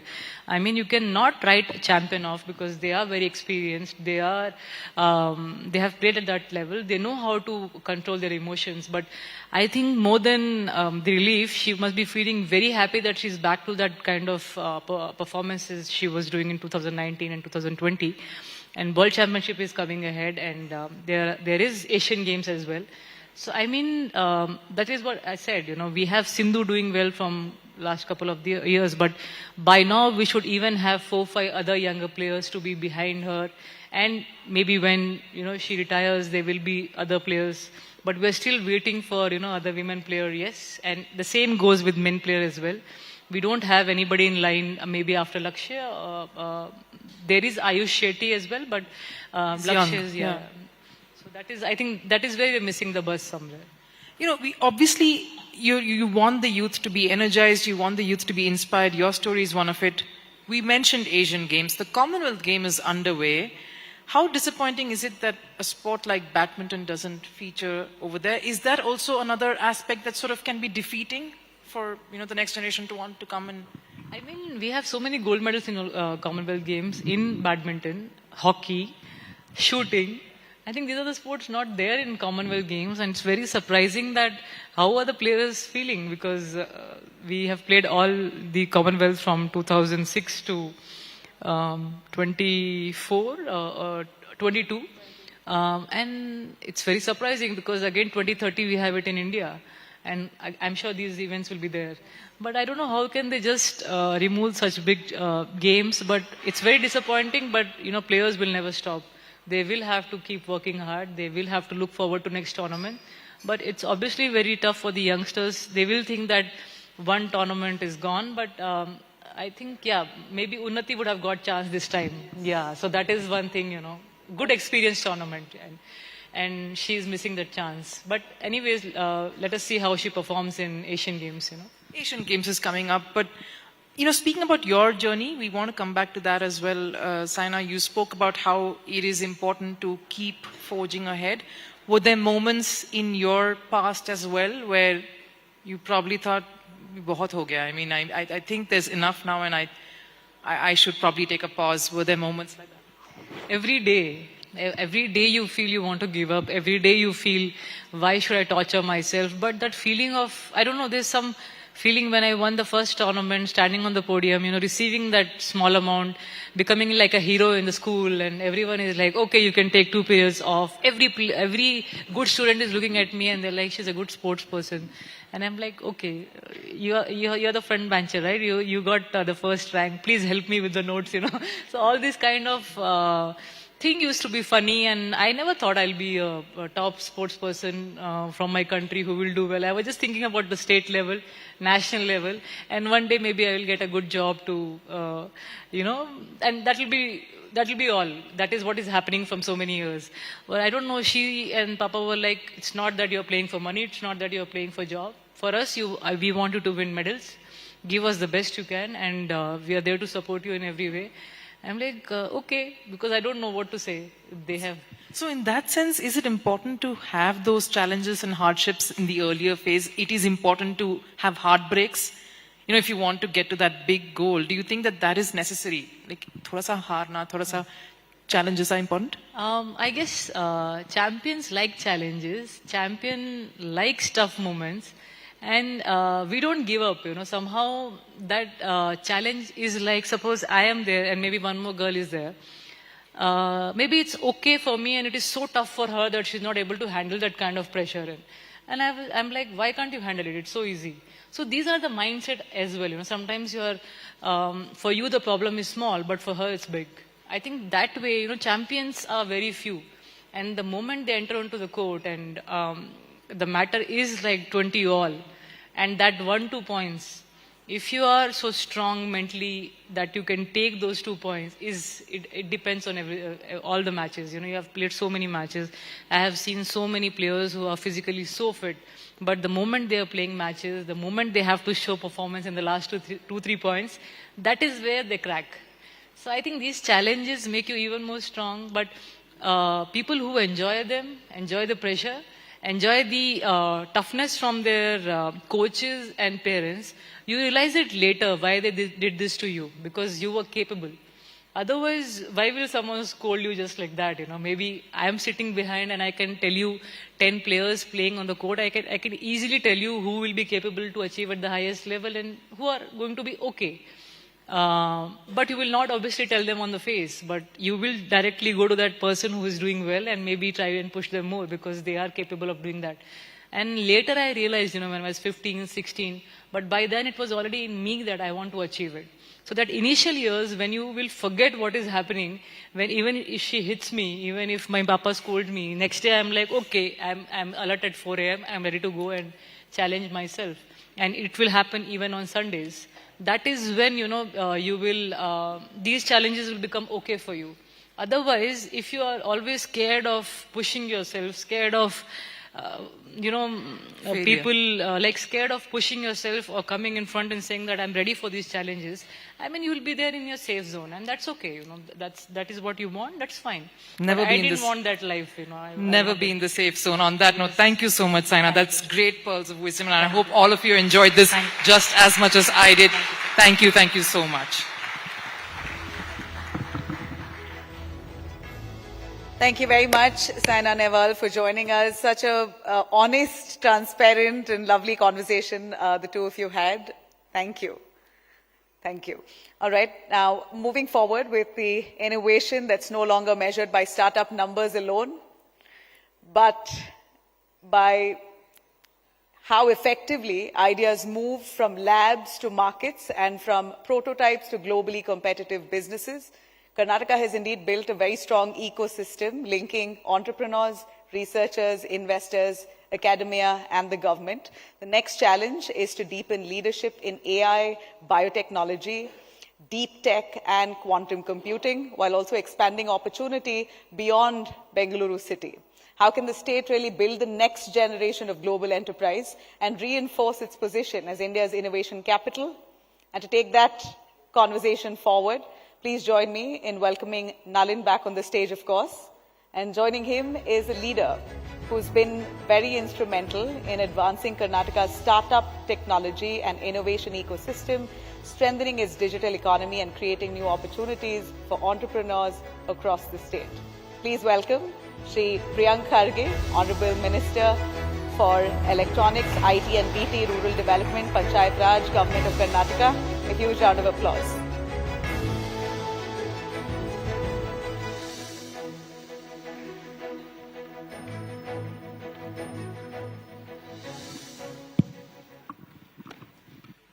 A great pleasure to have you here, Mr. Kharge, on the stage of Rising Bharat. Thank you very much for joining us. Sir, Karnataka, Bengaluru is, of course, both India's technology capital and some say also its traffic capital. So as the minister in charge of both IT and of the Bengaluru Home Department and the Karnataka Home Department, how do you view this paradox? Well, earlier I was holding the portfolios of IT and BT and rural development Panchayat Raj. But invariably, any conclave I go to, the first question was to be asked about traffic. And I used to bounce it off saying that, look, it's a question for the urban development minister. But now I've got the portfolio of the home, but traffic also comes to me now. So I can no longer wish it away. But having said that, I think Bengaluru is growing at a phenomenal pace. We have a population of over 1.4 crores, and we have a vehicle population equaling that. And the infrastructure is playing catch up to the growth. We are growing at a phenomenal rate of 8.5%, which is higher than the national average. And more importantly, we are scheduled to grow at this pace till 2035. So quite naturally, the infrastructure is playing catch up, and we are doing everything we can. We are setting up the north-south tunnel roads, east-west corridors, and we are adding close to around 95 kilometers of metro, 160 kilometers for suburban rail. We are ensuring that more people use public transport systems, and we are trying to get in new policies to ensure that more people use mass transit systems. And now what we're also doing is that we are putting up a urban mobility mission. So while the bigger infrastructure like making the peripheral ring road or the business corridors or ensuring that we bring in the tunnel road, all that will take time. But what is it that I can do right away with the problems plaguing mobility? So we are forming a very quick mission mode committee which will involve all stakeholders. It could be your e-commerce or quick commerce people. It could be people like Move and Sync who are fleet managers, think tanks, the traffic police, the BBMP or the GBA commissioners. So everybody who is involved in mobility will be on that mission mode committee. And the idea is not to give something very fancy which will be 2050, 2060. There is a problem now, how can I sort it out? So we are trying our best to do that. And like I said, because we are creating so many opportunities through technologies, through GCCs. So we are also absorbing the highest migrant population here. So it's a challenge that any government will have to face, but we are ready with it. And probably in the next few months, you will see a little more easing of the traffic with the systematic changes that we are going to bring in through this urban mobility mission that we are planning. Mr. Kharge, the minister from Telangana, Mr. Babu, was here earlier this morning at Rising Bharat. I think he met you as well, separately.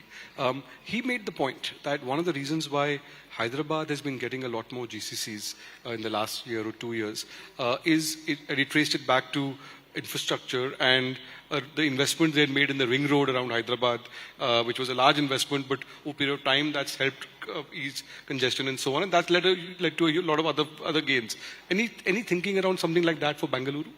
No, see, firstly, I don't know where you're getting your data from, because the highest office space leasing that has happened in India is in Bengaluru for GCCs. Just last year, more than 12 million square feet we have leased out. And the highest number of GCCs that are in India, over 40% of them are in Bengaluru. I'll give you a small example, not my data, Modi ji ka hai. So close to around, we have close to around 6 lakh crore IT exports. You know who's my closest competitor? My neighbor, Telangana. And theirs is approaching 2.8 lakh crores. 40% of all engineering and research and development, human resource are here. Startups, out of $303 billion of the funding that we have got, $180 billion is in Karnataka.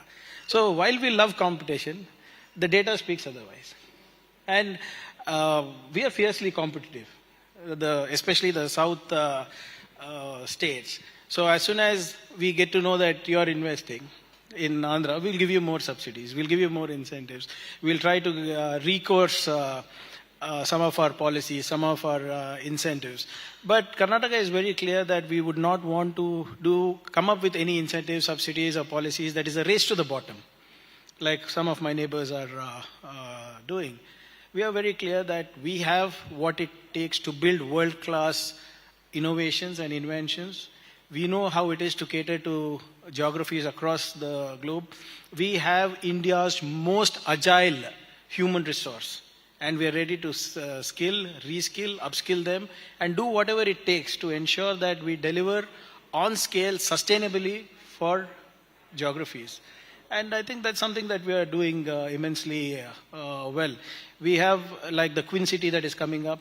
We are treating the old IT parks as a brownfield so that we ensure that we give all the civic communities for them, whether it is digital infrastructure or mobility or last mile connectivity. And we are talking to GCCs directly. We are talking to we have a global innovation alliance with 40 countries. So while any city, any state can claim that they are competing with us, we are happy, but we are competing with in the global scenario. In terms of the global scenario and also in terms of talent that you talked about, there has been some conversation around setting up an AI university, I understand, in Karnataka. Can you tell us a bit more about where that conversation is, and also is Anthropic going to play a role in that? We have the second highest talent in AI in the world. And the good thing about our demography is the agility that we have. Like I said, they're ready to be reskill, unlearn, relearn, unlearn again. And this is something that the demography here is good at. And the government intends to support it. So that's why we are coming up with just not AI in all emerging technologies across sectors. So the AI university will not only have academic value to it, but also we intend to have research and development in there. We want to have incubators put in there. We want centers of excellence in there. See, right now AI is being used in a very limited way to disrupt processes in enterprise solutions and other things. But it's just a matter of time that it will come to governance, it will come to health, it will come to space sector, it will come to defense sector, it will come to manufacturing. And are we ready for it? If I need to be ready for it, I need to ensure that we have enough trained personnel, we have enough trainers, we have enough faculty, we have enough research that is going on. And more importantly, there are enough startups who are going to work on these innovations, who are going to work on the knowledge that is available. So the AI university will be a phygital, all-encompassing, disruptive university for emerging technologies across the sector. So any possibility of collaboration with Anthropic or other companies? Anybody, we are agnostic. Anthropic, Gemini, any OpenAI, anybody who wants to collaborate with the government, we will be interested in, because I have the appetite. Right from agriculture to aerospace, anything that you want to do, I'm capable of doing it here in my state of Karnataka. So I run 20 centers of excellence: cybersecurity, animation, your fintech, agri-tech. So we are agnostic. Anybody who wants to have the next generation of models built using government public infrastructure or government data sets, we are ready to experiment with them as well in a very regulatory sandbox environment. So in terms of infrastructure, coming back to infrastructure, the Beyond Bengaluru initiative has been discussed for years. Now there are many projects like the proposed tech park in, say, Bengaluru, which they remain at a proposal stage. Some tenders have also fallen through and so on. So how do you plan to encourage companies or investors to expand beyond Bengaluru for wider development across Karnataka? Like I said, please go by the data that is there. Mysuru is delivering close to around 4,000 crores in IT exports. Mangaluru is delivering 2,500 crores. Hubli Dharwad sector, Belgavi sector, close to around 2,000 crores. And we have more than 8 GCCs in Mangaluru. We have one of the biggest setup of a Denmark health science company, which is working out of Bengaluru. 800 people work there. More than 30 Danish nationals reside in Bengaluru. They go surfing in the morning and they come to work in the city by 11 o'clock.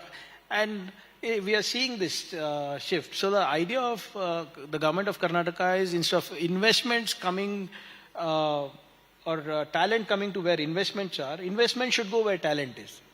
So today we are setting up nano GCCs across cities. We are setting up incubation centers. We are setting up geography-based, demand-based centers of excellence, so that innovations happens across the state. And no state in India has as much as we do. So when you speak, let's say quantum. Now, quantum center is in IIT Dharwad.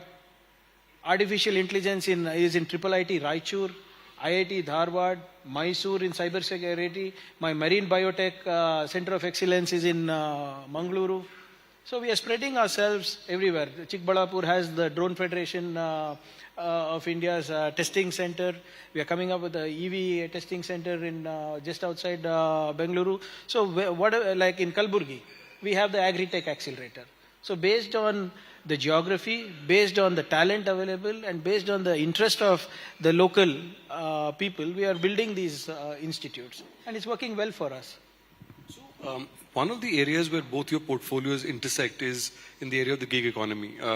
Things like with QuickCom, with 10-minute delivery startup and so on, which sometimes can lead to traffic violations. There have been issues around that in Bengaluru in particular. So how do you view that particular challenge? And any measures the government is considering to balance road safety with the growth of the gig economy and save the safety of workers and so on? Well, that's a very difficult thing to do because in the era of quick delivery and 10-minute delivery, quite naturally everybody is in a hurry. Although we have advocated this to the quick commerce company, there's still a lot of violations that happen. So although we find them, they do it again considering our civic senses. So this time what we have done is unko bita ke 4 ghante ka lecture dete hain. I'm serious. So we give them 4 hours lecture on traffic safety. 4 hours they are not on their bike, it hits their economy. We don't want to do it, but unfortunately we are forced to do it. You know what is the fines that the city of Bengaluru owes the department? Anybody wants to take a guess? Anybody? Sorry? Yes, you can give me a number, please. Sorry? 2 lakh crores. That's beyond it's a lot of North Indian small states budget. No, 2,727 crores. Now, if I enforce that, I will lose the next election. But if I keep quiet, you will say I'm a bad minister. And throughout the state, it is around 3,700 crores. More than 7.7 crore violations happen. And this is continuously happening. Ye itna ho raha tha that we offered 50% discount. I'm not kidding. And people paid up. But that's not the way to do things. So, while traffic violations is extremely serious, we are trying to advocate to them. We are trying to enforce this across sectors. It's just, we can't blame just the gig economy people. If you actually look at that 2,700 crores that people owe, that will be a very small part of it. I wish all of us, if we intend Bengaluru to be a global city, we also intend to start behaving like global citizens. Otherwise, it becomes extremely difficult. I know I'm going to get trolled for it, but better civic sense should prevail among all of us. That's an important point. So, Mr. Kharge, also the civic staff recently faced attacks while removing pavement encroachments in the city, in the business district, especially in Shivaji Nagar. I think your cabinet colleague, Mr. Krishna Bairegowda, is spearheading that drive. He was here with you a little bit earlier in the day. So why has policing not kept pace with enforcement efforts and your plans to sort of improve coordination for things like this? No, see, it's a stray incident, and they did ask for support, and we did support. Any encroachment demolition drive is always supported by the Department of Home. Of course, there were people, there were not enough people. Apparently, there was some guy who took up some responsibility of trying to overpower the officials. We don't accept that, and it is not. Everybody will be dealt extremely sternly with that. No, there is no kind of vigilantism that will be allowed in my state, whether it is with government officials or whether it is public.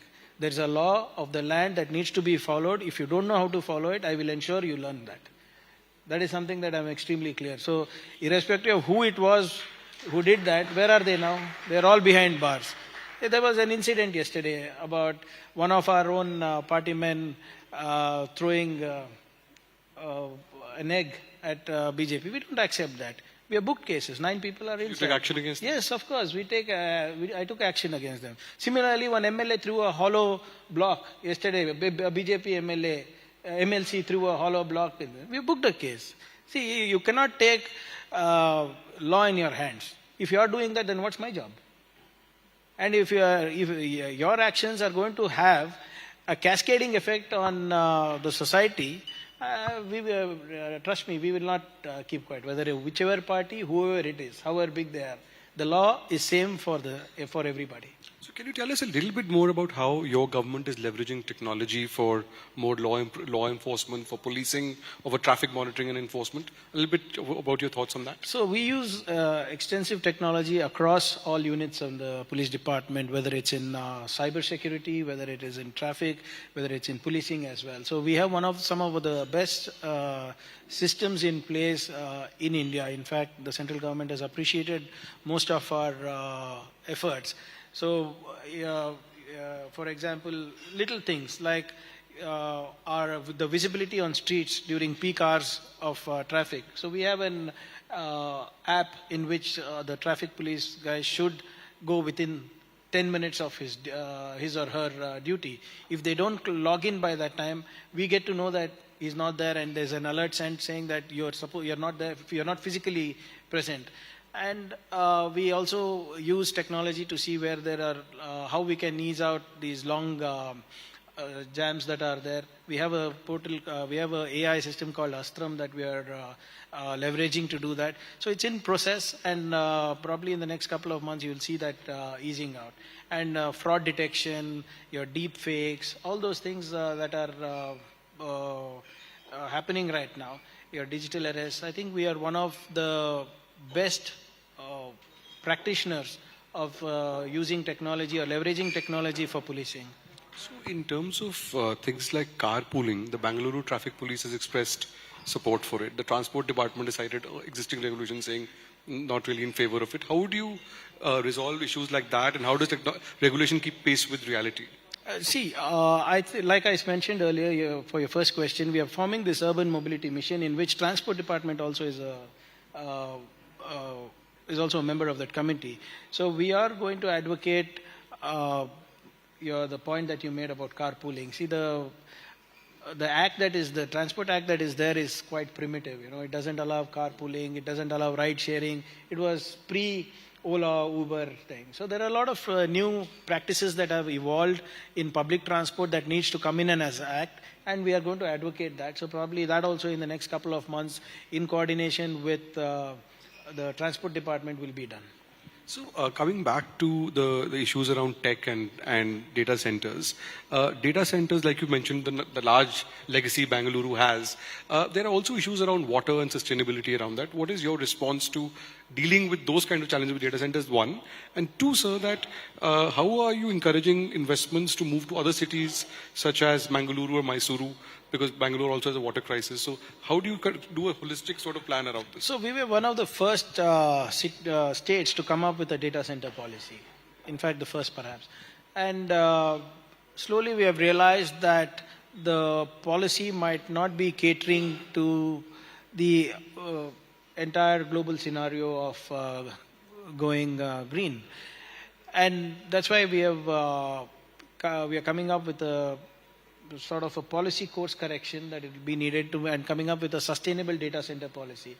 There are adopting of new technologies like liquid cooling technology. Some people are suggesting adopting nuclear technology for that in a small way.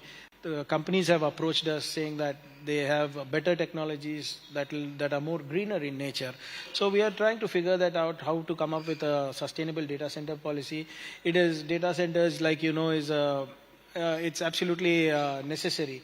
We cannot have we cannot say no to them, because the entire AI or any other emerging technology will be dependent on that. So in fact, in Bengaluru, we have identified 50 acres near Tanir Bavi, where it is close to the sea as well as another water body, so that we'll be able to leverage technologies to ensure that we are as sustainable as possible. So I do not have an affirmative answer on how we will be going forward to make that entirely sustainable, but we are working with everybody involved to ensure that we come up with the best possible policy to have sustainable data centers. So So, Mr. Kharge, when you deal with the central government on issues around investments in tech, semiconductors, things like that, what is your sense of how the central government's approach is? Do you get enough support, or is there any gaps? Are there any gaps? You know my opinion on that.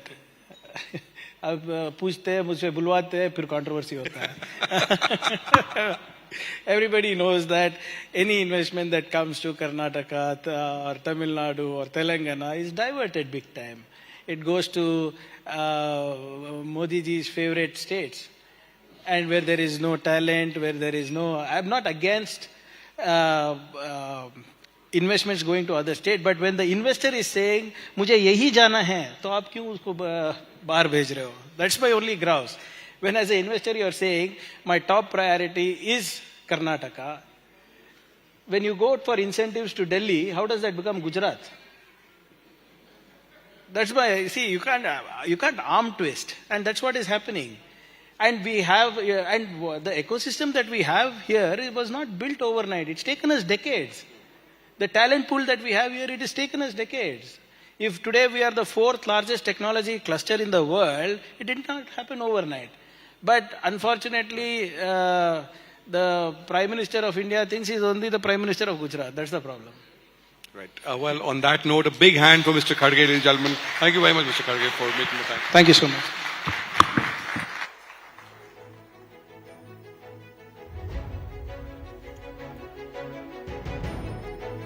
Thank you so much, Mr. Kharge, for that, and Nalin as well. What an entertaining conversation it has been. Karnataka is home to more than 400 multinational R&D centers and over half of India's global capability centers, making it one of the country's largest hubs for innovation, technology, and high-value employment. As industries evolve and new opportunities emerge, the focus must now be on ensuring that governance, education, and of course scaling keeps pace with ambition workforce. How can public leadership create the right ecosystem for opportunity, strengthen institutions, and prepare the next generation for the future? To explore these questions, please join me in welcoming Harish Upadhyay to the stage to take the conversation forward. Joining him is a leader who has dedicated decades to public service, championing education, youth empowerment, public safety, and institutional development, while helping shape Karnataka's governance agenda. Please welcome Dr. G. Parameshwara, Honorable Deputy Chief Minister of Karnataka, with a very warm round of applause.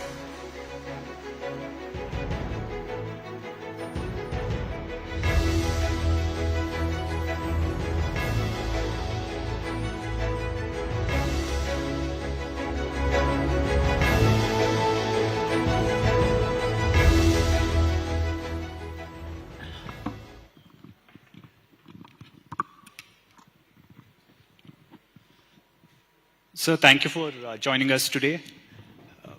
The big buzz around Revenue Department has been the digitization of the department, the records, how the system work. Karnataka perhaps was at the forefront of land reforms back in the 70s and 80s. Now you're trying to digitize the whole system. How will this change things for the common man, sir? This has been on for the last few months in phases. Now we are pushing it aggressively. Well, first of all, thank you very much. Thanks for your organization for giving me this opportunity to come here and express myself. Yes, it's a very important question. As you know, land is a very important factor in anybody's life. And our history says the land was acquired and vested with only few people in the society. Understanding this, as early as 1960s, Karnataka brought in a Land Reforms Act, and understanding this whole thing, trying to provide lands to everybody. There was exploitation, there was negligence, and only few people had lands. Thousands of acres few people used to have. And government of Karnataka then realized that we should distribute this land, who till the land, and made a concept called, land to the tiller. And then in 71, when Devaraj Aras became the chief minister, he implemented for the first time in the country that land should be available to everybody. And there was a cap to have the land, not in thousands of acres, just about 53 acres per family. So this was a concept which came into existence in 71 and implemented in Karnataka so well. Today we could see a small farmer can have land in the rural areas. And that implementation has been done successfully in Karnataka. Now thousands and thousands of people who own the land. Although it's a small holding, but they do have lands. At the same time, the other challenge that you're facing as soon as you've taken over this important ministry is we haven't got enough rains yet. The prediction looks bleak. Revenue department becomes crucial in handling a situation of this nature. What is the preparedness at this point in time, sir? I know there is a bit of a hope now that we might get a bit of rain in the first or second week of August. See, lot of land records, they are manipulated. The owner is somebody, the land belongs to somebody, and there are, the families, there are big families who own the lands. They are divided. Their khata has not been done. Their record rights have not been done. So problems like this ended up in litigations. We have lakhs and lakhs of litigations also in the court, both in the Taluka court, district court, and assistant commissioner's court. All these have to be resolved and provide that land records legitimately to that owner of the land. This is what we are trying to do. Digitalizing the land records, number one. Providing land rights to the owner. And that is what we are trying to do at the moment. And we have already succeeded. More than 50% of the work has been done by digitalizing the land records. But if monsoon fails, we do not get enough rain, sir. How is the government preparing? I know there has been initial round of meetings at the government level. You have heard El Nino. Absolutely. And this time it's supposed to be Super El Nino, where the Pacific Ocean, the water gets heated up and that condensation process doesn't take place. So you don't get the clouds, normally what you get in monsoon. And that has happened this year, more seriously though. So that effect is more in Karnataka also. So we held meetings, myself and the Chief Minister, we held meetings, we went to divisions, Gulbarga division, Belgaum division. We are going tomorrow, we both are going to Chitradurga, Bengaluru division. And again, next week we'll complete Mysore division. Thereby we will complete the entire state, understanding what is happening at the ground level. Already we have so far understood that this year it's going to be a very bad thing. We are concerned about drinking water, not so much on crops, because crop has already failed. So there is no hopes for the crops. At least if we are able to provide drinking water, I think that would be the success story of the government. So we are focusing on that. At the same time, one big major announcement that you made recently that has grabbed all the attention is you said we'll redevelop Kantirava Stadium at a cost of roughly around 5,000 crores. One quick question that everyone had is, especially after the Chinnaswamy stampede, many say big sporting infrastructure and events need to be moved away from the core of the city, away from CBD. You think this plan will work, sir, with that in mind? See, Karnataka has produced so many good sportsmen, men and women. But unfortunately, we are not even in the top 10 of the national level in terms of infrastructure. I being a former sports person myself, as an athlete, So we need national, international infrastructure. So that is why now we are thinking of redeveloping the Kantirava Stadium to international standard. Not only the track and field, but also other games, be it basketball, be it all the indoor games. So we are trying to develop. In fact, we are also identified, I think about 70 acres of land just near Devnalli to develop a sports city. On all the district levels, we want to develop stadiums, infrastructure in terms of indoor sports. All this we are planning. So, of course, we definitely ask the government of India also. We'll see how much they will respond to us. But is it a bit of a worry that in the last few years, athletes and sports people from Karnataka making it to the national, even the Olympics team, is decreasing? You look at a sport like wrestling, it's largely North India, Haryana, Punjab that is managing to get those slots. Hockey, which used to be a traditional stronghold of Karnataka, especially people from Coorg, even now we do not see too many people from Coorg in the national team. No, we'll definitely try and focus sports which have already produced national, international athletes. So we'll focus those sports, not every other sports we can develop. Although it's general in nature, but at least we will develop those sports activities which have produced national, international athletes. For example, hockey. Hockey now in Madkeri, Coorg, they have their own system. They have family hockey. We are encouraging that. We are, maybe few comes out of that family hockey to national, international standard to represent India. So these are the kind of things we are now focusing. Try and first build the infrastructure. Then naturally the coaches will come. We are already recruiting the coaches and all that this year. So we will see how we roll out these kind of programs in the next 2 years. At the same time, your cabinet colleague, Mr. Krishna Bairagowda's initiative to clear encroachments from footpaths, retrieve encroached lands, BDA or BBMP land, that has got a lot of praise. At the same time, there's a worry about government land encroached in other parts of Karnataka, which comes under you. Are we looking at a similar sort of a drive by the revenue department now, sir? Well, footpath, I must congratulate Krishna for that. Yes, initially people also have a negative opinion about that. But then again, why is the footpath is there? Why do you build a footpath?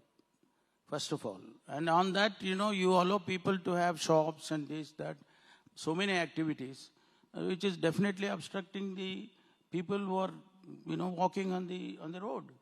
So that is why I think he took a good initiative. Initially, yes, there is a resistance, but eventually people also will understand that. But your second question is it going to be throughout the state? Yes, one day if it becomes too much. At the moment it is not, in other cities it's not so much. Mysore or Belgaum, all those 2-tier, 3-tier cities, it's not that much. So when it becomes too much, naturally we will extend that also. Let me come to the political questions now. The big announcement by the Chief Minister as soon as he took oath was the Bharat Jodo Youth Association or clubs. Comes under you. You're planning a big launch program for that. But at the same time, we've seen this criticism. Many saying, is this a youth Congress enrollment program? That's been the criticism from the BJP you would have seen.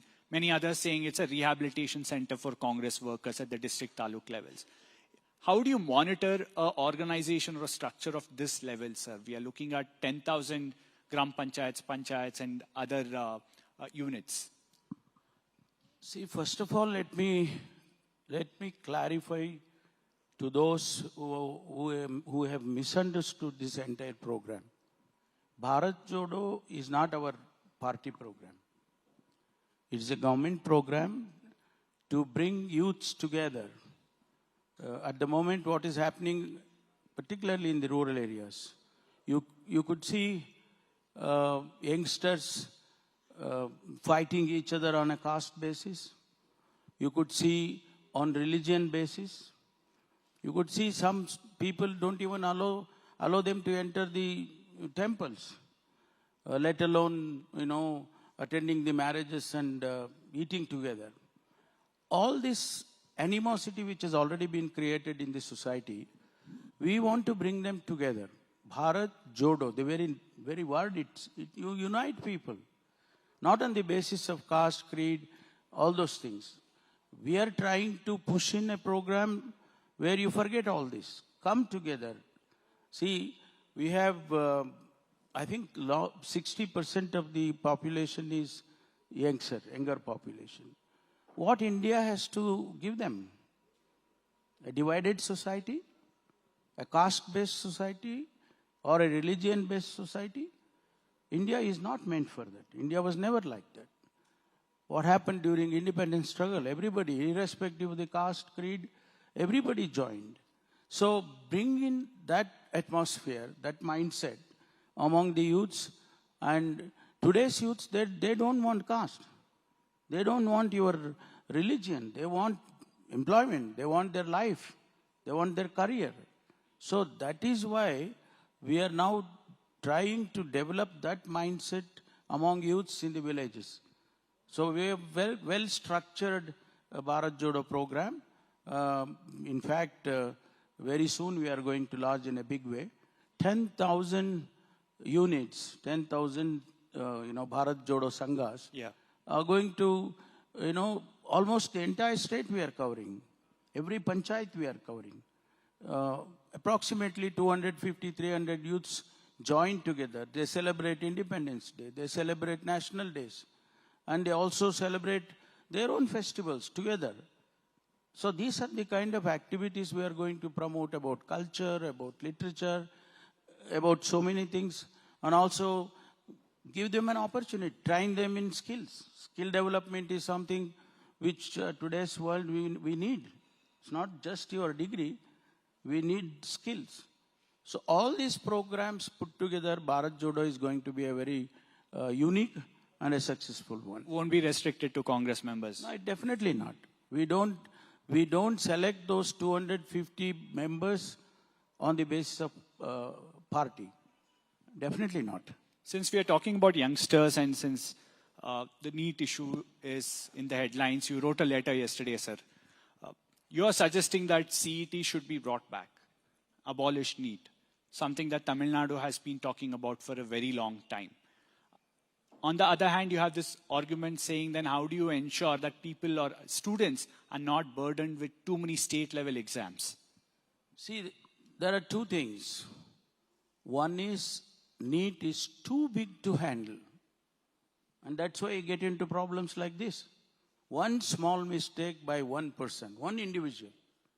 The person who has leaked this question paper is just an individual. Can you imagine how many youths have been affected? Lakhs and lakhs of youths have been affected by one person's mistake. So that is why if you divide, see what was happening when we had CET? People used to come. Those who are interested to go to Tamil Nadu, they go and take the exam. Those who are interested to come to Karnataka, they go and take the exam. You need not go to every other states and take the exam. You have a choice. You select wherever you want to go and study. In fact, CET, our CET, Karnataka CET was one of the best CET, competitive exams. In fact, I was the education minister. I was responsible for 5 years to look after that CET. Not a single incident of question, not only question paper leak or any other mistakes. So why not you give the opportunity? Why not you give the opportunity to states? State children will be benefited. See, national perspective is totally different. See, we had regional engineering college in Surathkal, right? We still have that. They converted into a national institute. Why was regional institute constituted in the beginning? It was to give opportunities to children of that region. If you make it a national one, no, you don't get this Karnataka students getting admission in those institutions. In fact, Professor Murali Manohar Joshi was the higher education minister in Delhi. Yeah, NDA. And I requested him, look, don't take away this. Don't make it a national institute, because this is the concept, very concept is regional. Then he assured me that 50% of the seats will be given to Karnataka. And today they don't follow it. Not even 20% of the children belong to Karnataka or are admitted in that national institute. So where is this regionalism? Why don't you consider, after all, education is in the concurrent list. We have a choice. State governments have a choice. According to Constitution, we have a choice. So you give us that opportunity. Let us conduct the CET. Whoever wants to come from any part of the country, come and take the exam in Karnataka, CET, and take the, continue their education. I mean, that's a holistic view, because he's not just a minister, he's somebody who runs multiple educational institutions. Sir, my final question to you, what next for Mr. Parameshwar? You become the Deputy Chief Minister, your name was in the reckoning. Many say you were in the Chief Minister's race as well when the leadership change happened. There's an election in 2028, roughly around 22 months from now. What next for you, sir, personally in this political journey? Well, I have been in politics for almost 40 years now. Yes, people have ambitions. I also wanted to become a chief minister, definitely. And, well, I didn't get an opportunity. It is the decision of the party high command. In Congress party, we follow the high command. So that high command has taken a decision and we accept it. Just wait for your opportunity. That's all I can say. In 2028 elections, sir? Well, I don't know. Let us see. Hopes. You always live in hopes. Absolutely. Sir, I know it's a busy, packed day for you, but you've taken out time and joined us here. Thanks a lot, sir. Thank you. Thank you, Harish. Thank you very much.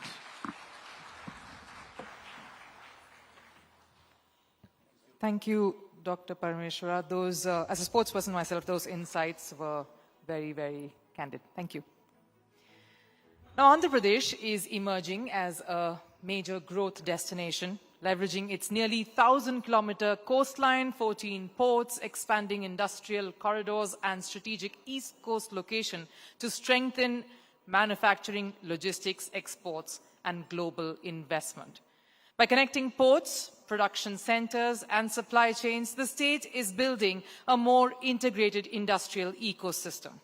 Its focus now is on developing world-class infrastructure, attracting future-ready industries, and of course creating jobs and positioning Andhra Pradesh as a key engine of South India's next phase of enterprise-led growth. To discuss this vision, please join me in welcoming Nabila Jamal back to the stage.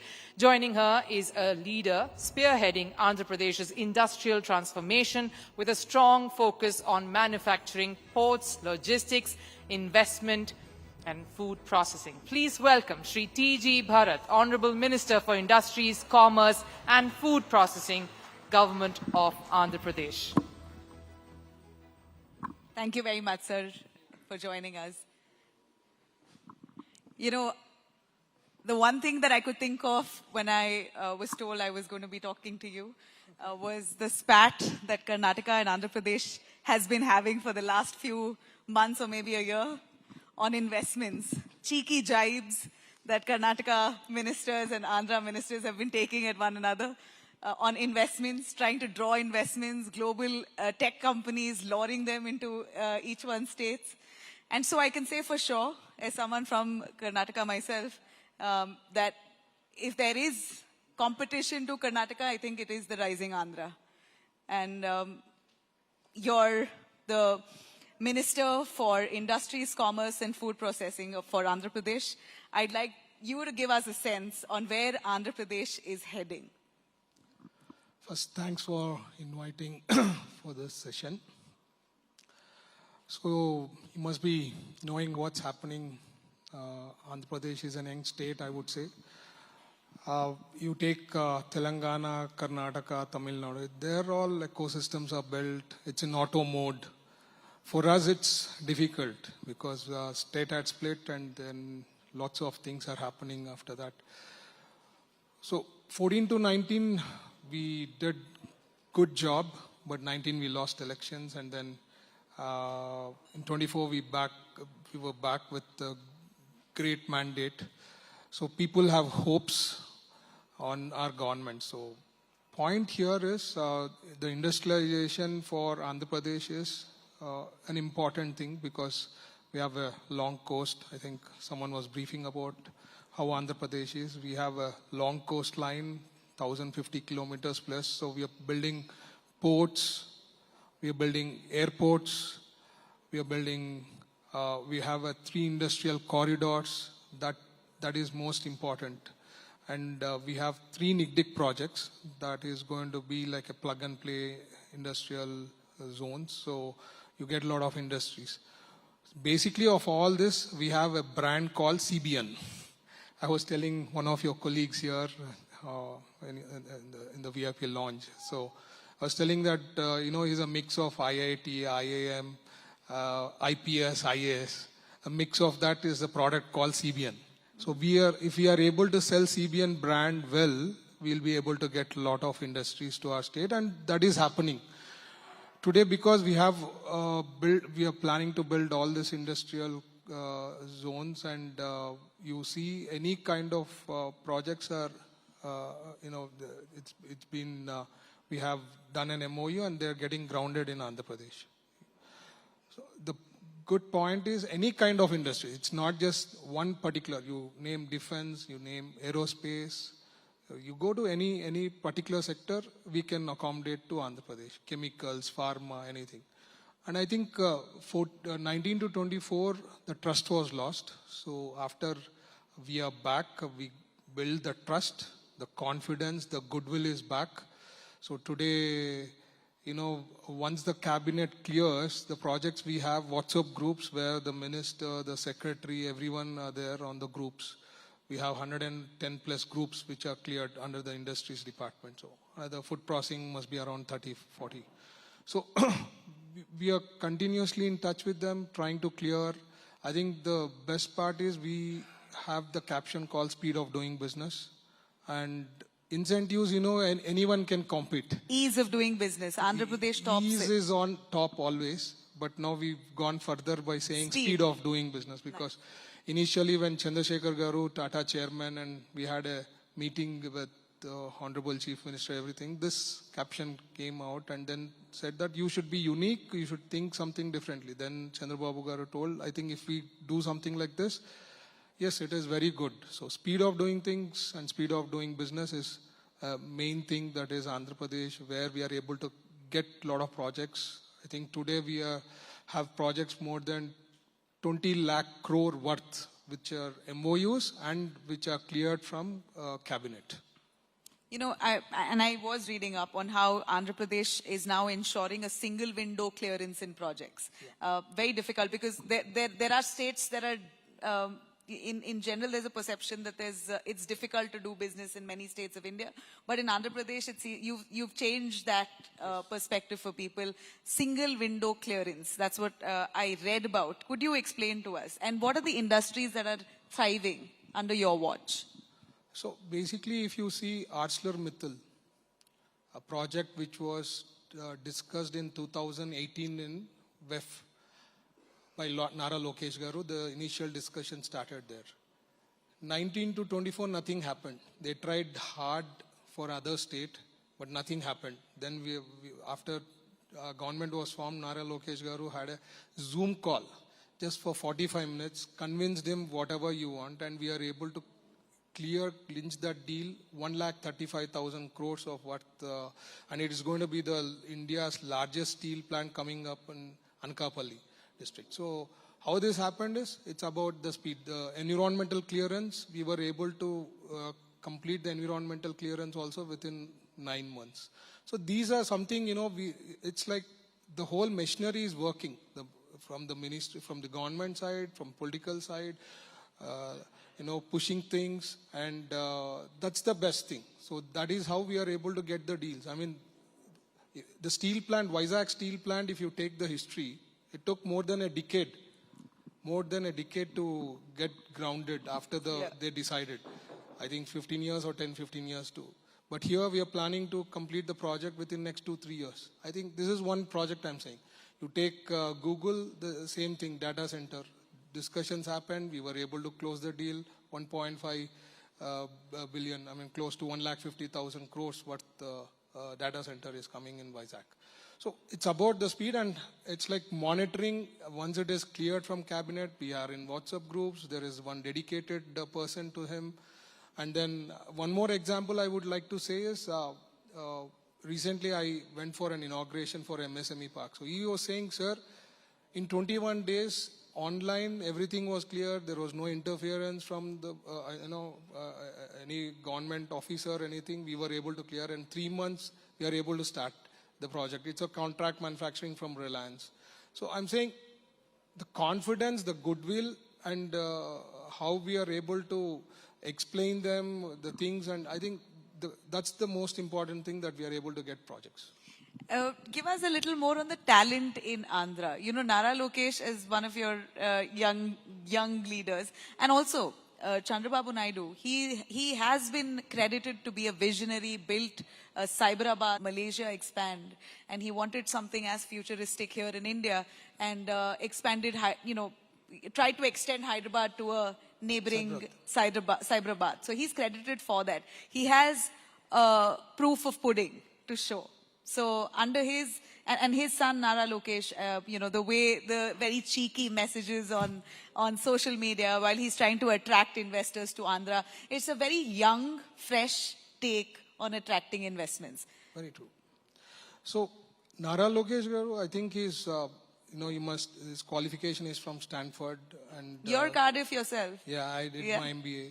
So we are, even the cabinet is around 17, 18 members are first timers, young guys, so the next gen. So the point is, I think Nara Lokesh Garu has got a lot of patience, and WhatsApp, he's a person, I think he's a WhatsApp man. Every message he is able to read, he can reply, and it is known to every cadre that, what's Nara Lokesh number, and they can get in touch with him directly. Approachable.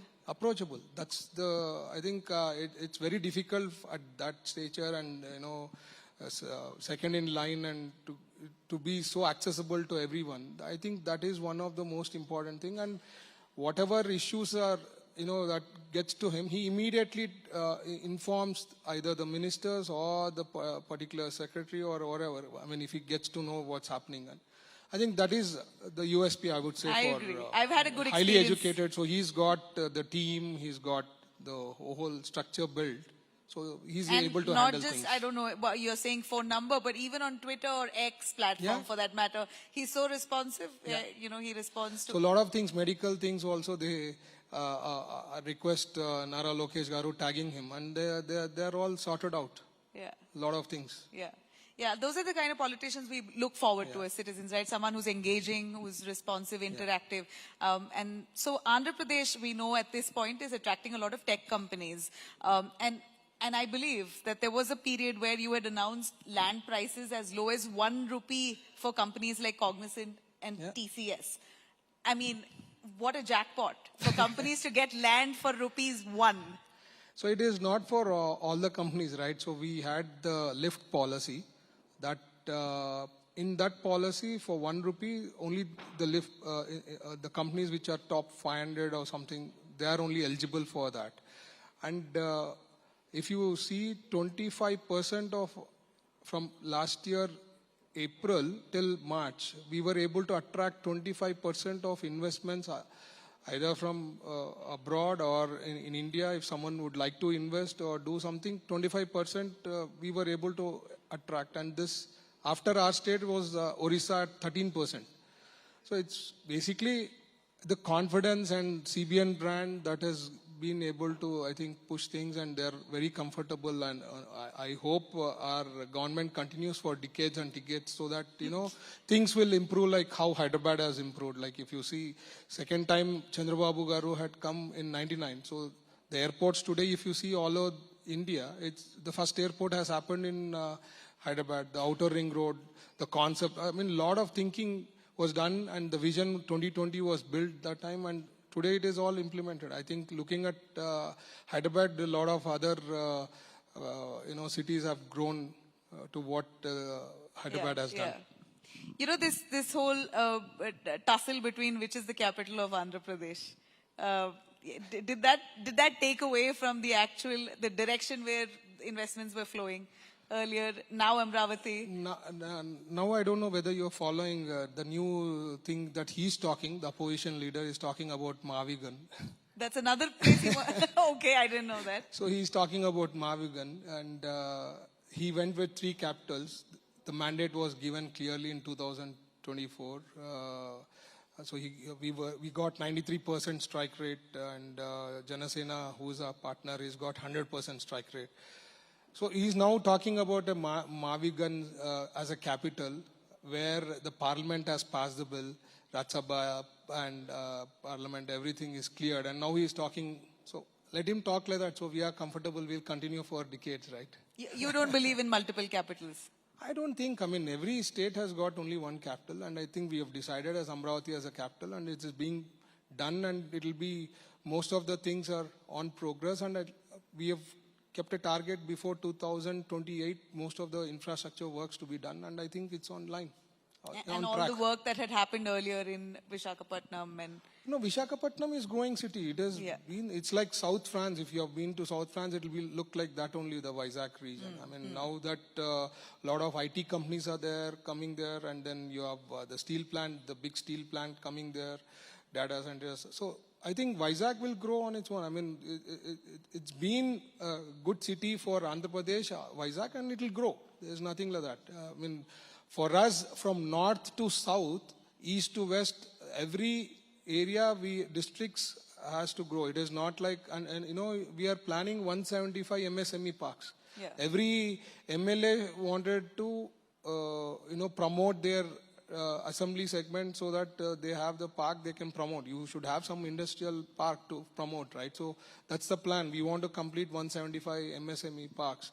So that's there already. 100 plus we have done foundation, some are completed, another 30 also sir has recently done foundation. So we want to complete 175 MSME parks so that we can promote our assembly segments. In fact, I was coming to that on the government support for MSMEs and particularly startup that are driving innovation. What kind of cushioning is the Andhra government giving to startups in your state? So the best part is the early bird thing. So first early bird for 200 companies, they get straight 30%, no cap. If it is like 100 crore investment, you get 30 crore. I'm saying that is 30%, and then if you actually follow the rules and if you are able to fulfill, it can go up to 40-45% also. One is incentive part. The second is Ratan Tata Innovation Hub and Spoke model we have in Andhra Pradesh, where Amravati will be having the hub, and then we have the spoke in 4 places. The Ratan Tata Innovation Hub, the plan is if someone has got a startup idea, so hand holding will be done. It is just not giving investment or just the capital seed or something. The hand holding is there, and till the project is completed or taken off. So this has been built in Andhra Pradesh. It's just not, you pitch in and the thing is done, you just give the finance. It's not like that. So the big companies who are supporting us are going to be there, and they will handhold, they'll guide them how to go about, how to plan things. So everything is there. So the Ratan Tata Innovation Hub is going to be one of the major traction for the youth. That Google investment is still one of the biggest? Yeah, Google data center is one of the biggest. Yeah, there's no doubt, and equal to that, Reliance is also coming up with a data center. Could you list out a few of the big companies that have opened up or opening up for data centers, right? Yeah. So these are, I think, one is Reliance, one is Google. There is other companies there. After these people have confirmed, there are lots of people coming for data centers, but sir restricted it till 6 gigawatt. Later on, if you want to do more than that, Lokesh Garu keeps telling, I want to go up to 50 gigawatt. Chandrababu sir says, I can go up to 6 gigawatt. If you want to go up to 50 gigawatt, you have to present me how things are going to be, how the power, everything. So there is a, discussion and debate going on. Hopefully, something is going to conclude very soon, but the traction happened after the Google came. Lovely. And as I'm wrapping here, I'd like to ask one question. We are looking at AI centers developing in most parts of the country. Bengaluru is, of course, a hub, and Andhra now. We are opening up to data centers, AI. A lot of environmental, issues that have also arisen at the same time, the concerns about water consumption, etc. So how are you going to balance between ensuring business thrives and your environment is taken care of? So I'll say environment, I think we have, every state will have a pollution control board, there is norms and everything. So that we are going to be strict on it.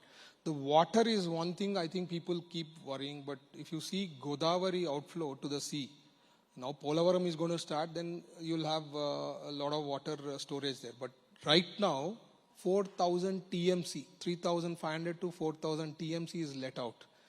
Now for a 6 gigawatt, you need 6 TMC of water. I'm saying 4,000 TMC is let out to the ocean, to the sea. And if you're talking about 6 gigawatts that we are planning, it's about 6 TMC. So Godavari is very close by. So water is never going to be an issue. And pollution, we have pollution control board and very strict norms are there. I don't think anyone can escape that. Great.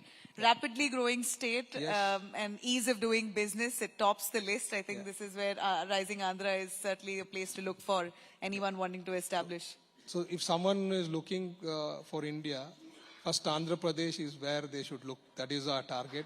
And where in India also someone would like to do some expansion or anything, I think Andhra is what we are looking, and that is how we have been progressing. The investments I've already told you that we have 20 lakh crores plus. You so have positioned yourself that way, and I think you have proof. Previously, your government has done a good job in the neighboring state. And we wish you all the very best, sir. Thank you. Thank you very much. Thank you.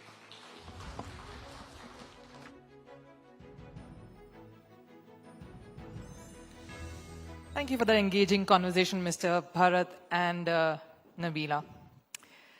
Right, South India has long been at the heart of India's manufacturing story, from automobiles and electronics to electric mobility. Today, the sector is being reshaped by design, software, advanced engineering, and resilient supply chains. Electric mobility brings these strengths together and offers us a clear view of where Indian manufacturing is headed next. What will it take to move from assembly to technology ownership to deepening localization without slowing down innovation to build globally competitive products from India? To explore this very talking point, please welcome Chandra back to the stage. And joining her is an entrepreneur who has helped build one of India's leading electric two-wheeler companies from Bengaluru, with product innovation, software and manufacturing at its core. Ladies and gentlemen, please welcome Tarun Mehta, the co-founder and CEO, Ather Energy, with a very warm round of applause. Can we have a big round of applause for Tarun Mehta, the OG when it comes to EVs and deep tech in India. Tarun, thank you very much for joining us on the Rising Bharat platform here in Bengaluru. We've heard from ministers of many different states, and it's great to hear from an entrepreneur now, particularly one who saw success after many years. So do you feel vindicated today as the co-founder and CEO of Ather Energy? Your market share has steadily been rising. I think you're number 2 now in terms of EV market share. You concluded a very successful QIP a few days ago. So what does it feel like today? Thank After you, a 13-year journey? 13 years. Yeah. In the 13th year. Yeah. Thank you, Chandra. No, I think it's amazing. I think markets have been very kind to us. When we went IPO last year, when we IPO'd last year, a lot of the founder friends had told me that taking the company public, the most painful part is the road shows. meeting 100, 150, 200 investors and telling the same story again and again. We actually found that an amazing experience. We've really focused on making sure that we can explain and communicate what we are building, because there is a sense that India hasn't seen enough hardware companies come up through this kind of a grind. We understand manufacturing as how value gets created, but manufacturing is at the absolute fag end of a very long value chain, which starts first from IP, design, tons of engineering, productization, and then production.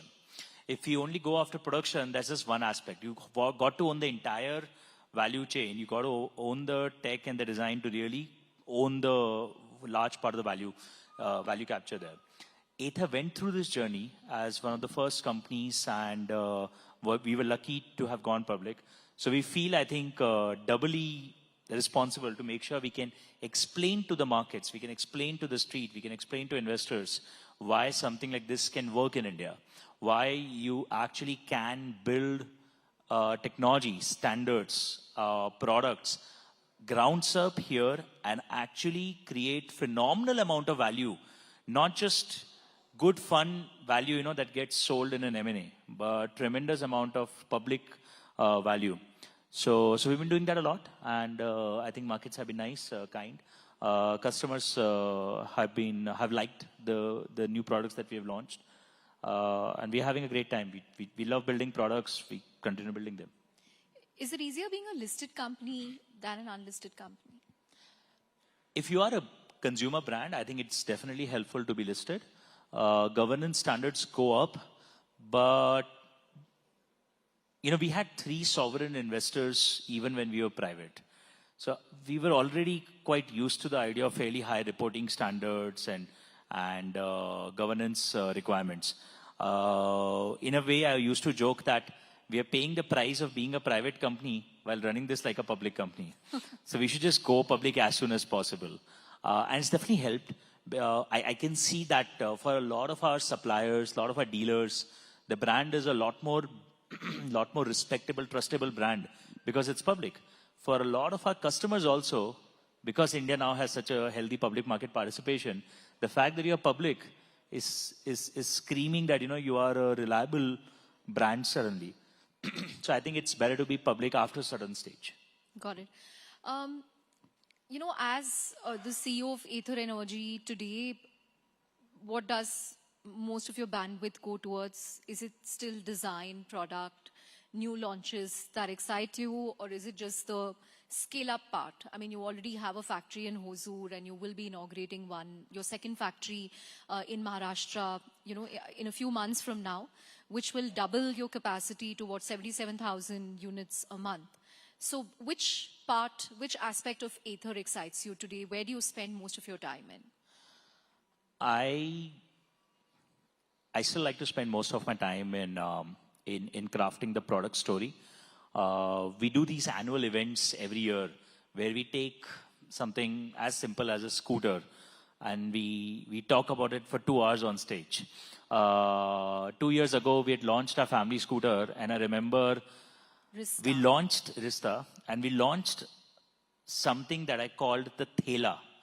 We launched something called Thela for about 5 minutes on stage. It was a carry bag. It was such a beautiful design. I think there are so many stories that we get to tell, and it's such an amazing opportunity because there's so few brands that want to tell stories in India. So hands down, the most exciting part for me is crafting these stories out, bringing them out, telling them to the consumers, participating in the design aspect of this. And the scale-up is the final payout. Like, this is the stuff that you enjoy, but the scale-up is the final payout. It would not be fun if you do all of it for 500 units a month. It is very satisfying to see, 30, 40, 50,000 customers wanting to buy it. But the really fun part is the design and the product building part. So that still is what I probably enjoy the most. Right. Talking about, your annual event, the Community Day, and you're gearing up for that end of August. You're also launching a new mass market electric scooter at a price point of about, I think, 1 lakh to 1.2 lakh. What's that going to do for Ather? It's also being launched on your new EL platform. Right. So, we started our journey right at the top of the pyramid. Our first product that sort of hit some scale was priced at 1,65,000. The premium. The premium Ather 450. And we've been able to take prices higher over the last few years. Our next product, Rista, was priced in the 1.3 to 1.5 lakh rupee bracket, and that quadrupled our sales. Today, roughly about half of the electric scooter industry is in the 1 to 1.2 lakh rupee range, and Ather has no products there. But there's a lot of demand that we're getting out of that space. Today, we are present in about 700 stores in the country, and particularly as we go towards Western and Northern India, the pull for that price point is very high. So we wanted to build something for that price point, and we did not want to build by just stripping specs down. It's not a great experience. So we built a complete new platform that took us many years, and we're gearing up for the first product on that new platform. We think electric vehicles are becoming extremely mainstream now. What the government's been talking about, electrifying cooking, electrifying transport, I think that message has really landed. I think the average customer is really concerned about the fact that petrol is no longer a reliable commodity. I heard a very funny statement once in one of the recent researches we were doing. Until even 1 year ago, even the most fanboy electric vehicle owners would say कि यार घर में एक petrol गाड़ी तो होना चाहिए, right? You need one backup, right? We can have an electric car, electric scooter, everything, but one petrol car you still need. Recent thing I heard a few months ago is, somebody in an interview saying, घर में एक electric vehicle तो होना चाहिए, right? Because it's so, people are genuinely so afraid. It's not about price. It's not about the fact that, petrol's gone up 5, 7, 10 rupees. It's the fact that, listen, what if petrol is not available tomorrow?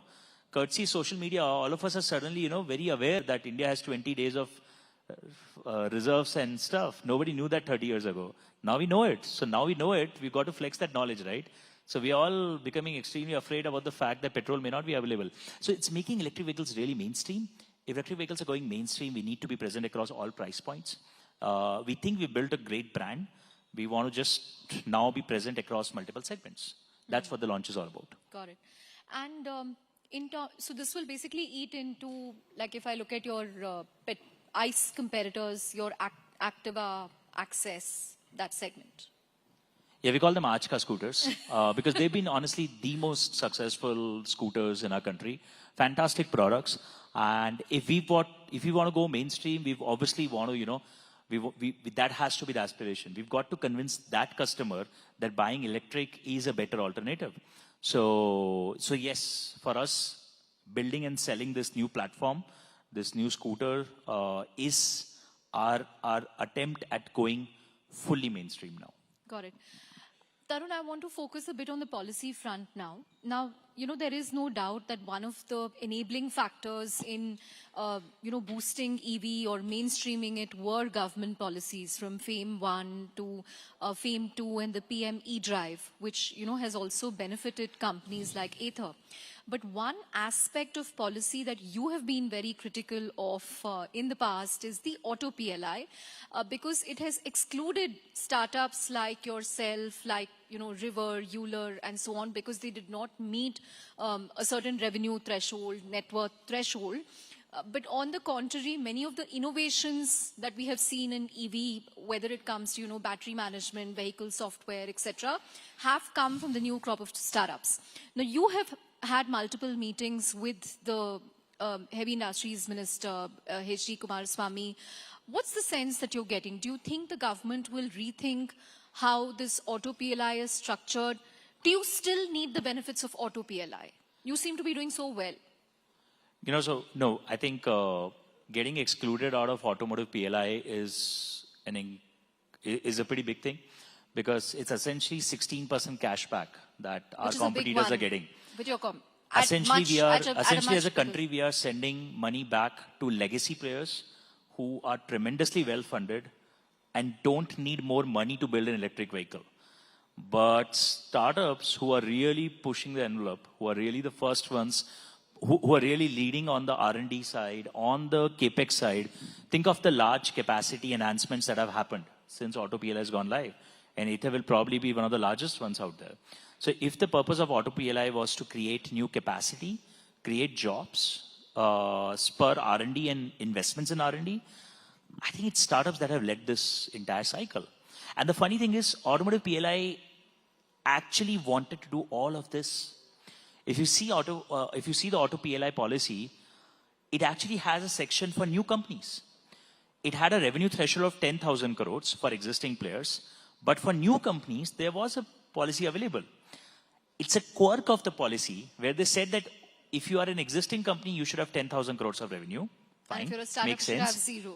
If you are a new company, you should have zero revenue. Sounds right until you realize, but what if you sold one vehicle? You have 1 lakh rupee revenue. Oh, then you are an established company. Please come once you have 10,000 crores. It makes no sense. This quirk of the policy is why lot of, almost all startups have got accidentally excluded, which is the point that we've been trying to bring up to policymakers. And to be fair, every policymaker that we met across the spectrum completely get it, that this seems insane. This is not the intention of this policy. Probably why Auto PLI hasn't seen the traction that it should have seen, because it's otherwise a fantastic policy. So our argument has been simple, that please expand this. You need startups. If electric vehicles industry is a train, imagine this is a train, you need, the existing legacy players are all the bogies, right? You need the bogies, you need their capacity, you need their network, you need their distribution. But there is no reason for an existing automotive company, a ICE legacy player, to go and disrupt their 30% gross margin business to sell an electric vehicle. The only reason they are forced to do it is because a startup comes around, challenges them, and does not die. That's when a legacy player is forced to say, God damn it, now I've got to also respond, we can also do it. Amazing, and that's the best outcome for the country. Startups force legacy players to fight the good fight. Startups are the engine for this train. The bogies won't go anywhere if you cut the engine out and say, ki bogies ko paisa deta hun, they will build electric vehicles. They will not have the incentive to build an electric vehicle. What do you see happening next? I can't predict that. Our job is to, What are you karam kar hoping and for? fal What ki are you chinta mat hoping kar and all. Our job is to basically bring the issue up, help policymakers see the upside of expanding the policy to cover genuine startups, ones who are truly investing and creating scale. And we hope that, people are able to make this solution emerge. Right. Deep tech also seems to have, reached an inflection point in India. The government has a 1 lakh crore RTI fund. We are seeing many good success stories.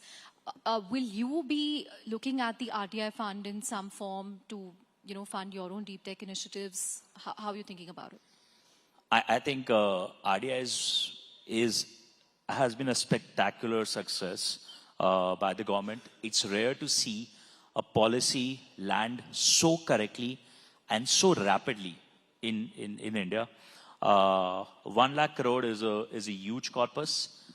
Aimed at R&D is the perfect thing to focus on. And I think they've selected a fantastic group of early companies to back. In fact, Ather is one of them. We've been also one of the early recipients of the RDI low interest loan. And it's coinciding really well with the timeline of, when deep tech startups are just absolutely exploding. I think in my 13 years of running Ather, I've never met so many deep tech entrepreneurs, hardware entrepreneurs, as in the last 18 months. Like the first 11 and a half years and the last 1.5 years is probably and this comparable. is across EVs, space tech, Everything. drone tech. There's so much action happening in drones and defense and obviously electric vehicles and energy, batteries, space tech, production, like equipment design, process design. There's just tremendous amount of activity. And it's for a change, not activity that is driven by VC interest, right? Like, let's be honest, we are in Bengaluru. A lot of the startups that are born and grow successfully are ones which are on the right side of what VCs want to fund, right? And it's just nature.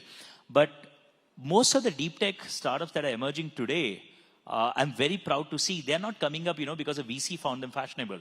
So VCs are now forced to figure out what's so freaking fashionable about them, right? What's so good about them. And luckily companies like us and many others now going public, generating returns, is creating an argument that, listen, this model can work. Investing for 5 years, like Ather was born in 2013. We launched our first product in 2018. We had our first positive gross margin in 2021, right? 8 years after launch.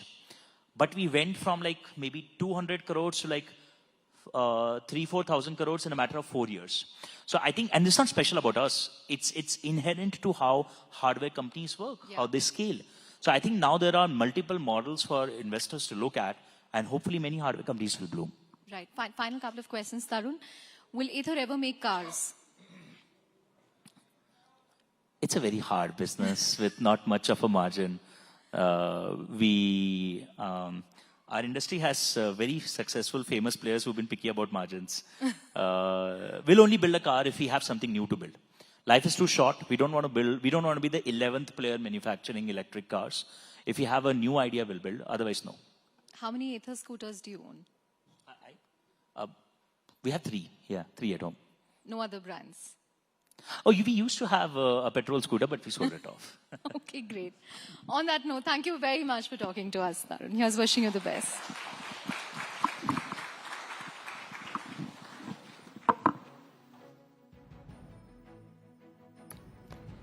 Thank you very much, Tarun, for those very valuable insights, and thanks, Chandra. Now, moving forward, artificial intelligence, that's rapidly becoming the operating system of the modern enterprise, moving beyond foundation models. And in fact, foundation models that generate content to AI agents that can reason, plan, and automate complex workflows. So this shift could transform sectors from banking and retail manufacturing, cybersecurity, and customer experience. As enterprises move from pilots to large-scale adoption, the real test will be balancing productivity and innovation with trust and security, governance, and data privacy. That in fact will take it for India to lead. That's what really would take India to lead this intelligence era and build AI-driven organizations that are secure, responsible, and future-ready. To explore this, we have with me Shireen Bhan. I would like to welcome her on stage. Thank you very much. And joining her are our distinguished leaders who are shaping the future of enterprise AI, digital transformation, cybersecurity, and technology innovation. Let me introduce Ramesh Lakshminarayanan, Group Head of IT and CIO, HDFC Bank. Sandhya Ramachandran Arun, Global CTO, Wipro. Swapna Bapat, Managing Director and Vice President, India and SAARC, Palo Alto Networks. Nikhil Mittal, Chief Technology Officer, Zepto.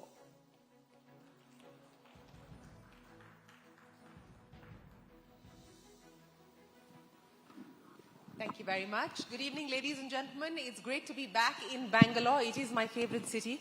So I'm always happy to be back here. And I have a wonderful panel here with me to talk about something that continues to grab the headlines and mind space.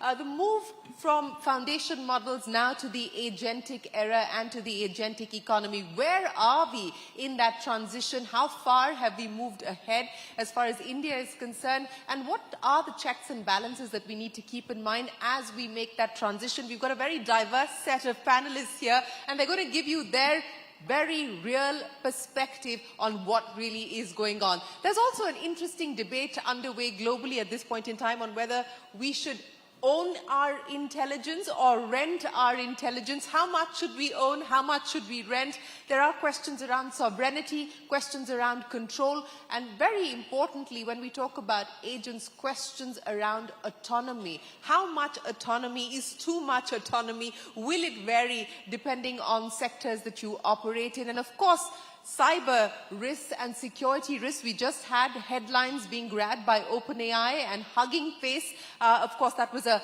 test environment, but we did see the impact and the implications of an agent going rogue. So how do we ensure that we're not heading in that direction? All of those are very important but equally complex issues. So Ramesh, without further ado, let me get started with you. Rent intelligence, own intelligence. I know you're a big believer in owning intelligence. You've done that at HDFC Bank. Run me through why you believe it is imperative in the AI era to own your intelligence. I think I've been very big proponent, not because, that you can't just rent it out, but the fact is that intelligence inherently has to be manufactured. I mean, if you think about it, right? And in an industry that we are in, we're not going to compete unless we are a tech-driven company. I mean, it's very, very obvious that 5 years down the line, I don't think you will have common bankers. You will have front end and you'll have only technology. And from that perspective, it's very important that you own. But also there are reasons around sovereignty that you spoke about. I'm sure we will delve upon it. But there is another thing that's happening. I think industrialization of AI, Shirin, is not easy. It's not like you just go and pull out your cloud and you start kind of prompting and things will come out, okay? But that's the assumption almost, because it's been made to seem like that. That's the assumption, but when you get into the real production scenario in enterprises, it's infinitely more difficult. And that's where a lot of focus, and this whole debate about India missing the AI and all of that stuff, if you look at it, there's so much of work to be done. Simply, in terms of building intelligence, building smaller models, doing better fine-tuning of models, making it so domain-driven that and in our industry, it's a 1-0. You expect 100% accuracy. You're extracting let's say, check image. A 0 gets missed out, you are done, So to get to those levels of insane accuracy, a lot of intelligence has to be done. And reasoning and intelligence are very inherent to human mind. That's why I'm a very big proponent of making it in-house, Making in-house, owning intelligence, that's what you've done with Neve, which is the platform that you created at HDFC Bank. How hard was it for you to be able to put that together? My entire, Shirin, the whole idea came from a visit to the US a couple of years back. And, I had a bunch, all ideas come sometimes it's very interesting to back your people. We were just going around looking at all the big techs. Everybody is showing us a lot of the platforms, which were pretty good, not that they were not good. And there was this two blokes who came and said, Ramesh, what we should probably try and build it. I said, are you crazy? I mean, this is not something that, So he said, okay, give us, we don't want too much of money. Give us 3 months. We'll put together something. Okay. And that's how the idea was born, Shirin. And the second thought process that I believe very truly for banks especially, you will have a situation of risk and governance catching up. Yeah. They are in a catching up mode. I'm being very honest about it because the regulator is still trying to figure out what this AI is all about. Yeah. How do you guardrail it? And one of the things I'm very clear is that the platform approach helps you to keep things very tight.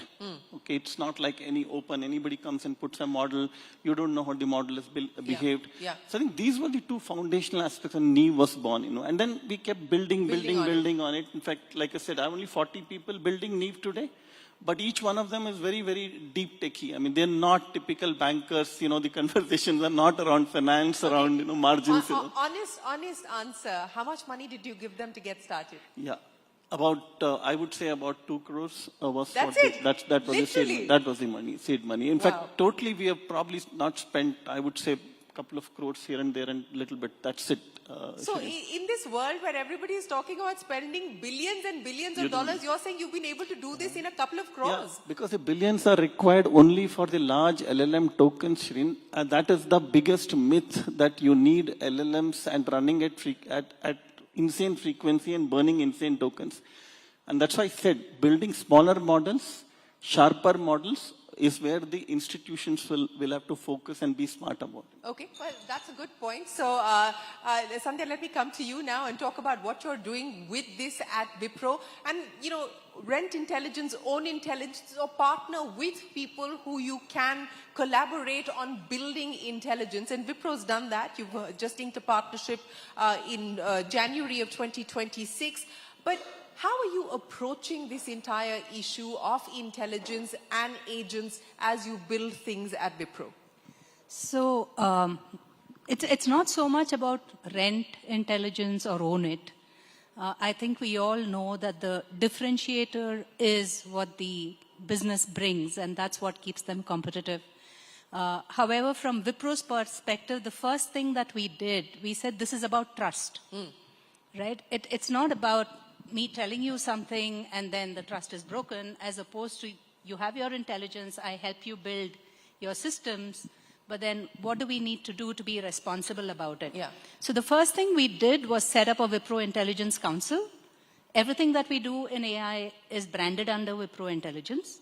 Our leaders across the various business units and support functions are a part of the council. We have appointed a leader for responsible AI, a very eminent, known personality in the industry. And we stay ahead of the curve in terms of making sure that every one of our 230,000 employees understand what it means to be responsible in terms of AI innovation, AI experimentation, which we do want to encourage. Yeah. Right? And speaking about the large language models, I think initially it was essential for us to learn, to master, to understand the possibilities of what we can do for our clients, and our clients are experimenting as well.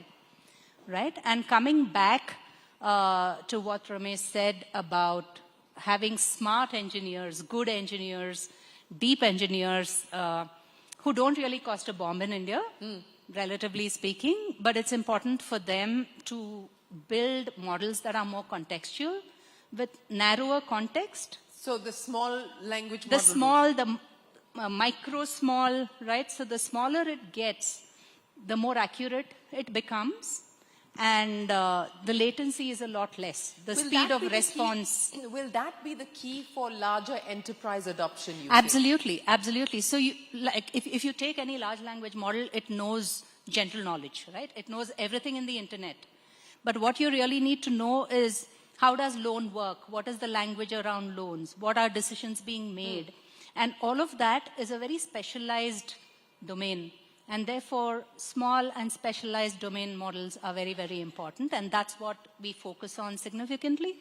We're also focusing on transforming our engineers into what we call internally, in a fun way, as exponential engineers.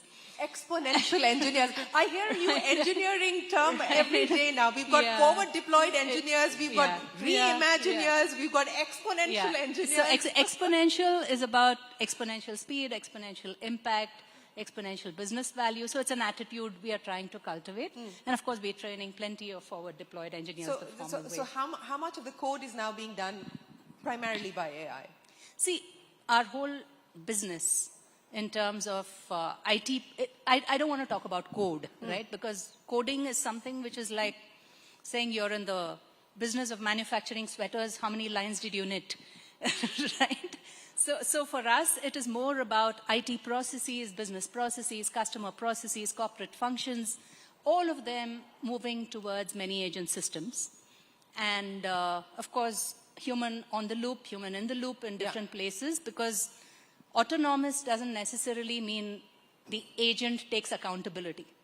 Yeah, so it's the human who takes accountability. That is an important debate to have as well. But let me reframe that question. What is the human to agent ratio currently at Wipro? Wrong math again. Okay, wrong math again. What's the right math? Right math is outcome. Right math is, have you defined your business goals? And are you achieving those business goals faster, better, and cheaper? Right? And we are working towards that. Ours is a very diverse organization, as you can imagine, across the globe. Different industries, from traditional manufacturing all the way up to high tech, right? So from that perspective, it's difficult to put one number on it. But yes, and HDFC is a client as well. So to that extent, there is a collaboration and there is transformation. Okay, collaboration and transformation. Swapna, let's look at the big picture now, and let's talk about adoption at the enterprise level. What is the data telling you in India today? Also, how safe is this as we move forward to this agentic economy? Are the guardrails in place at an enterprise level? What's the data telling you? So first of all, thanks for having me, Shireen. The data is based on all the conversations me and my team have with customers across verticals in India. And the adoption seems to be in some pockets when they're having chat conversations with their customers for B2Cs. And for B2B, generally, if they have a developer environment, they're using a lot of model development use for their application development by engineers, right? Now, the security concerns are definitely there, and that's a good thing. To be concerned about security is good because the difference between a normal traditional application that we used to have in yesteryears, which has been, first started on-prem, then it started getting developed in the cloud. Unlike those applications which, even with microsegmentation, would allow to be engineered in such a way that you could upgrade certain components. AI applications are constantly alive. They're constantly morphing. And then when you start building agents, they are ephemeral. So they will come, they will go. Having control over what these agents do and how much freedom they have in the enterprise is, I guess, the biggest concern of customers. And that's a good thing. Because we have seen when agents are allowed to do more than they should, and they're allowed to be free, they actually try to do more because they think it's a good thing. So I'm using the word think a little carefully, but the intent of the agent is to do more. They're built for that.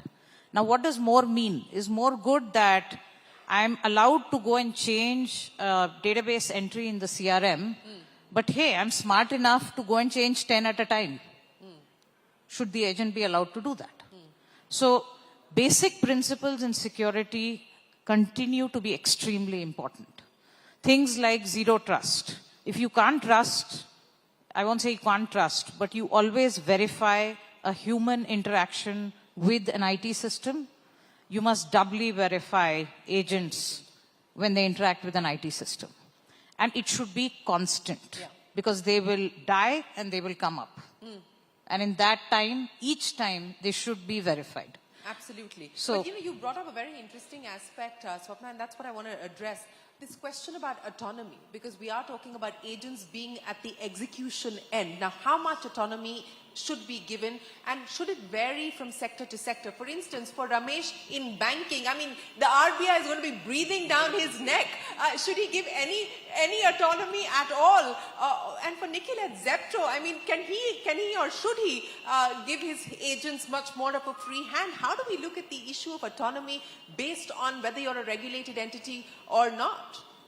see, regulated entities, and I would say rightly so, have come under a lot of learnings right now.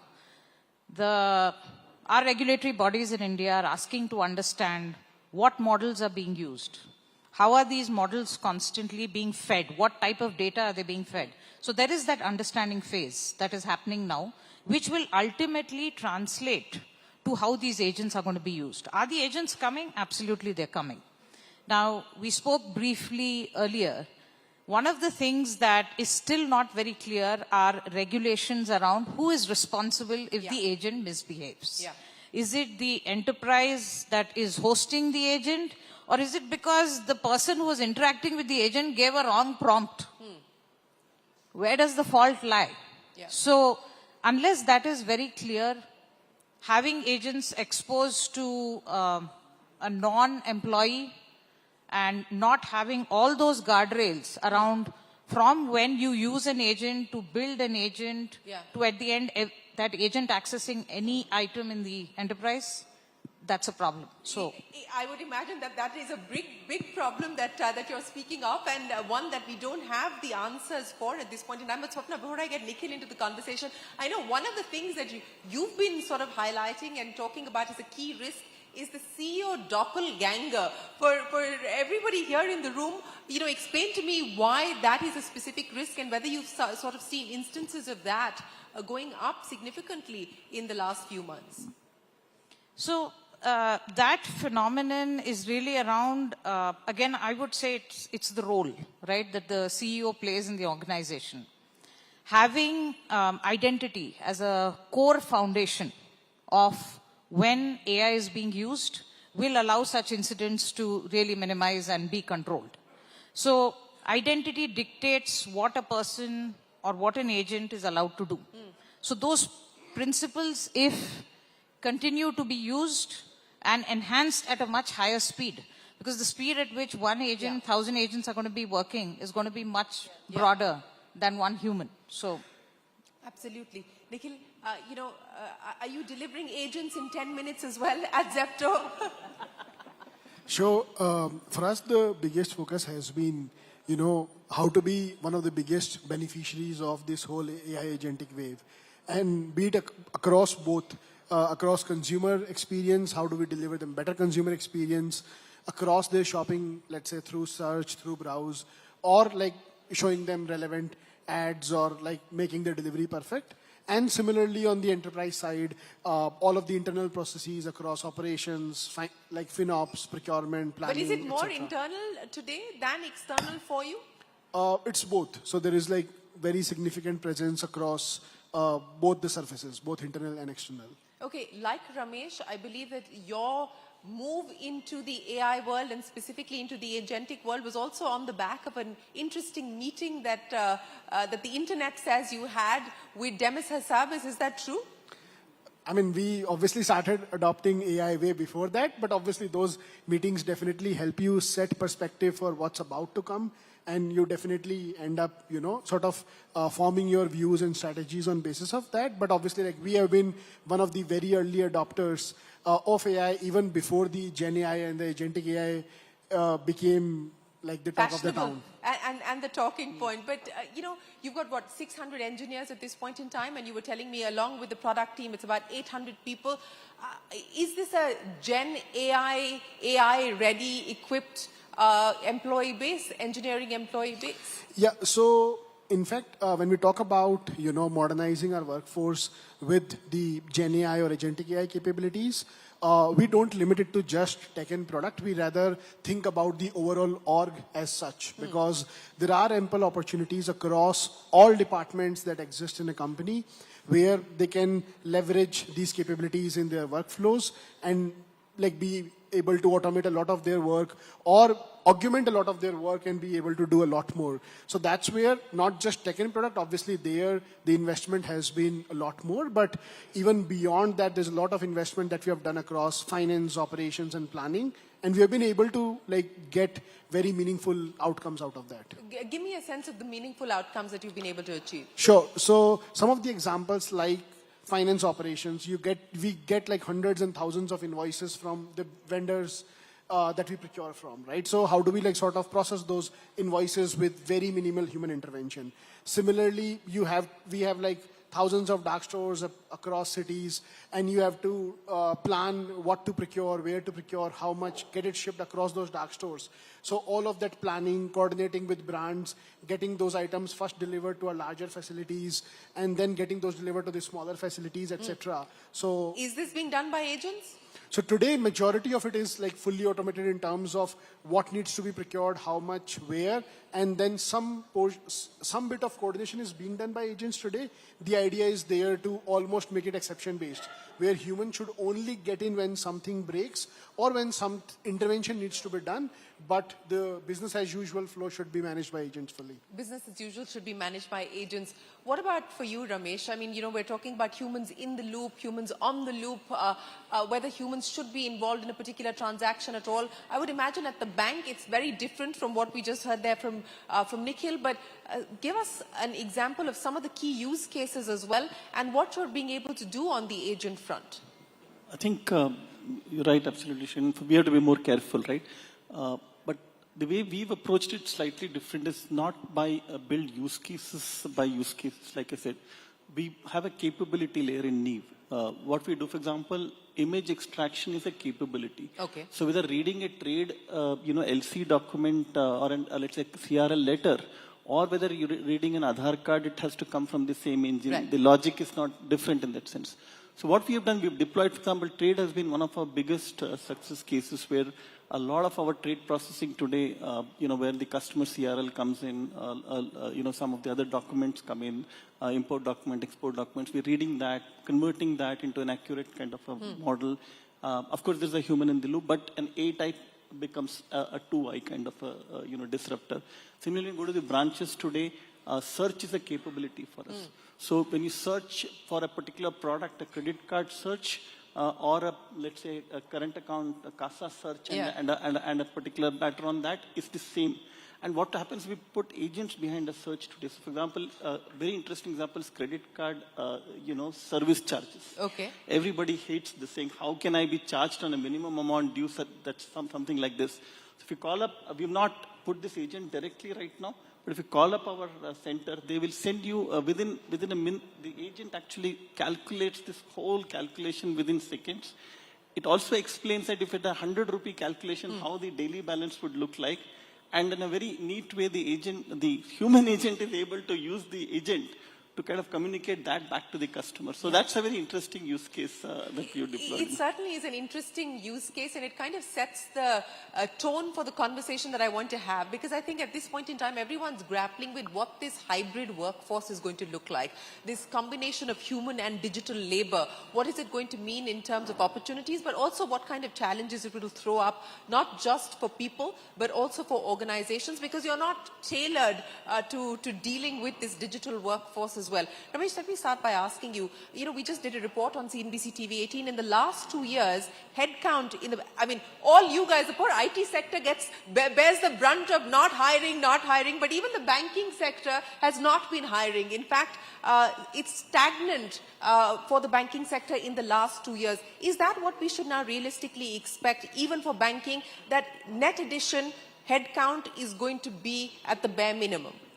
No, I think you would, but look, there is a human angle here. Let's be honest. We are a different country. We just can't just go and blast out, and that's been our vision. That redeployment of skills is a very, very, I think we should start focusing on that conversation rather than replacement conversations. And the example that I gave you, the trade officer in the middle who spent 30 years doing trade documentation, put him in the front, and you see the magic that he can do in terms of helping the corporates to go deeper into the trade problems, right? So I think the way we look at it is as the solid line attrition, kind of straight line attrition kind of starts tapering down, you're not going to backfill, but you are going to reskill. So your organization is definitely going to, the numbers are going to go down, but they will go down in the natural conviction and not an artificially forced, that's the right model for India, we believe. No, fair point. So you're saying that you would rather reskill than replace, but you're also admitting that you're not going to be hiring the kinds of numbers that you were hiring previously. And that is just the reality that one is going to have to not just accept, but one is also going to have to build for.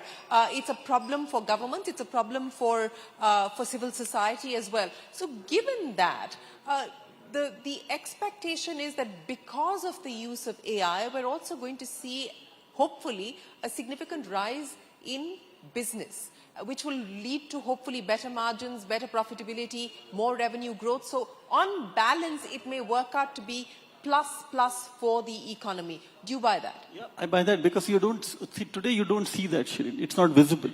But open up a Jira, board for any company and see the amount of backlogs that one carries. It just tells you the amount of work that's pending and you are prioritized. You go to every single corporate in India and you will find, and I'm not saying, you can ask anybody in the panel, you would have huge amount of backlogs. Each of that backlog has not been done today because we haven't had the priority and the bandwidth. And if that can be dramatically, changed, and the frontline, productivity can be increased, you will see a dramatic change, to my mind, and that will play out in some years. It's not going to be visible. Pain will be there for a few years. That is the big question. How much pain do we endure? What does the short term mean, Sandhya? How long is the short term going to last? And what happens to jobs? I mean, it's a genuine fear. It's a genuine concern. And to Ramesh's point about reskilling and so on and so forth, we were talking about that. Now, coding is on the back burner. You've got FDEs as being the sort of way that you're looking at engineers going forward. what should we realistically factor in from a jobs point of view? Look, I think from Wipro's perspective, we look at 4 quadrants. Job roles where AI can easily replace the human, right? Which are probably lower end jobs, automation. I would also say low risk kind of jobs that it's okay to let AI take over.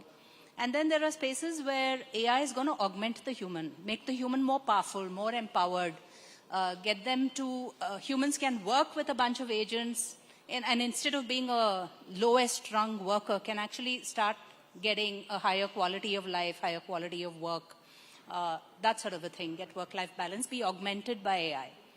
And then there is another quadrant where those jobs are not going to exist anymore, right? Which is true. It is true of every era that we have seen in terms of evolution. And then there are jobs where only AI can do better than humans, right? So those are the 4 quadrants we are looking at. And obviously, we are looking at reskilling, upskilling, transforming our workforce. In the middle, there was a little bit of a thing about bottom of the pyramid jobs are going away, but we are hiring actively from campuses because the new generation is born AI today. I don't think they fear AI. And all they of don't seem to fear anything, by the way. Which is true. Which is true. Speaking of the recent events that we have seen in the industry, in the world as well. But I think, so we are hiring. So I don't think the young people need to fear, am I going to have jobs? They're going to have a different need of what a job looks like. There are going to be different roles that they can occupy. The middle levels are struggling, as always. So there's a lot of training, transformation, KPIs, goals that are changing for them. So that is happening. And AI only, my team specifically focuses on future. So as the CTO, my job is to try and make Wipro future ready. So we're doing a lot of interesting experiments, particularly with the doppelganger type of scenarios. And not that we're going to unleash it on the world, but we want to know what happens when. I can't wait for you to give us a glimpse of what that could potentially mean. But Swapna, let me come to you now and address for everybody who's watching here and who's watching us online on TV as well. What should companies brace themselves for? We've had several incidents grabbing headlines. You know, we just saw one from Apple's data being put out in public. We've of course seen what happened with Tata Motors. You know, which are the sectors that find themselves most vulnerable today? And what is it that you believe companies need to do to be ready for this AI future? Sure. So I'll start with what companies need to do, and I think Ramesh referred to it earlier very rightly. See, there were times where companies bought different security products for different areas in the enterprise to protect one element versus the other. The problem at that time was you had different data sets to look at when an incident actually occurred. To actually perpetrate an incident and exfiltrate data or ransom that environment, it used to take a lot of days, 4 days. It started with 10 days, went to 4 days, hours. Now, to exfiltrate data is under 25 minutes. Wow. So how can you expect a human to look at 10 data sets and figure out what's happening in the environment? And when a bad actor actually exfiltrates data, they do a lot of activity. There are 5 stages that the attack life cycle goes through. The goal is to catch it well in advance, not wait till exfiltration has happened and then find out what happened. So what enterprises really need to do is bring all their data into one place so that they can use AI to understand what's happening in the environment and prevent bad things from happening. That's, I would say, table stakes at this point. You call it platformization, you call it a single data lake for security, but that's an absolute must. And since we were talking about the application of agents, a very good use case for agent use is in the SOC, what we call the Security Operations Center. When something bad is happening, it's very hard to figure out what happened when you have thousands of servers which are on-prem, in the cloud, there are networks. There is so much happening in an IT environment in any company today. Which company doesn't run on tech? How do you know what happened where? You need an agent who can help you look at the network. You need an agent who can help you look at identity. So agents today are being used in the SOC to help humans solve problems faster, just as a use case. Now, in terms of industry, sorry, I know I'm giving a longer answer. We definitely are seeing a rise in the manufacturing space. They are being targeted, but there's no industry that is spared. I mean, we have seen hospitals in the past. We have seen airlines.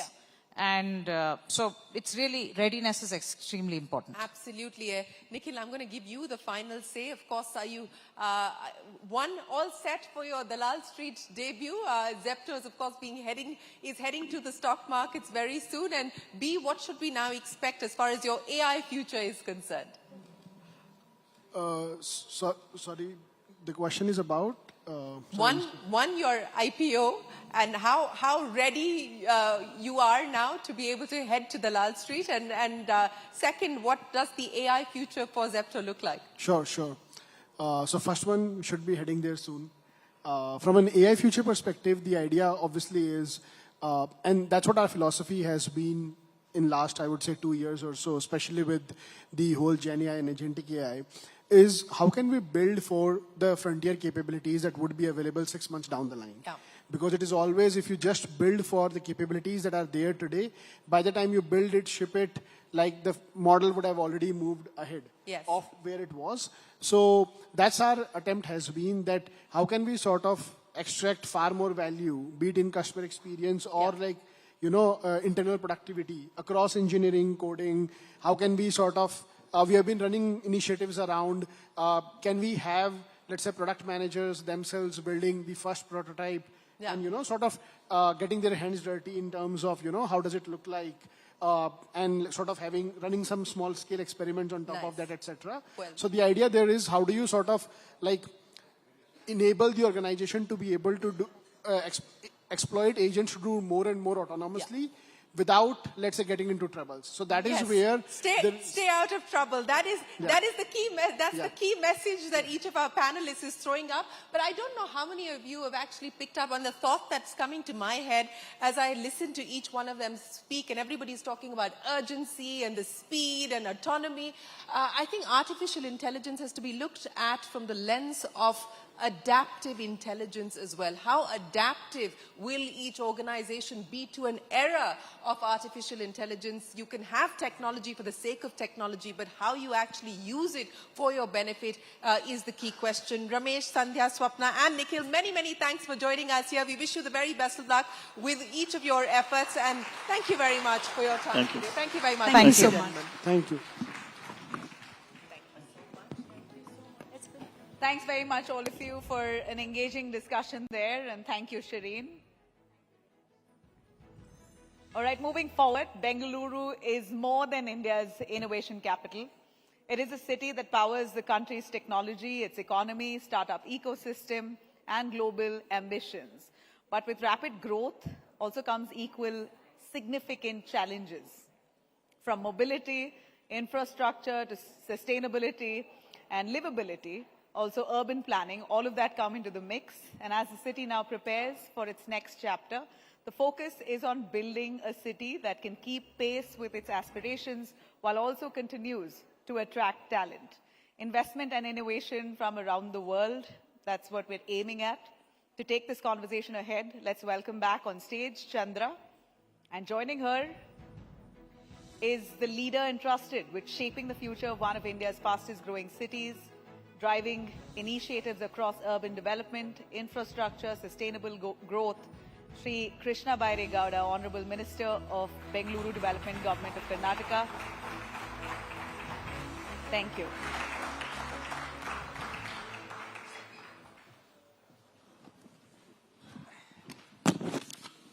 Can we hear it for the Bengaluru Development Minister, Krishna Bairegowda? Thanks, Chandra. Sir, in a way, you have the most exciting portfolio and also the most demanding one. No matter what you do, people will still say there are potholes, there is traffic, we are not getting to office on time, Bengaluru is broken, and you have a few years to fix at least some of this. How are you going about it? So the problems that we have inherited today are compounded over at least 30 years.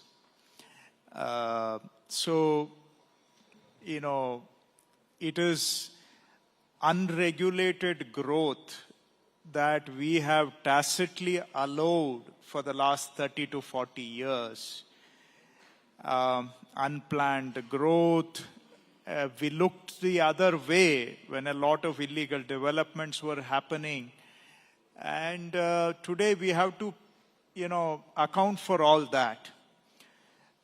Somehow, shirking from responsibility at one time with a short-sighted approach that, look, this is a low-cost model, we should allow affordable growth to happen. It compounds itself. So you will have to pay back with not only the interest, but you have to pay back with compounded interest. So that is what we are faced with today. We allowed a lot of illegal development to happen over the last 40 years. We thought that was giving affordable housing to a lot of people and affordable commercial space and whatnot. But today, you have a challenge which is almost unsolvable. Almost, right? So, as you rightly said, we can try. We can try and try and try. But still, there will be always challenges in Bengaluru. But that is no excuse for not trying. And that is no excuse for not solving the problems that you can actually solve. Right? And you give it all you've got, try to fix whatever you can, and keep trying every day. Get up every day and take a shot at what can be done and hope that some improvement comes through. You're sounding like a startup founder now, hoping to see some outcome. But it's not a startup city. It's almost going to be 500 years old in another 10 years' time. We are a 490-year-old city. But yeah, the challenges look like a startup environment. I remember when you just got the portfolio and we met you, you said you touched upon the same issue, that some of the issues are structural, too long-term, in terms of illegal construction, unregulated. But you said there are also 3-4 things that you can do in the next 6 months. And, we will see those developments visibly as we go about our lives in the city. How are you progressing on those 2-3 things that you promised in 6 months? So you have problems which are like, to talk in the business language, verticals, right? You have the traffic problem, you have the road surface quality problem, then you have the garbage vertical, and then you have the rainfall, the flooding vertical, all that. But these are all, vertical problems. The horizontal problem that cuts across all these is the governance problem. So we have had I'm sure I will upset a lot of people by saying this, but because they're all either my friends, colleagues, or whatnot. But we have had very weak governance for last 20-25 years in Bengaluru. We thought that was okay, or we thought we could live with it.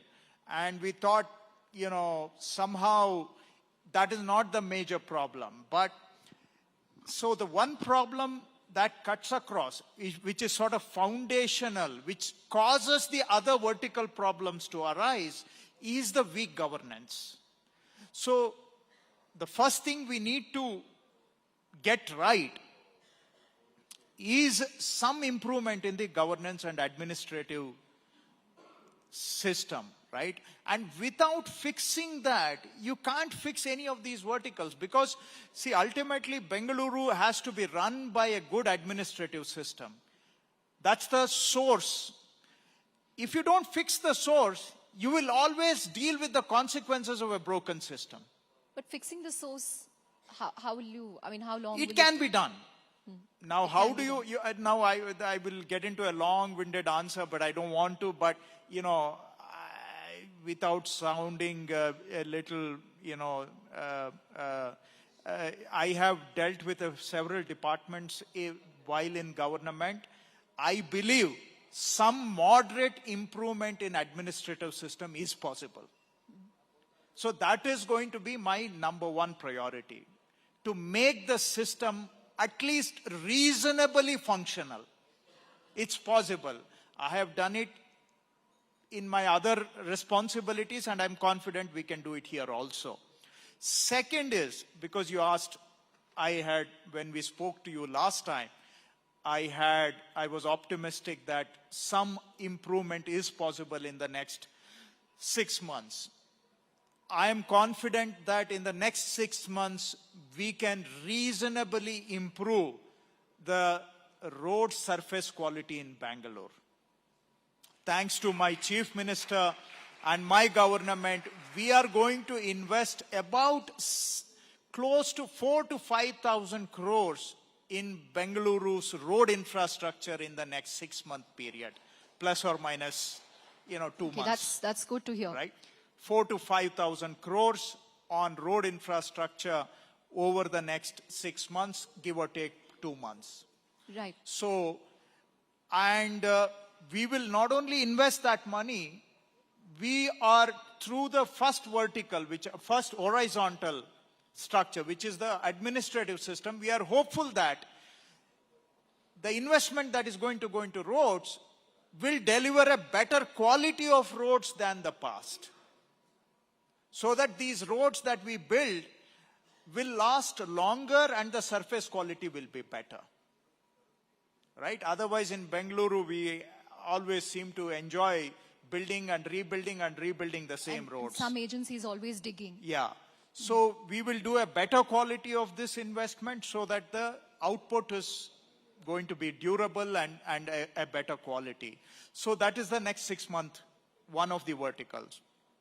The second is, we are confident that we can reasonably improve the garbage problem, meaning solve the garbage problem to a reasonable extent in the next 6 months. How? We are bringing in an entirely new garbage management system. That is again thanks to the current Chief Minister. When he was in charge, he has restructured it and he has floated the tenders and they are in the final stages. So with a new garbage management system, which has better technology involvement, which is founded more on scientific methods, we are confident that our door-to-door garbage collection can be improved, and once the door-to-door garbage collection improves, you will see fewer and fewer black spots in the city, and we will ensure that, the garbage management overall performs far better than it is performing today. So that also is a target that we have set ourselves for the next 6 months. Just one follow-up to garbage before you move on to the next vertical. I remember the current Chief Minister, Mr. D.K. Shivkumar, when he was Bangalore Development Minister, he said, he alleged that a mafia was operating in the city's garbage collection system. And, one of my colleagues recently did a story saying that, even GPS installation in garbage tippers has faced resistance. How do you plan to counter this? Okay, the current garbage management system dates back to 2006. Between 2006 and today, Bengaluru's population has grown by almost 70%. However, between 2006 and today, we haven't been able to institutionalize a new garbage management system that is more equipped to deal with today's complexities. Why? Because there are various interest groups. You call them whatever name you want to call. Mafia. That's your choice. I'm calling them a more acceptable, less rancorous interest groups, right? And they leveraged various institutions, the political institutions, the judicial institutions, whatnot, to make sure that a new system doesn't come into place. And here part of the credit should go to the current Chief Minister, that somehow he has fought all of them, and now we are ready to put in place a new garbage management system, right? So 2006, many governments tried in between to put in place new systems. They floated tenders several times, but none of it attained finality. So after 2006, today we are running on ad hoc garbage management systems, flouting all norms. So if we are able to institutionalize it in the next 6 months, this is, mind you, after 20 years. You're changing the system again. We are actually going to a proper system. Now, if we are able to implement it better also, then at the end of it, we will have a better management of garbage. And I'm confident that with our government, with our Chief Minister, we can do it. I'm confident. So, of course, it will be a test whether we can do it or not. And I will be held accountable. I will be answerable also for it. And we will see. I'm confident we can do it. Okay, so you mentioned road surface quality improvement, garbage. What's the third or the fourth? So the other one is this.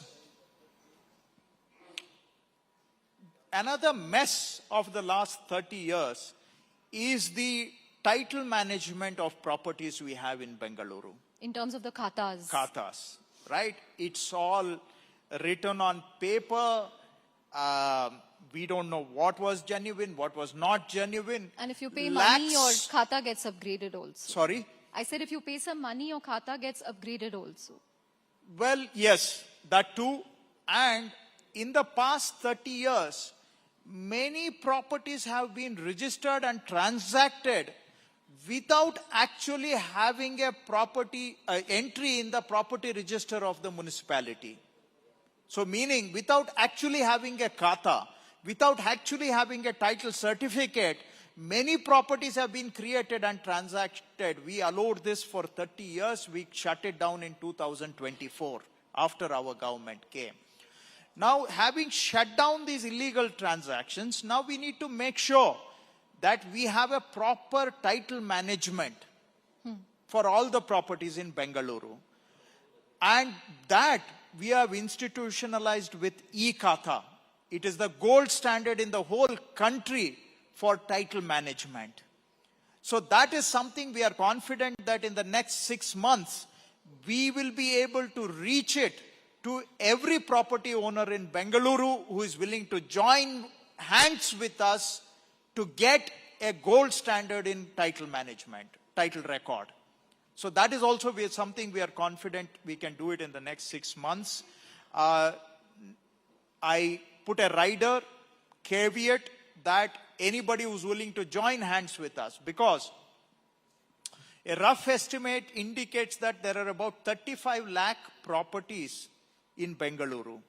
However, if you look at the number of properties who are actually paying tax, it is only 18 lakhs. However, we believe 35 lakh properties exist, right? So only half of them are paying taxes. The other half are free riding on the taxes paid by other half. It's free riding on the commons. Secondly, if you look at our past paper records of how many khatas exist, it is only about 24 lakhs. So the rest 10, 11 lakhs have never made an effort to get a khata. So that's why it depends on people's cooperation also. So if they come on board, we can ensure that all the 35 lakh property owners have proper title documents also. That is something we are confident we can do in the next 6 months. So these are some of the things we are hopeful that we can do in a short term. Then, of course, we do have plans for the medium term and the long term as well. Sounding like a CEO now. Verticals, horizontals, short, medium and long, but I hope you meet all your targets.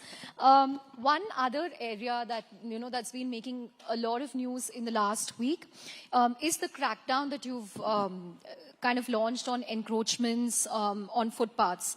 How do you balance the right to walk with the right to livelihood? right to livelihood. Look, today the biggest challenge that the whole country is facing is of lack of livelihood opportunities. That's why so many youngsters are out on the street today as we sit here and discuss, right? So the squeeze for livelihood opportunities is a very serious one.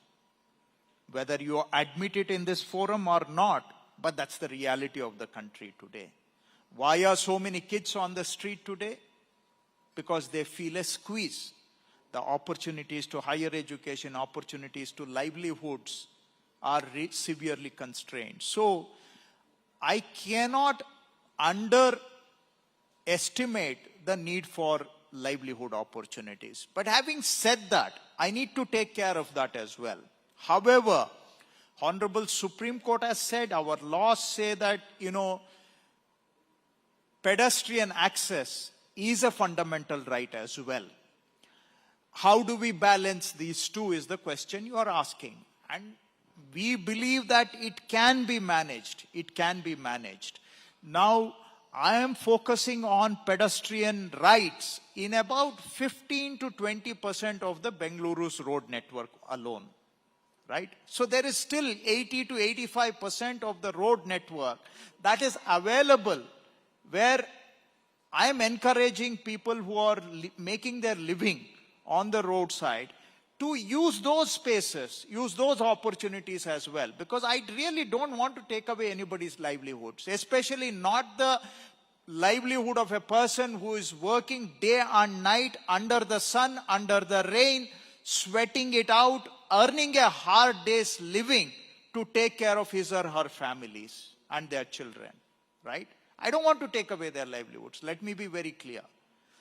But I believe a balance can be struck between these two.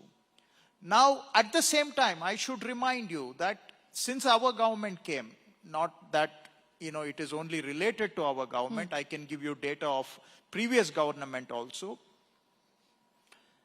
About in the last 3 years, about 1,000 people have suffered death in Bengaluru.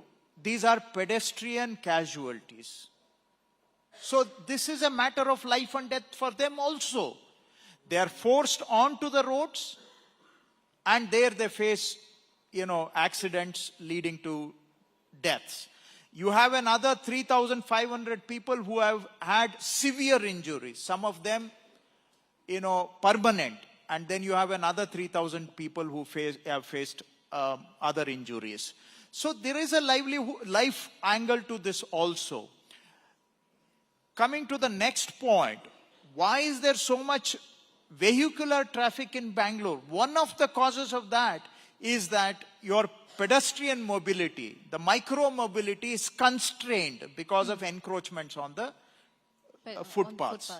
So that also causes increase in the vehicular traffic, right? Let me also frame the issue here properly. It is not only the street vendors who are encroaching on the footpaths. It is actually commercial establishments, buildings, which have encroached on the footpath by extending their property onto the footpath. They have made permanent or semi-permanent encroachment of the footpath. It is also those people. Actually, in the 10,000 encroachments that we have removed, only 2,000 are street vendors. There are about 2,500 properties which have, the commercial properties which have encroached on the footpath. Then there are 3,500 people who have put advertisements on the footpath, which also cause disruption. So let us not, condone the other segments which have encroached on the footpath. So it is those people also. So we are going after them as well. Then now we have started a drive to clear the cars which are parked on the footpaths. So it is those people also. So overall, if we can improve pedestrian access, it will bring down the deaths, it will bring down, to some extent, maybe 5%, the traffic congestion on the roads. So it is part of making urban life quality better, improving the urban quality of life. So this fits into that, but to answer your question, I'm reasonably confident that we can strike a balance. Got it. We have time, I think, for one or two more questions, sir. One of the other areas I remember we spoke about was, how can we hasten the pace of metro expansion in Bangalore, which is one of the slowest in India, the number of kilometers we add every year. You have kind of taken BMRCL to task. We have seen some of those videos also. What happens next? Have they committed that, we will increase the pace, we will add more kilometers? Definitely. But first, let me dispel another Bangalore urban myth that I am equally dissatisfied as you are or as an average Bangalorean is. I believe that the metro network expansion should happen at a faster pace. But it should. There is no, I'm not trying to cover it up or deflect that attention. But also, let me also remind you, in the entire country, as of today, we have the second longest metro network in the entire country. After Delhi, we have the second longest metro network today. And our expansion is also not slow compared to any other city except Delhi, I admit, right? So nevertheless, why should our rate of expansion not match Delhi? That is a question I'm asking my own people, and we will work towards that, and I'm confident. And by the end of next year, that is 2027. Calendar year or financial year? No, December. December 2020. We are confident that we can open sections 2A, 2B, all of those can be operationalized. So I'm confident that, by the end of 2027, our metro network will cross about 170 kilometers. Right now it is at 96 kilometers. We are confident that by end of 27, we will reach 170 kilometers. It's not an easy target. Because technically you've been adding only 6 kilometers a Yeah, year. but mind you, we are still the second fastest in the country in terms of total length and also capacity addition per year. We are still the second highest in the country. Don't keep bad-mouthing Bengaluru forever. I mean, that's a favorite pastime around the country, but... Only because we care so much about this city. Yes, but we should be factual also. We should be. We are open to criticism, but it should be fact-based. That's all I'm saying. So we have the second longest network. We are adding, and yes, I admit your disenchantment with the pace of the work. I am equally disenchanted as well, because I've spoken so. So we will make sure that by end of 27, we cross 150 kilometer network distance in Bengaluru. And ultimately, we are working towards 250 kilometers. And by 29, suburban rail also. 29, we will start rolling out suburban rail to operationalize it. And by 2030, by the end of 2030, we want to operationalize about 148 kilometers of suburban rail also in Bengaluru. So we are equally committed to expanding metro as well as suburban rail, which are the mass transit solutions. We hope that will in turn bring down the vehicular traffic in Bengaluru in this time horizon. Great. Final question, on the civic polls, again, which have been delayed for years. I think the last BBMP election was in 2015. And the Supreme Court recently directed that elections must be conducted by December 2026. Do you think the SIR exercise could, interfere with that timeline, or will it happen by December 2026? If you can just leave us with that. Well, we were committed to holding the election sometime very soon, but we requested for additional time because of SIR. Yeah. Right? And you may ask why? Because all our human resources deployed for SIR, right? Correct. And SIR is going to produce a new voters list, right? And if we had to hold the local body elections in the month of August or September, we would have had to do it on the old voters list. Once the SIR is finished, that old voters list will have no validity. So you would have ended up with a real legally unjustifiable contradiction of holding an election on a defunct voters list. So it would have thrown up a real legal challenge. It would have raised questions about the validity of the election process itself. So hence we sought permission from the Supreme Court for the SIR to complete, which will produce a fresh voters list and allow us to hold elections on that voters list rather than a scrapped voters list by the middle of August, right? So that is the reason, and we are confident that with the Election Commission's timeline, where they hope to have the final voters list in the month of September, we will be able to redraft the voters list for the GBA elections, and that we are confident that in December we can complete the elections. Great. Thank you so much, but I want you to leave us with your favorite part of Bangalore, or something that you like to do on a Sunday morning or a Saturday evening when you have time and you're not taking officials to task. What's your favorite peak Bangalore thing to do? Look, the coffee in MTR, there is no match for it. The Lal Bagh MTR. Yes, the original MTR. So, but I don't get to go there that much. But there is still, for me, no match for a cup of coffee in the original MTR. So, when I do get a chance, there is still no comparison for me. And you can't really put a value on a good cup of coffee. Good cup of filter coffee. Yes. On that note, thank you very much, sir, for taking all our questions and being very candid and open as always. Thank you very much. Huge round of Thanks, applause for the Chandra, minister. and thank you all. Thank you very much, Sir Krishna Bairegowda and Chandra, for joining us with that enrichful discussion. Now, moving forward, thank you, sir. Bengaluru has long been a city of reinvention. From India's IT revolution to its startup boom, it has consistently adapted to the changing times and set new benchmarks for innovation. Today, however, the city's next chapter will be defined not just by the technology, but by its ability to build world-class infrastructure, improve livability, and create a future-ready urban ecosystem.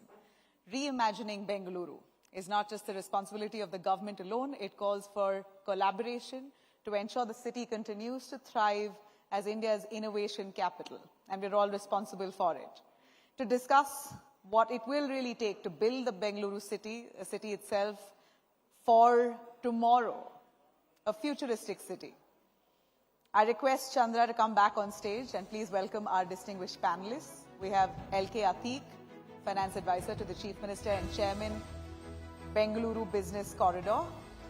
We also have with us T.V. Mohandas Pai, Chairperson, and Aaron Capital Partners, and Malana Sasalu, CEO, South Purvankara Limited.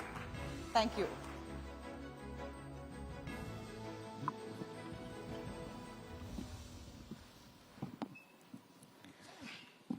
Thank you very much. Thank you very much. It's great to get all three of you after a very power-packed session by Krishna Bairegowda, where, to be fair, he took all our questions. He also gave some near-term milestones with respect to the quality of the road, a new garbage management system. And he's also said that, on the title registrations. And also he said that, he will improve the pace of construction of the metro. Well, I have to start with you, Mr. Pai. As someone who feels very strongly about Bengaluru and its civic infra, what do you think? Are you more optimistic this time around with a minister who's very connected and on the ground? Look, we have a minister who is working on the ground. He's a young minister, very enthusiastic. And I think he's going to do a great job. All of us support him. He's got a good set of officers. And if anybody can turn around Bangalore, it's going to be Krishna Bairagoda. We've seen him take action. We should all support him. All of us support him and are working with him. Because look, Bangalore is suffering from prosperity. All governments in India don't know how to handle prosperity, especially Vidhan Sauda. Because, you know, all of them sitting in Vidhan Sauda live in nice bungalows in the CBD. They got their cars, no traffic. A former chief minister told me when I complained to him long back, he said, traffic, Ellie, they vary the traffic. I said, you got a police car in front and back, they clear traffic, we have to go in traffic. So, when you have 27 lakh cars, 35 lakh houses, like the minister said, everybody wants to buy 1 car, 2 cars, 3 cars, they want to go for holidays, they want to go on the weekends, you're going to have a traffic jam. The government is 15 years behind. Now, Atik is building that business road. That's going to really help matters because it'll take away some traffic from South Bangalore. Yesterday I was in Mysore and they're all saying we want connectivity. I said, you go meet Atik and, you know, once he built the road, airport to Mysore will be 2.5 hours. It will be like suburb of Bangalore, like going to maybe JP Nagar otherwise, you know. But I think a lot of good things are happening. We have to clean up and we want civil society to work with them. For example, Chandra, there is ORR, 18 kilometers, 9 lakh techies work there. Yeah. 1,500, 2,000 companies. There's no road like this anywhere in the world. Go look at all the logos there. Unbelievable, greatest companies in the world are there. Now, we must give them a good road. Clean it up. Now, there are 23 tech parks. All these tech park guys are counting money every day. Why don't they join together, clean the road 1 kilometer each side in the front and make it up like Electronic City? Electronic City, we are spending our money, running it. It's beautiful. Go see it. Why can't these guys do it? I want Atik as an officer to call all of them and read the right act and tell Jitu Virwani and others, you better do the work. I mean, it doesn't cost them money. They got all the staff there. Let them do it. See, we have to participate in building. We have to do the same thing and we have to do it. We need a one-time cleanup to make Bangalore walkable. 2, very importantly, we have to fix the metro issue. You know, now I think Atik has promised us 500 kilometers of metro. So no house in Bangalore is more than 1 to 1.5 kilometers from a metro station. I hope he pulls it off. We want him to work 7-8 years, 24/7 to make it happen and give the money. He knows how to raise the money. He'll draw the bank and get the money. So I think we need that. And we need a very strong management in the metro. It's a failed management. It's 5 years behind schedule. They're not giving any date. Before I end, I'll say one thing. There's a yellow line to, Electronic City. Train 11, 12. He's been in Bangalore for 45 days, 13, 25 days. They're still not releasing it, Atik. What is wrong with them? I don't know why they're waiting. Let them put every train will save 2-3 minutes. They should put that. Train 14 is come. Train 14 is come. I follow it. Where is Christine? I keep messaging that guy. He doesn't reply at all to find out. Christine should reply. So look, Bangalore is a solvable problem. Minister Krishna is doing good work. We're all working with him. Atik is building that big road. And I think once he builds the peripheral road, it'll take away a lot of traffic. And let me tell you, all this doomsday says Bangalore is going, all that is rubbish. We have, let me give data so people should know. 26 lakh techies working in Bangalore. Largest collection of techies in the world. 65,000 IT companies. Where do you get the data? Look at income tax return. How many companies are filed under software and hardware and all that. 22,000 startups. 56 unicorns. $130 billion of software service exports, including $100 billion. And we hire 125, 150, 200,000 people a year.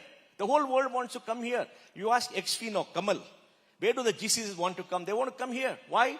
You can hire 1,000 people with the best technology, AI, BI, all that, in 6 months. You can't do it in Hyderabad. You can't do it anywhere else. Okay. Mr. Atik, Mr. Pai has Very given you a lot of I want Shirin to things listen to all this. He's given you a lot of things to do, but let me start with your role as not only financial advisor to the CM, but also the CEO of the Bangalore Business Corridor. What's the current status? What's the timeline for implementation?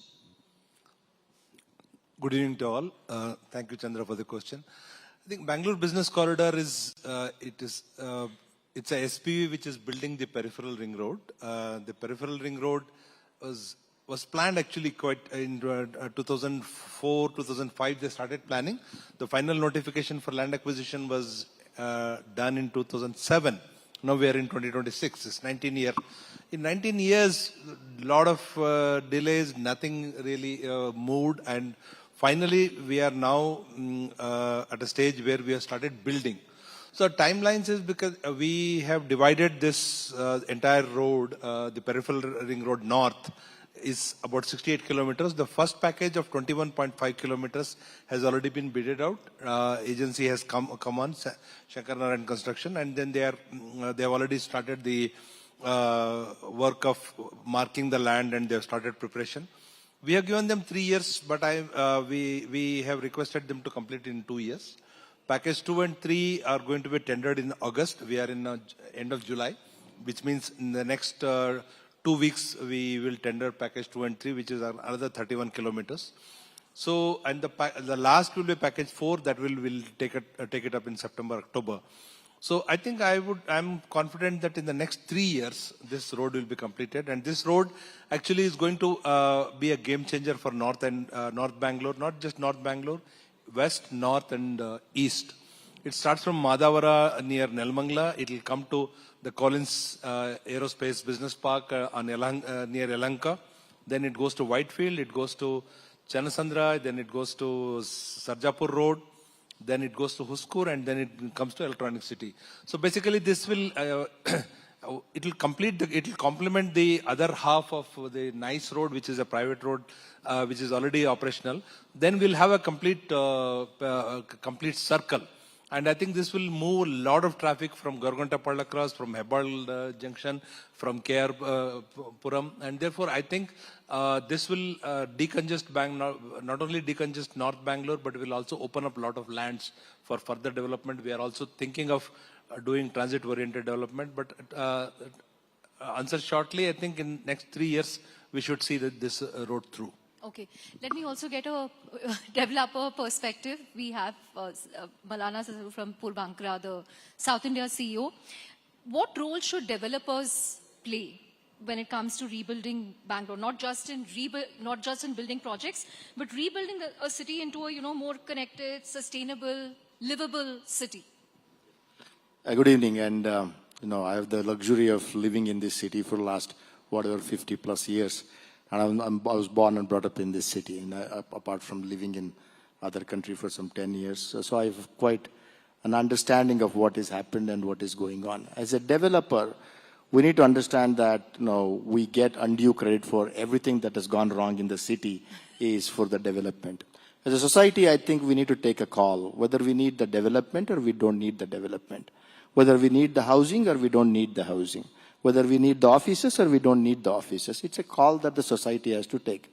We've embraced development, and so if you embrace development, then you have to enable the development. See, as a developer, we need to, I have to tell you this one, whether you're developing a 2 acres land or a 5 acres land or 10 acres land or 50 acres land, I am confined, and my span of influence rests within that 50 acres or 10 acres or 15 acres. And my approvals are 12 approvals that I'm supposed to take, governed by strict governance, and I'm supposed to be within that. Outside my property, I'm not even supposed to touch the road. So, having said that, within that, if you say that your FSI is 3.25, you can build an FSI of 3.25 or 2.25, 2.25. At least in the last 15 years, I don't think any of the listed developers have built 1 square feet more than what we are allowed to build. So having said that, but we still have a role to play. What is that role to play is participate more in this public-private infrastructure and other things where we do not participate as much as we should be participating as an industry in having our views on development of whether it is the peripheral ring road or the inner ring road or outer ring road, whatever we develop, we do not participate that much. And so I think that is where I think we should participate a little bit more. Mr. Pai, you seem to disagree with the initial part of his answer. Well, the developers will always crib. They have to pay big bribes to get all approvals. The standard tariff card is there. I mean, everybody knows that. It's gone up in the last 3-4 years. But they have a problem. But what I would urge them is, the footpath in front, please make it up. Keep it clean. Whatever you can do for the public area in front of your building, please do it. Because we got a failed governance system. It's a failure, whatever you do. But he says it's not something that he can control. You can clean the street in front. Nobody's preventing As Mr. Pai was saying that I don't mind. For example, I've got a Bangalore North property, 50 acres, and I want to do a 5-kilometer road by myself. Yeah. And then that's if you not want to possible. build a road, If I build the road, people say that he built the road because he wanted the FSI. no, if you build a road, go to Mr. Atiq, he'll give you approval. Go meet our chief minister, he'll give you approval. Please build. You know, Prestige built a flyover in 9 months. It has been a boon. We are not supposed to build, but you know, you do it because we are in a crisis. And keep the footpath clean. Make up the footpath Mr. in front Atiq, of your places. public infrastructure, should it be the responsibility of private developers? Does that mean the government has thrown up its hands? I don't think it's the responsibility of private developers. What Mohan is saying that they should develop their own in front of, at least keep it clean. But I think public infrastructure has to be done by public agencies. It is, the government is not throwing up its hand. We have to plan and we have to do our own infrastructure. We are, in fact, we are not, where private developers are coming forward, like Prestige flyover that Mohan mentioned, etc. It actually helps them, their campus also, and it's a kind of a win-win for both. Therefore, if there is a private participation that's coming forward, then there is nothing wrong with it. But the primary responsibility of public infrastructure is with the public institutions. Right. If you can also give us a quick update on when this AI university is coming up. Mr. Kharge also spoke about it today. Yeah, actually, this is a very bold announcement we have done, and Mohan disagreed. And the other day, should I quote the private conversation we had? Please, please. He just called me and said that, Atiq, what is that you prepared is going to be a failure. I said, no, it's not going to be a failure. Why not? Then he says, it's going to be a failure, but it can succeed. How it can succeed, that we discussed. Basically, this is a aspirational goal that we have achieved. And I don't think it's going to be a failure because in the past also we announced a triple IT. Even before the central government started the triple IT, the triple IT-B was started by Government of Karnataka. Government of Karnataka has been pioneer in many policies, and triple IT-B was one such. And this, I believe, is our next big announcement. Actually, there are not many AI universities in the world. Actually, there is MBZ AI University in UAE, and Stanford and MIT have AI schools. But I think I strongly believe that AI university is something that we should have. And we have now a plan for it. In fact, today morning I had a detailed discussion with Chris Gopal Krishnan at West End. So what we are going to do is we are going to put together a group. Then we are going to allocate some land. And we are going to start a university, but even before the university comes in, because university needs a legislation, it needs infrastructure, etc. But we are not going to go wait for that. In fact, this is a suggestion actually Mohan gave, and we entirely agree with it, that we are going to kickstart offering courses immediately with the existing institutions. Those could be Triple ITB, we could request Indian Institute of Science. I have already requested the University Vishweshwaraya College of Engineering. They are very excited about it. We will ask VTU.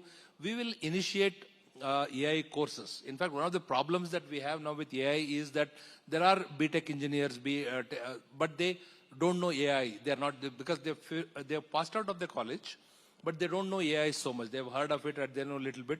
If you can offer finishing school kind of a courses, which could be 3 months certificate course, or 6 months for certificate course, or a 1-year diploma, which will actually introduce them on the entire the gamut of how the AI is to be used, and then they will be immediately very valuable. Let us start with that, and then we plan diploma courses, degree courses, and eventually we also look at PhD courses. We have multiple use cases. What are the use cases of AI that can be used for business, for governance, for etc. Those can also the work on those can be done by this university, both as a business models as well as a research project. And eventually we should also start looking at our own models, the sovereign AI, etc. Yeah. So we believe that we will start looking at, and it's a kind of a package deal. We have announced 2-3 things. One is the AI university, then we will have a AI hub. And then the AI hub and AI university will be located on a, let's say, 100 acres campus, which will have a IT park with predominantly AI-based industries. So in fact, that park can actually partly fund our AI university. And therefore, we'll start with an institute, we'll start offering the courses, we will eventually set up a university. We have a roadmap. Maybe in 3 years, we have a university. But immediately, we'll start focusing on AI education. AI entrepreneurship, which AI hub will do, and then we will basically will contribute to AI skilling, AI training, and eventually AI research. Got it. A quick word from you, Malala. As someone who's sort of seen operations in all southern states, the infra problems that Bangalore keeps cribbing about, is it just more amplified? Are other southern cities better off? Because, you know, there were also videos going viral. One rain in Hyderabad and there was like a never-ending traffic jam. People in Chennai keep complaining that, you know, their airport is not up to the mark. So just give us a South India perspective as we wrap up. I think all urban cities, face similar problems, whether it is Hyderabad or Chennai or Bangalore, and Bangalore is more amplified. In fact, the urban problem exists across the world, except for Tokyo. There is no other city in the world where there is no traffic block. Everywhere there is a traffic block, and maybe it's a little bit more amplified here. Having said that, for example, in Hyderabad, they built the entire ring road, the ring road. Apart from the ring road, to reach the ring road from Gachibowli in the evening at 5:30, it takes 1.5 hours. Once you reach the ring road and you're okay, right? So it is not that Bangalore has a problem. Bangalore does not have a problem. Bangalore has a problem of really governing. That's what one good thing that came out of Mr. Krishna Bairagoda's talk was governance is the problem. We are very factual and we are very good in statistics and telling the problem and where are the solutions. I can lay out few solutions for you, what can be done. If you really observe the BMTC buses in the morning from 11 o'clock to 6 o'clock in the evening, they are so large, so big, and they are unable to accelerate. There will only be 10 people, 12 people inside that bus. And then we have several buses after the metro came in, and actually the people traveling in the buses significantly reduced. If you look at city like Bombay, we have something called an orange circle. And why don't we have within the ring road that autos should be taken off from the road? Our roads, people say that there is no discipline on the road by the people. If you really follow the discipline, you will never reach home. Because you have such non-homogeneous traffic on the road. You have from 3 kilometers per hour a bicycle to a YOLO, to a goods auto, then to a passenger auto, then you have a BMW which is trying to overtake that. Then generally there cannot be any lane system that can be possible. Which means that we need to take away that non-homogeneous traffic out of the city. You have to make the buses faster. You should be having buses which are only 15-seaters, which can accelerate faster, which can pick up faster and go. And every day there are more than 50,000 buses which actually ply to the intercity, interstate. They all come to Majestic. For what? If now we have got the metro going into all the radial roads that goes out of Bangalore. We have stations, right? Whether it's Mysore Road or Tumkur Road, and people should be able to travel to that place and have an integrated transit system where the buses should stop there and that they should not be coming inside the city. So there are several such things that we can take to reduce the congestion in Bangalore. Not that the London roads are wider than Bangalore, they are not. Got it. Yeah. We're out of time. Last 30 seconds for you, sir. I will answer 3 questions. First, you said why is people about Bangalore talking about traffic? We in Bangalore are free citizens. We talk, we complain all the time. Government responds to us. We don't get beaten up. Try complaining in Chennai. See what they'll do to you. Try complaining in Hyderabad. See what they do to you. Try complaining in Delhi. Try complaining in Bombay. You look at beaten up. Here we are free. Government talks to us. We complain. They respond to us. And they're very slow in responding up. They're nice people. They'll call you for tea. But they respond. And we are vocal citizens because we love our city. It's the best city in India. It'll be one of the best cities in the world. And if we get good officers like Atik, it'll work. Okay? That's one. Okay. Second, wait. Only 20 seconds. No, second. Look, don't be like my friend in Delhi, Okay. See, Shireen gives me time. Now, I want to tell Atik, AI, give us 5,000 crore fund to fund AI startups. The application layer for AI is going to be the growth area. My office saw 1,000 AI startups come for capital in the last 9 months. We funded about 10. We must give them grant capital. We must give them seed capital. And that's the way to grow. In 3 years' time, we can have 3,000 to 4,000 AI application companies coming up. Let them create a 5,000 crore fund. 5,000 crore fund is 1% of the annual budget. Spend over 2 years. Okay? And the last thing about public transport, he's right. We need public transport. We got 7,000 buses in Bangalore. 10-20% don't work because they're broken. They all go on leave. We need 15,000 buses. Allow private sector to come. Allow private people to run, allow private startups to come and run 100 buses, 200 buses, solve the problem.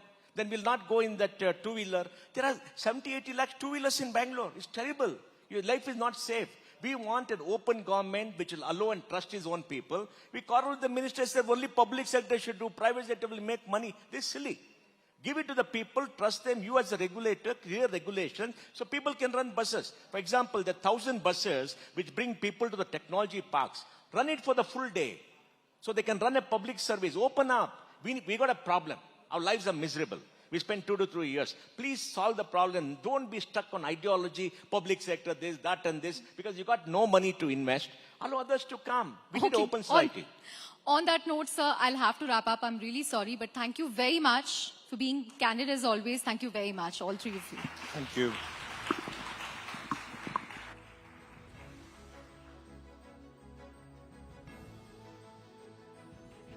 Thanks very much, all of you. Really appreciate all of you joining us here. Thanks, Chandra. All right, let's move on to India's space sector. That's now entering a defining new era, powered by private innovation and enterprise.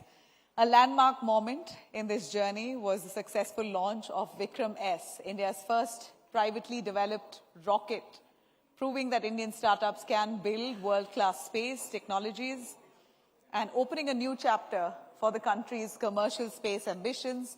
To take this conversation forward, I'd like to welcome on stage Shireen Bhan, and also joining her, entrepreneur behind the historic boundaries of innovation and strengthen India's position in the global space economy. A huge applause for Pavan Kumar. Pavan Kumar Chandana, co-founder and CEO, Skyroot Aerospace. Thank you. Come on, ladies and gentlemen, they put a rocket in space. You can surely do better than that.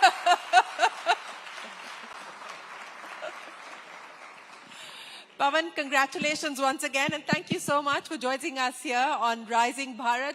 I don't know how many of you understand the enormity of what Pavan and his was founded only in 2018. So it's an 8-year-old company, and it has managed to create history. The average age at Skyroot is 28. Ladies and gentlemen, let that sink in. 28 is the average age at Skyroot. And it clearly shows you that when you have a clear vision in place and you have a clear execution roadmap, nothing is impossible, and even space is not far enough. But Pavan, let's talk a little bit about your journey before we talk about Skyroot's journey. I saw a picture that you tweeted of your father and you celebrating your birthday, and you talked about how you were terrible at math, something that we have in common. Of course, you went on to do better at it. I still am terrible at math, but it was your father's belief in you that pushed you to not just sort of get equipped in dealing with math, but really live out the dream that you eventually had. Take me through that, because very often, before we believe in ourselves, you need somebody else to believe in you. In your case, it was your dad. Yes, absolutely. And thanks, Shireen, for having me. So in fact, after the launch, as you know, I just flew to London for some stuff, and like just coming back to India. And first event is this. Thank you so much. So thanks a lot for having me. And so basically I was a very slow student to start off with, and I was not doing very terrible at school, and almost up to my 8th standard I was probably among the last people in school. And even then my dad thought, my son can go to an IIT. He dreamt that my son can get into an IIT, I should make him get into an IIT. And then he joined me a foundation course, in 7th or 8th standard when I was doing terribly at school. And in fact, I had to get into a recommendation to get into a foundation course for IIT. He got me a recommendation, got it there. And then because of that, slowly, and then I changed my school, so many things. And then my teachers encouraged me, my parents encouraged me, they thought they didn't give up on me. And somehow, the interest in math and science has grown and completely U-turned to, from the last in the school, I got into the first in the school, got into an IIT, and then of course joined ISRO as a scientist, and now we have launched India's first private rocket to orbit and made India the 3rd country in the world to do so. Made India the 3rd country in the world to do so. But Pavan, we were talking about this, and I think it's a very unusual thing for somebody, a young engineer like yourself, who'd already managed to get into ISRO, to give up on that job, to give up on that career, and imagine that you would be able to create a company in India when the private sector wasn't even encouraged to be in the space sector in India. What gave you the courage to start up in this sector when the private sector was not even encouraged to do so? Yeah, fantastic question. So in fact, I always wanted to start a company from childhood. So I had entrepreneurial dreams. I really liked people building companies, creating impact for society. And I thought one day I would start my own company. And in fact, even in college in IIT, I thought I would start my company, not sit for placements. But there was no idea which was a calling that, I should start something. I just followed my passions. I really like rocket space. And ISRO came to campus. I didn't think twice. I just said I want to get into ISRO as a scientist, got into ISRO as a scientist. I was part of the space program. I was part of the team, which built India's largest rocket. I spent good time there. And then as a streak of lightning, one fine day I felt, because this entrepreneurial bug is always there at the back of the mind, and I just got an idea, why can't we build a world-class space company from India? And then that I couldn't sleep that night. It was so exciting to me because it was like marriage of two passions, entrepreneurship and rockets. But at that time, it's a very different time when there was no policy, there was no funding environment, there was no talent in the private sector for space. Literally, odds of success seemed almost zero. But that's what I liked. I like taking risks. I felt this is an opportunity. I felt this is a time to start, where you get an early advantage. Eventually, it's going to open up. We'll be the early players. And that's exactly what happened. The government opened up the sector a few years from there, and we became the first beneficiary of it. And today, we are standing the leading company in India, one of the leading in the world. Absolutely. And of course, also India's first and only space tech unicorn at this point in time. Hopefully, that picture will change. But, from the time that you got your first check in, which was courtesy a Bangalore boy, Mukesh Bansal, who decided to write the first check for Skyroot, to turning unicorn, how hard has it been to convince people to bet on you, to believe in the dream that you've always believed in? So in fact, speaking about Mukesh Bansal, I was just with him before this. Okay, great. The moment I landed, I met him. I had lunch with him. And we were just revisiting the memories of starting Skyroot 8 years ago, where he wrote our first check. In fact, one of my friends was helping me raise capital. He just got an idea that why don't I ping Mukesh. He pinged Mukesh on LinkedIn, immediately responded. He generally doesn't respond to LinkedIn messages. That day he happened to see it, he responded. The weekend I met him along with my co-founder Bharat, and he wrote a first check, 10 crores. He started off the company and gave us runway for 3 years. And literally, that's one of the prime reasons we exist. And that risk capital took us a long way. And then after that, we made decent progress. And the policy came in. Then we had other entrepreneurs backing us. Anil and Mahesh of Greenco, they put in 50 crores of their personal money. And then GIC came in. Then Temasek came in. And all early believers. Even GIC doesn't invest in such an early stage company like Skyroot. Everybody took leap of faith.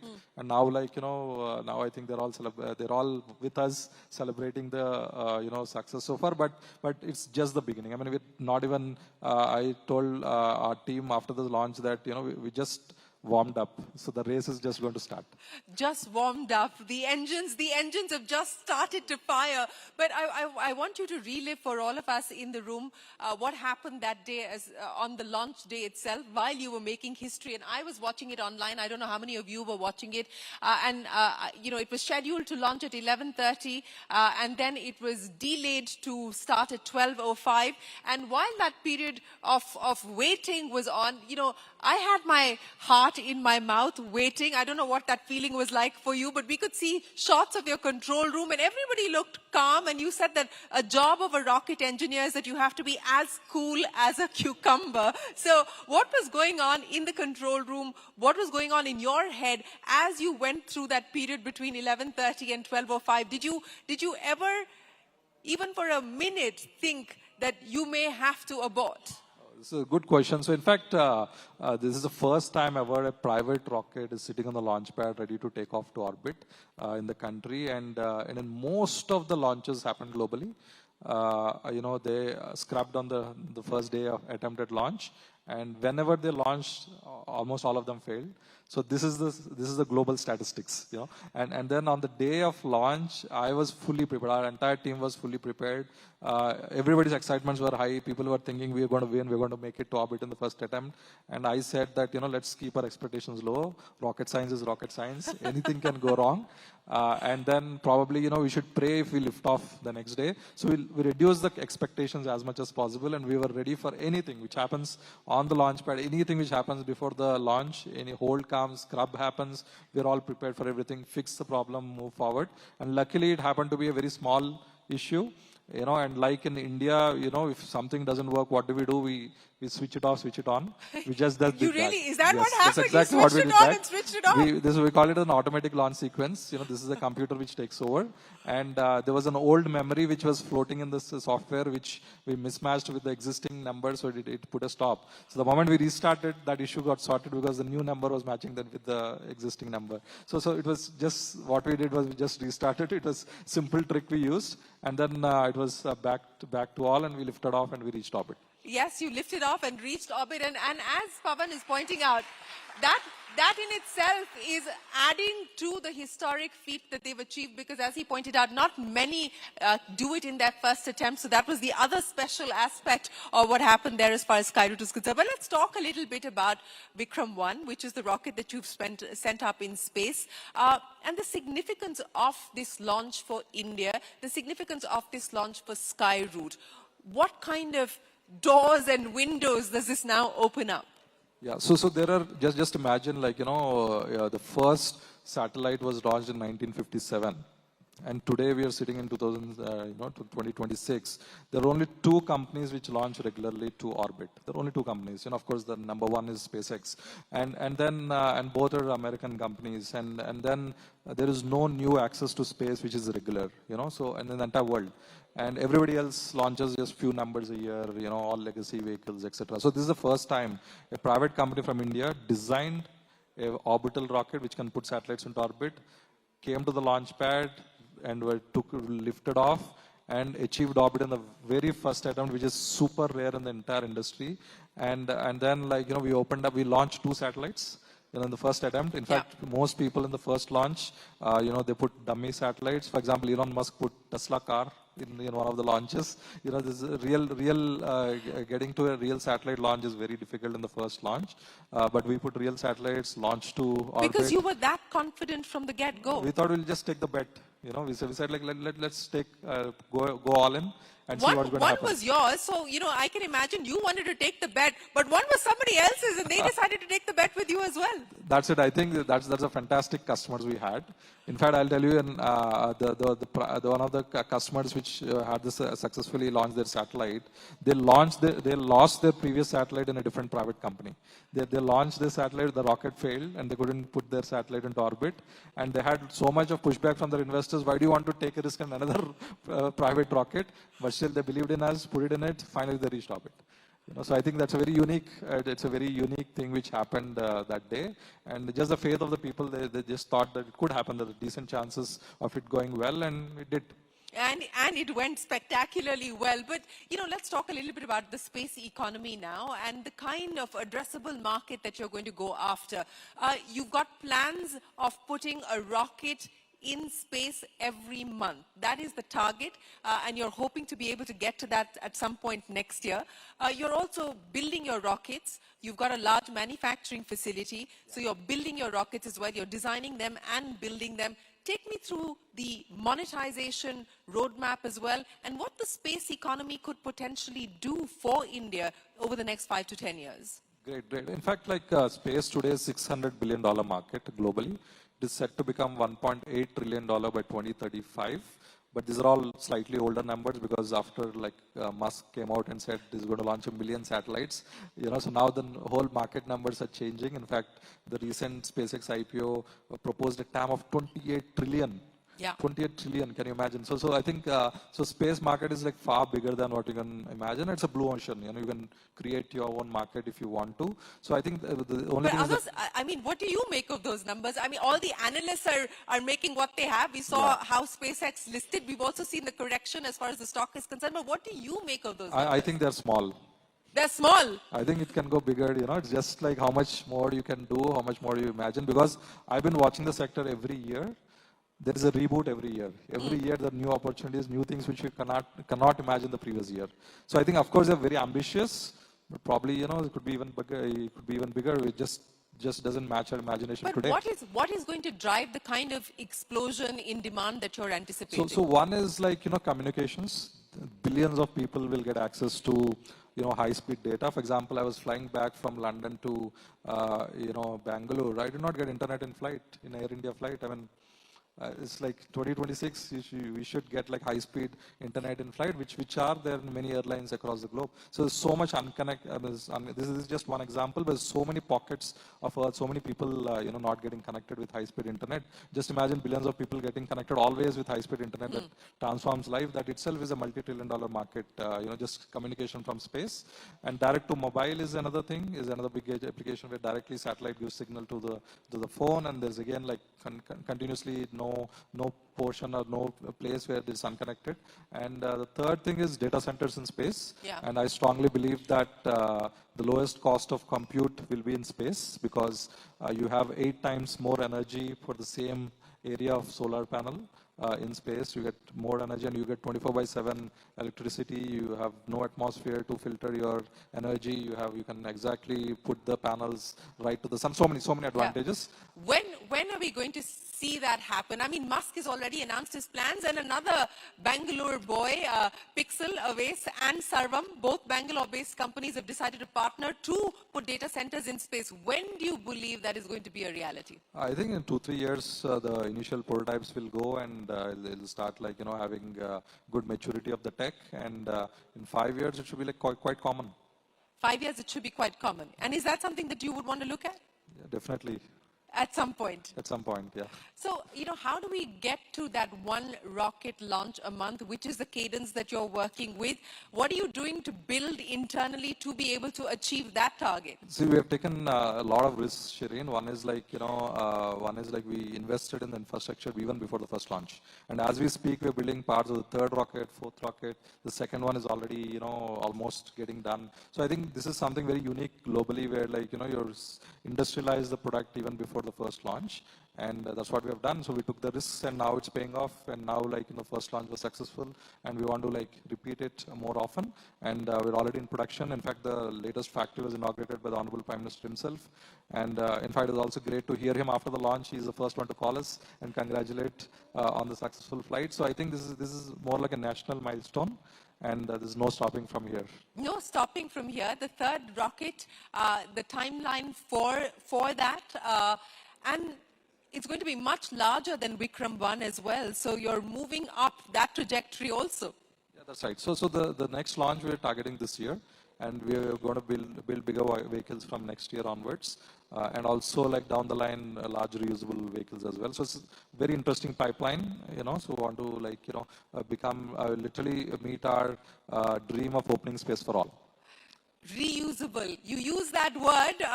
When is that going to be a reality? Are you fast tracking that plan? Yeah, of course. I mean, it'll be a few years.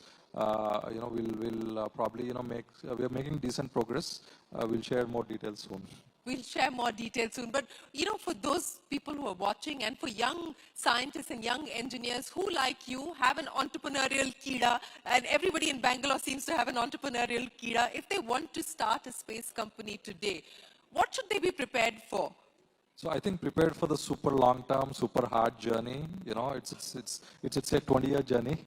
So it has to, first thing is start a company. First thing, most people get stuck at the idea. Go make the first step, 50% done. And second is go after the biggest idea of your passion. Space is vast. There's so many ideas you can look at. For example, data center is one, communication satellite is other, data from space, Earth observation. So many things you can pick. You choose what is the biggest thing in that particular sector which excites you. Go directly bang on with the most important and the most biggest thing, and then persevere, make it happen. That's it. I mean, like, it's, as I mentioned, like nothing. I mean, sky is no limit for space. Sky is no limit for space. Clearly, you've proven that. But I want to come back to the point about 28-year-olds building Skyroot.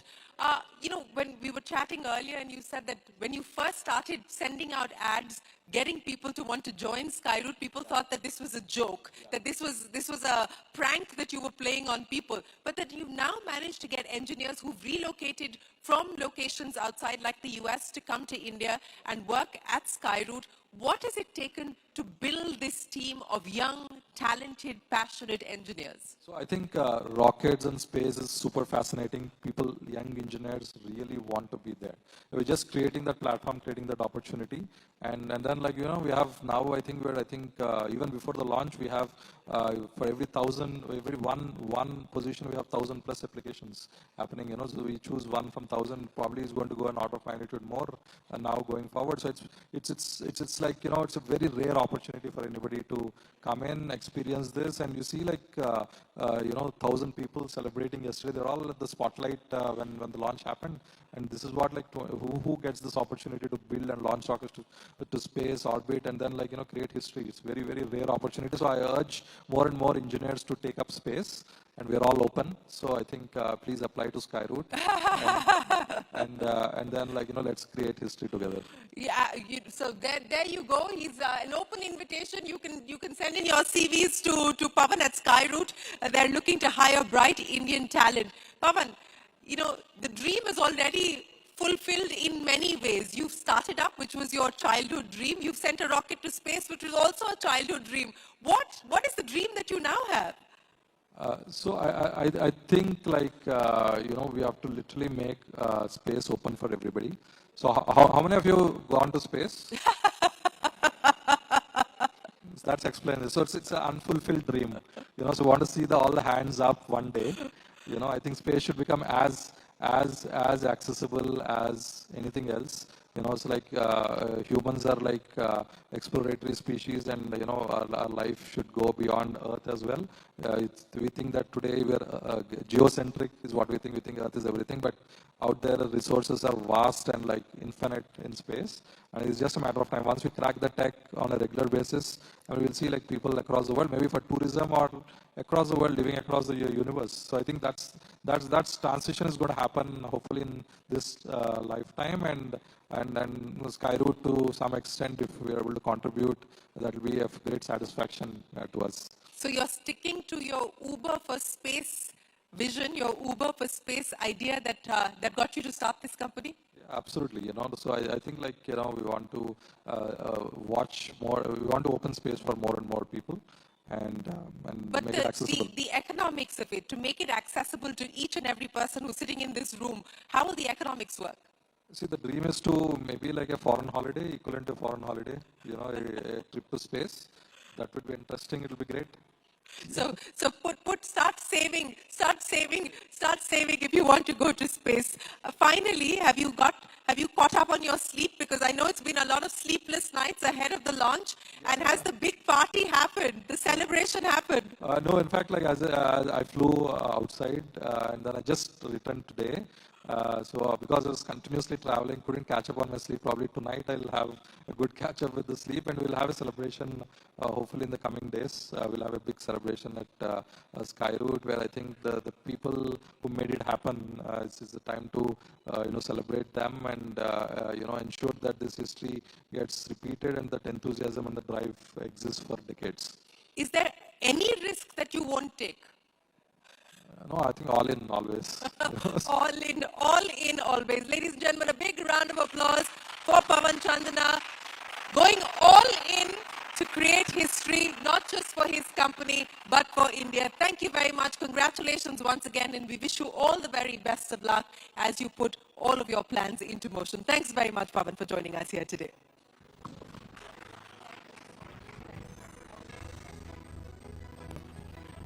Thank you very much, Pavan and Shireen, for joining us with that very enriching chat, certainly making the nation proud.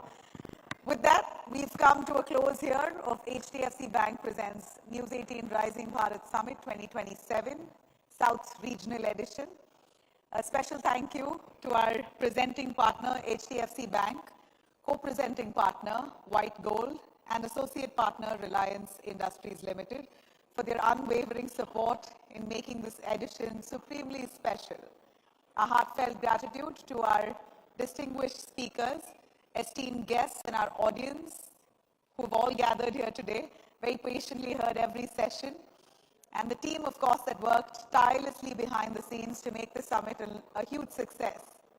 The journey of News18 Rising Bharat continues to be only rising. It travels across the country. This was the South edition. Requesting everyone to proceed for dinner now. Really appreciate all of you joining us here. Hope you enjoyed. Thank you.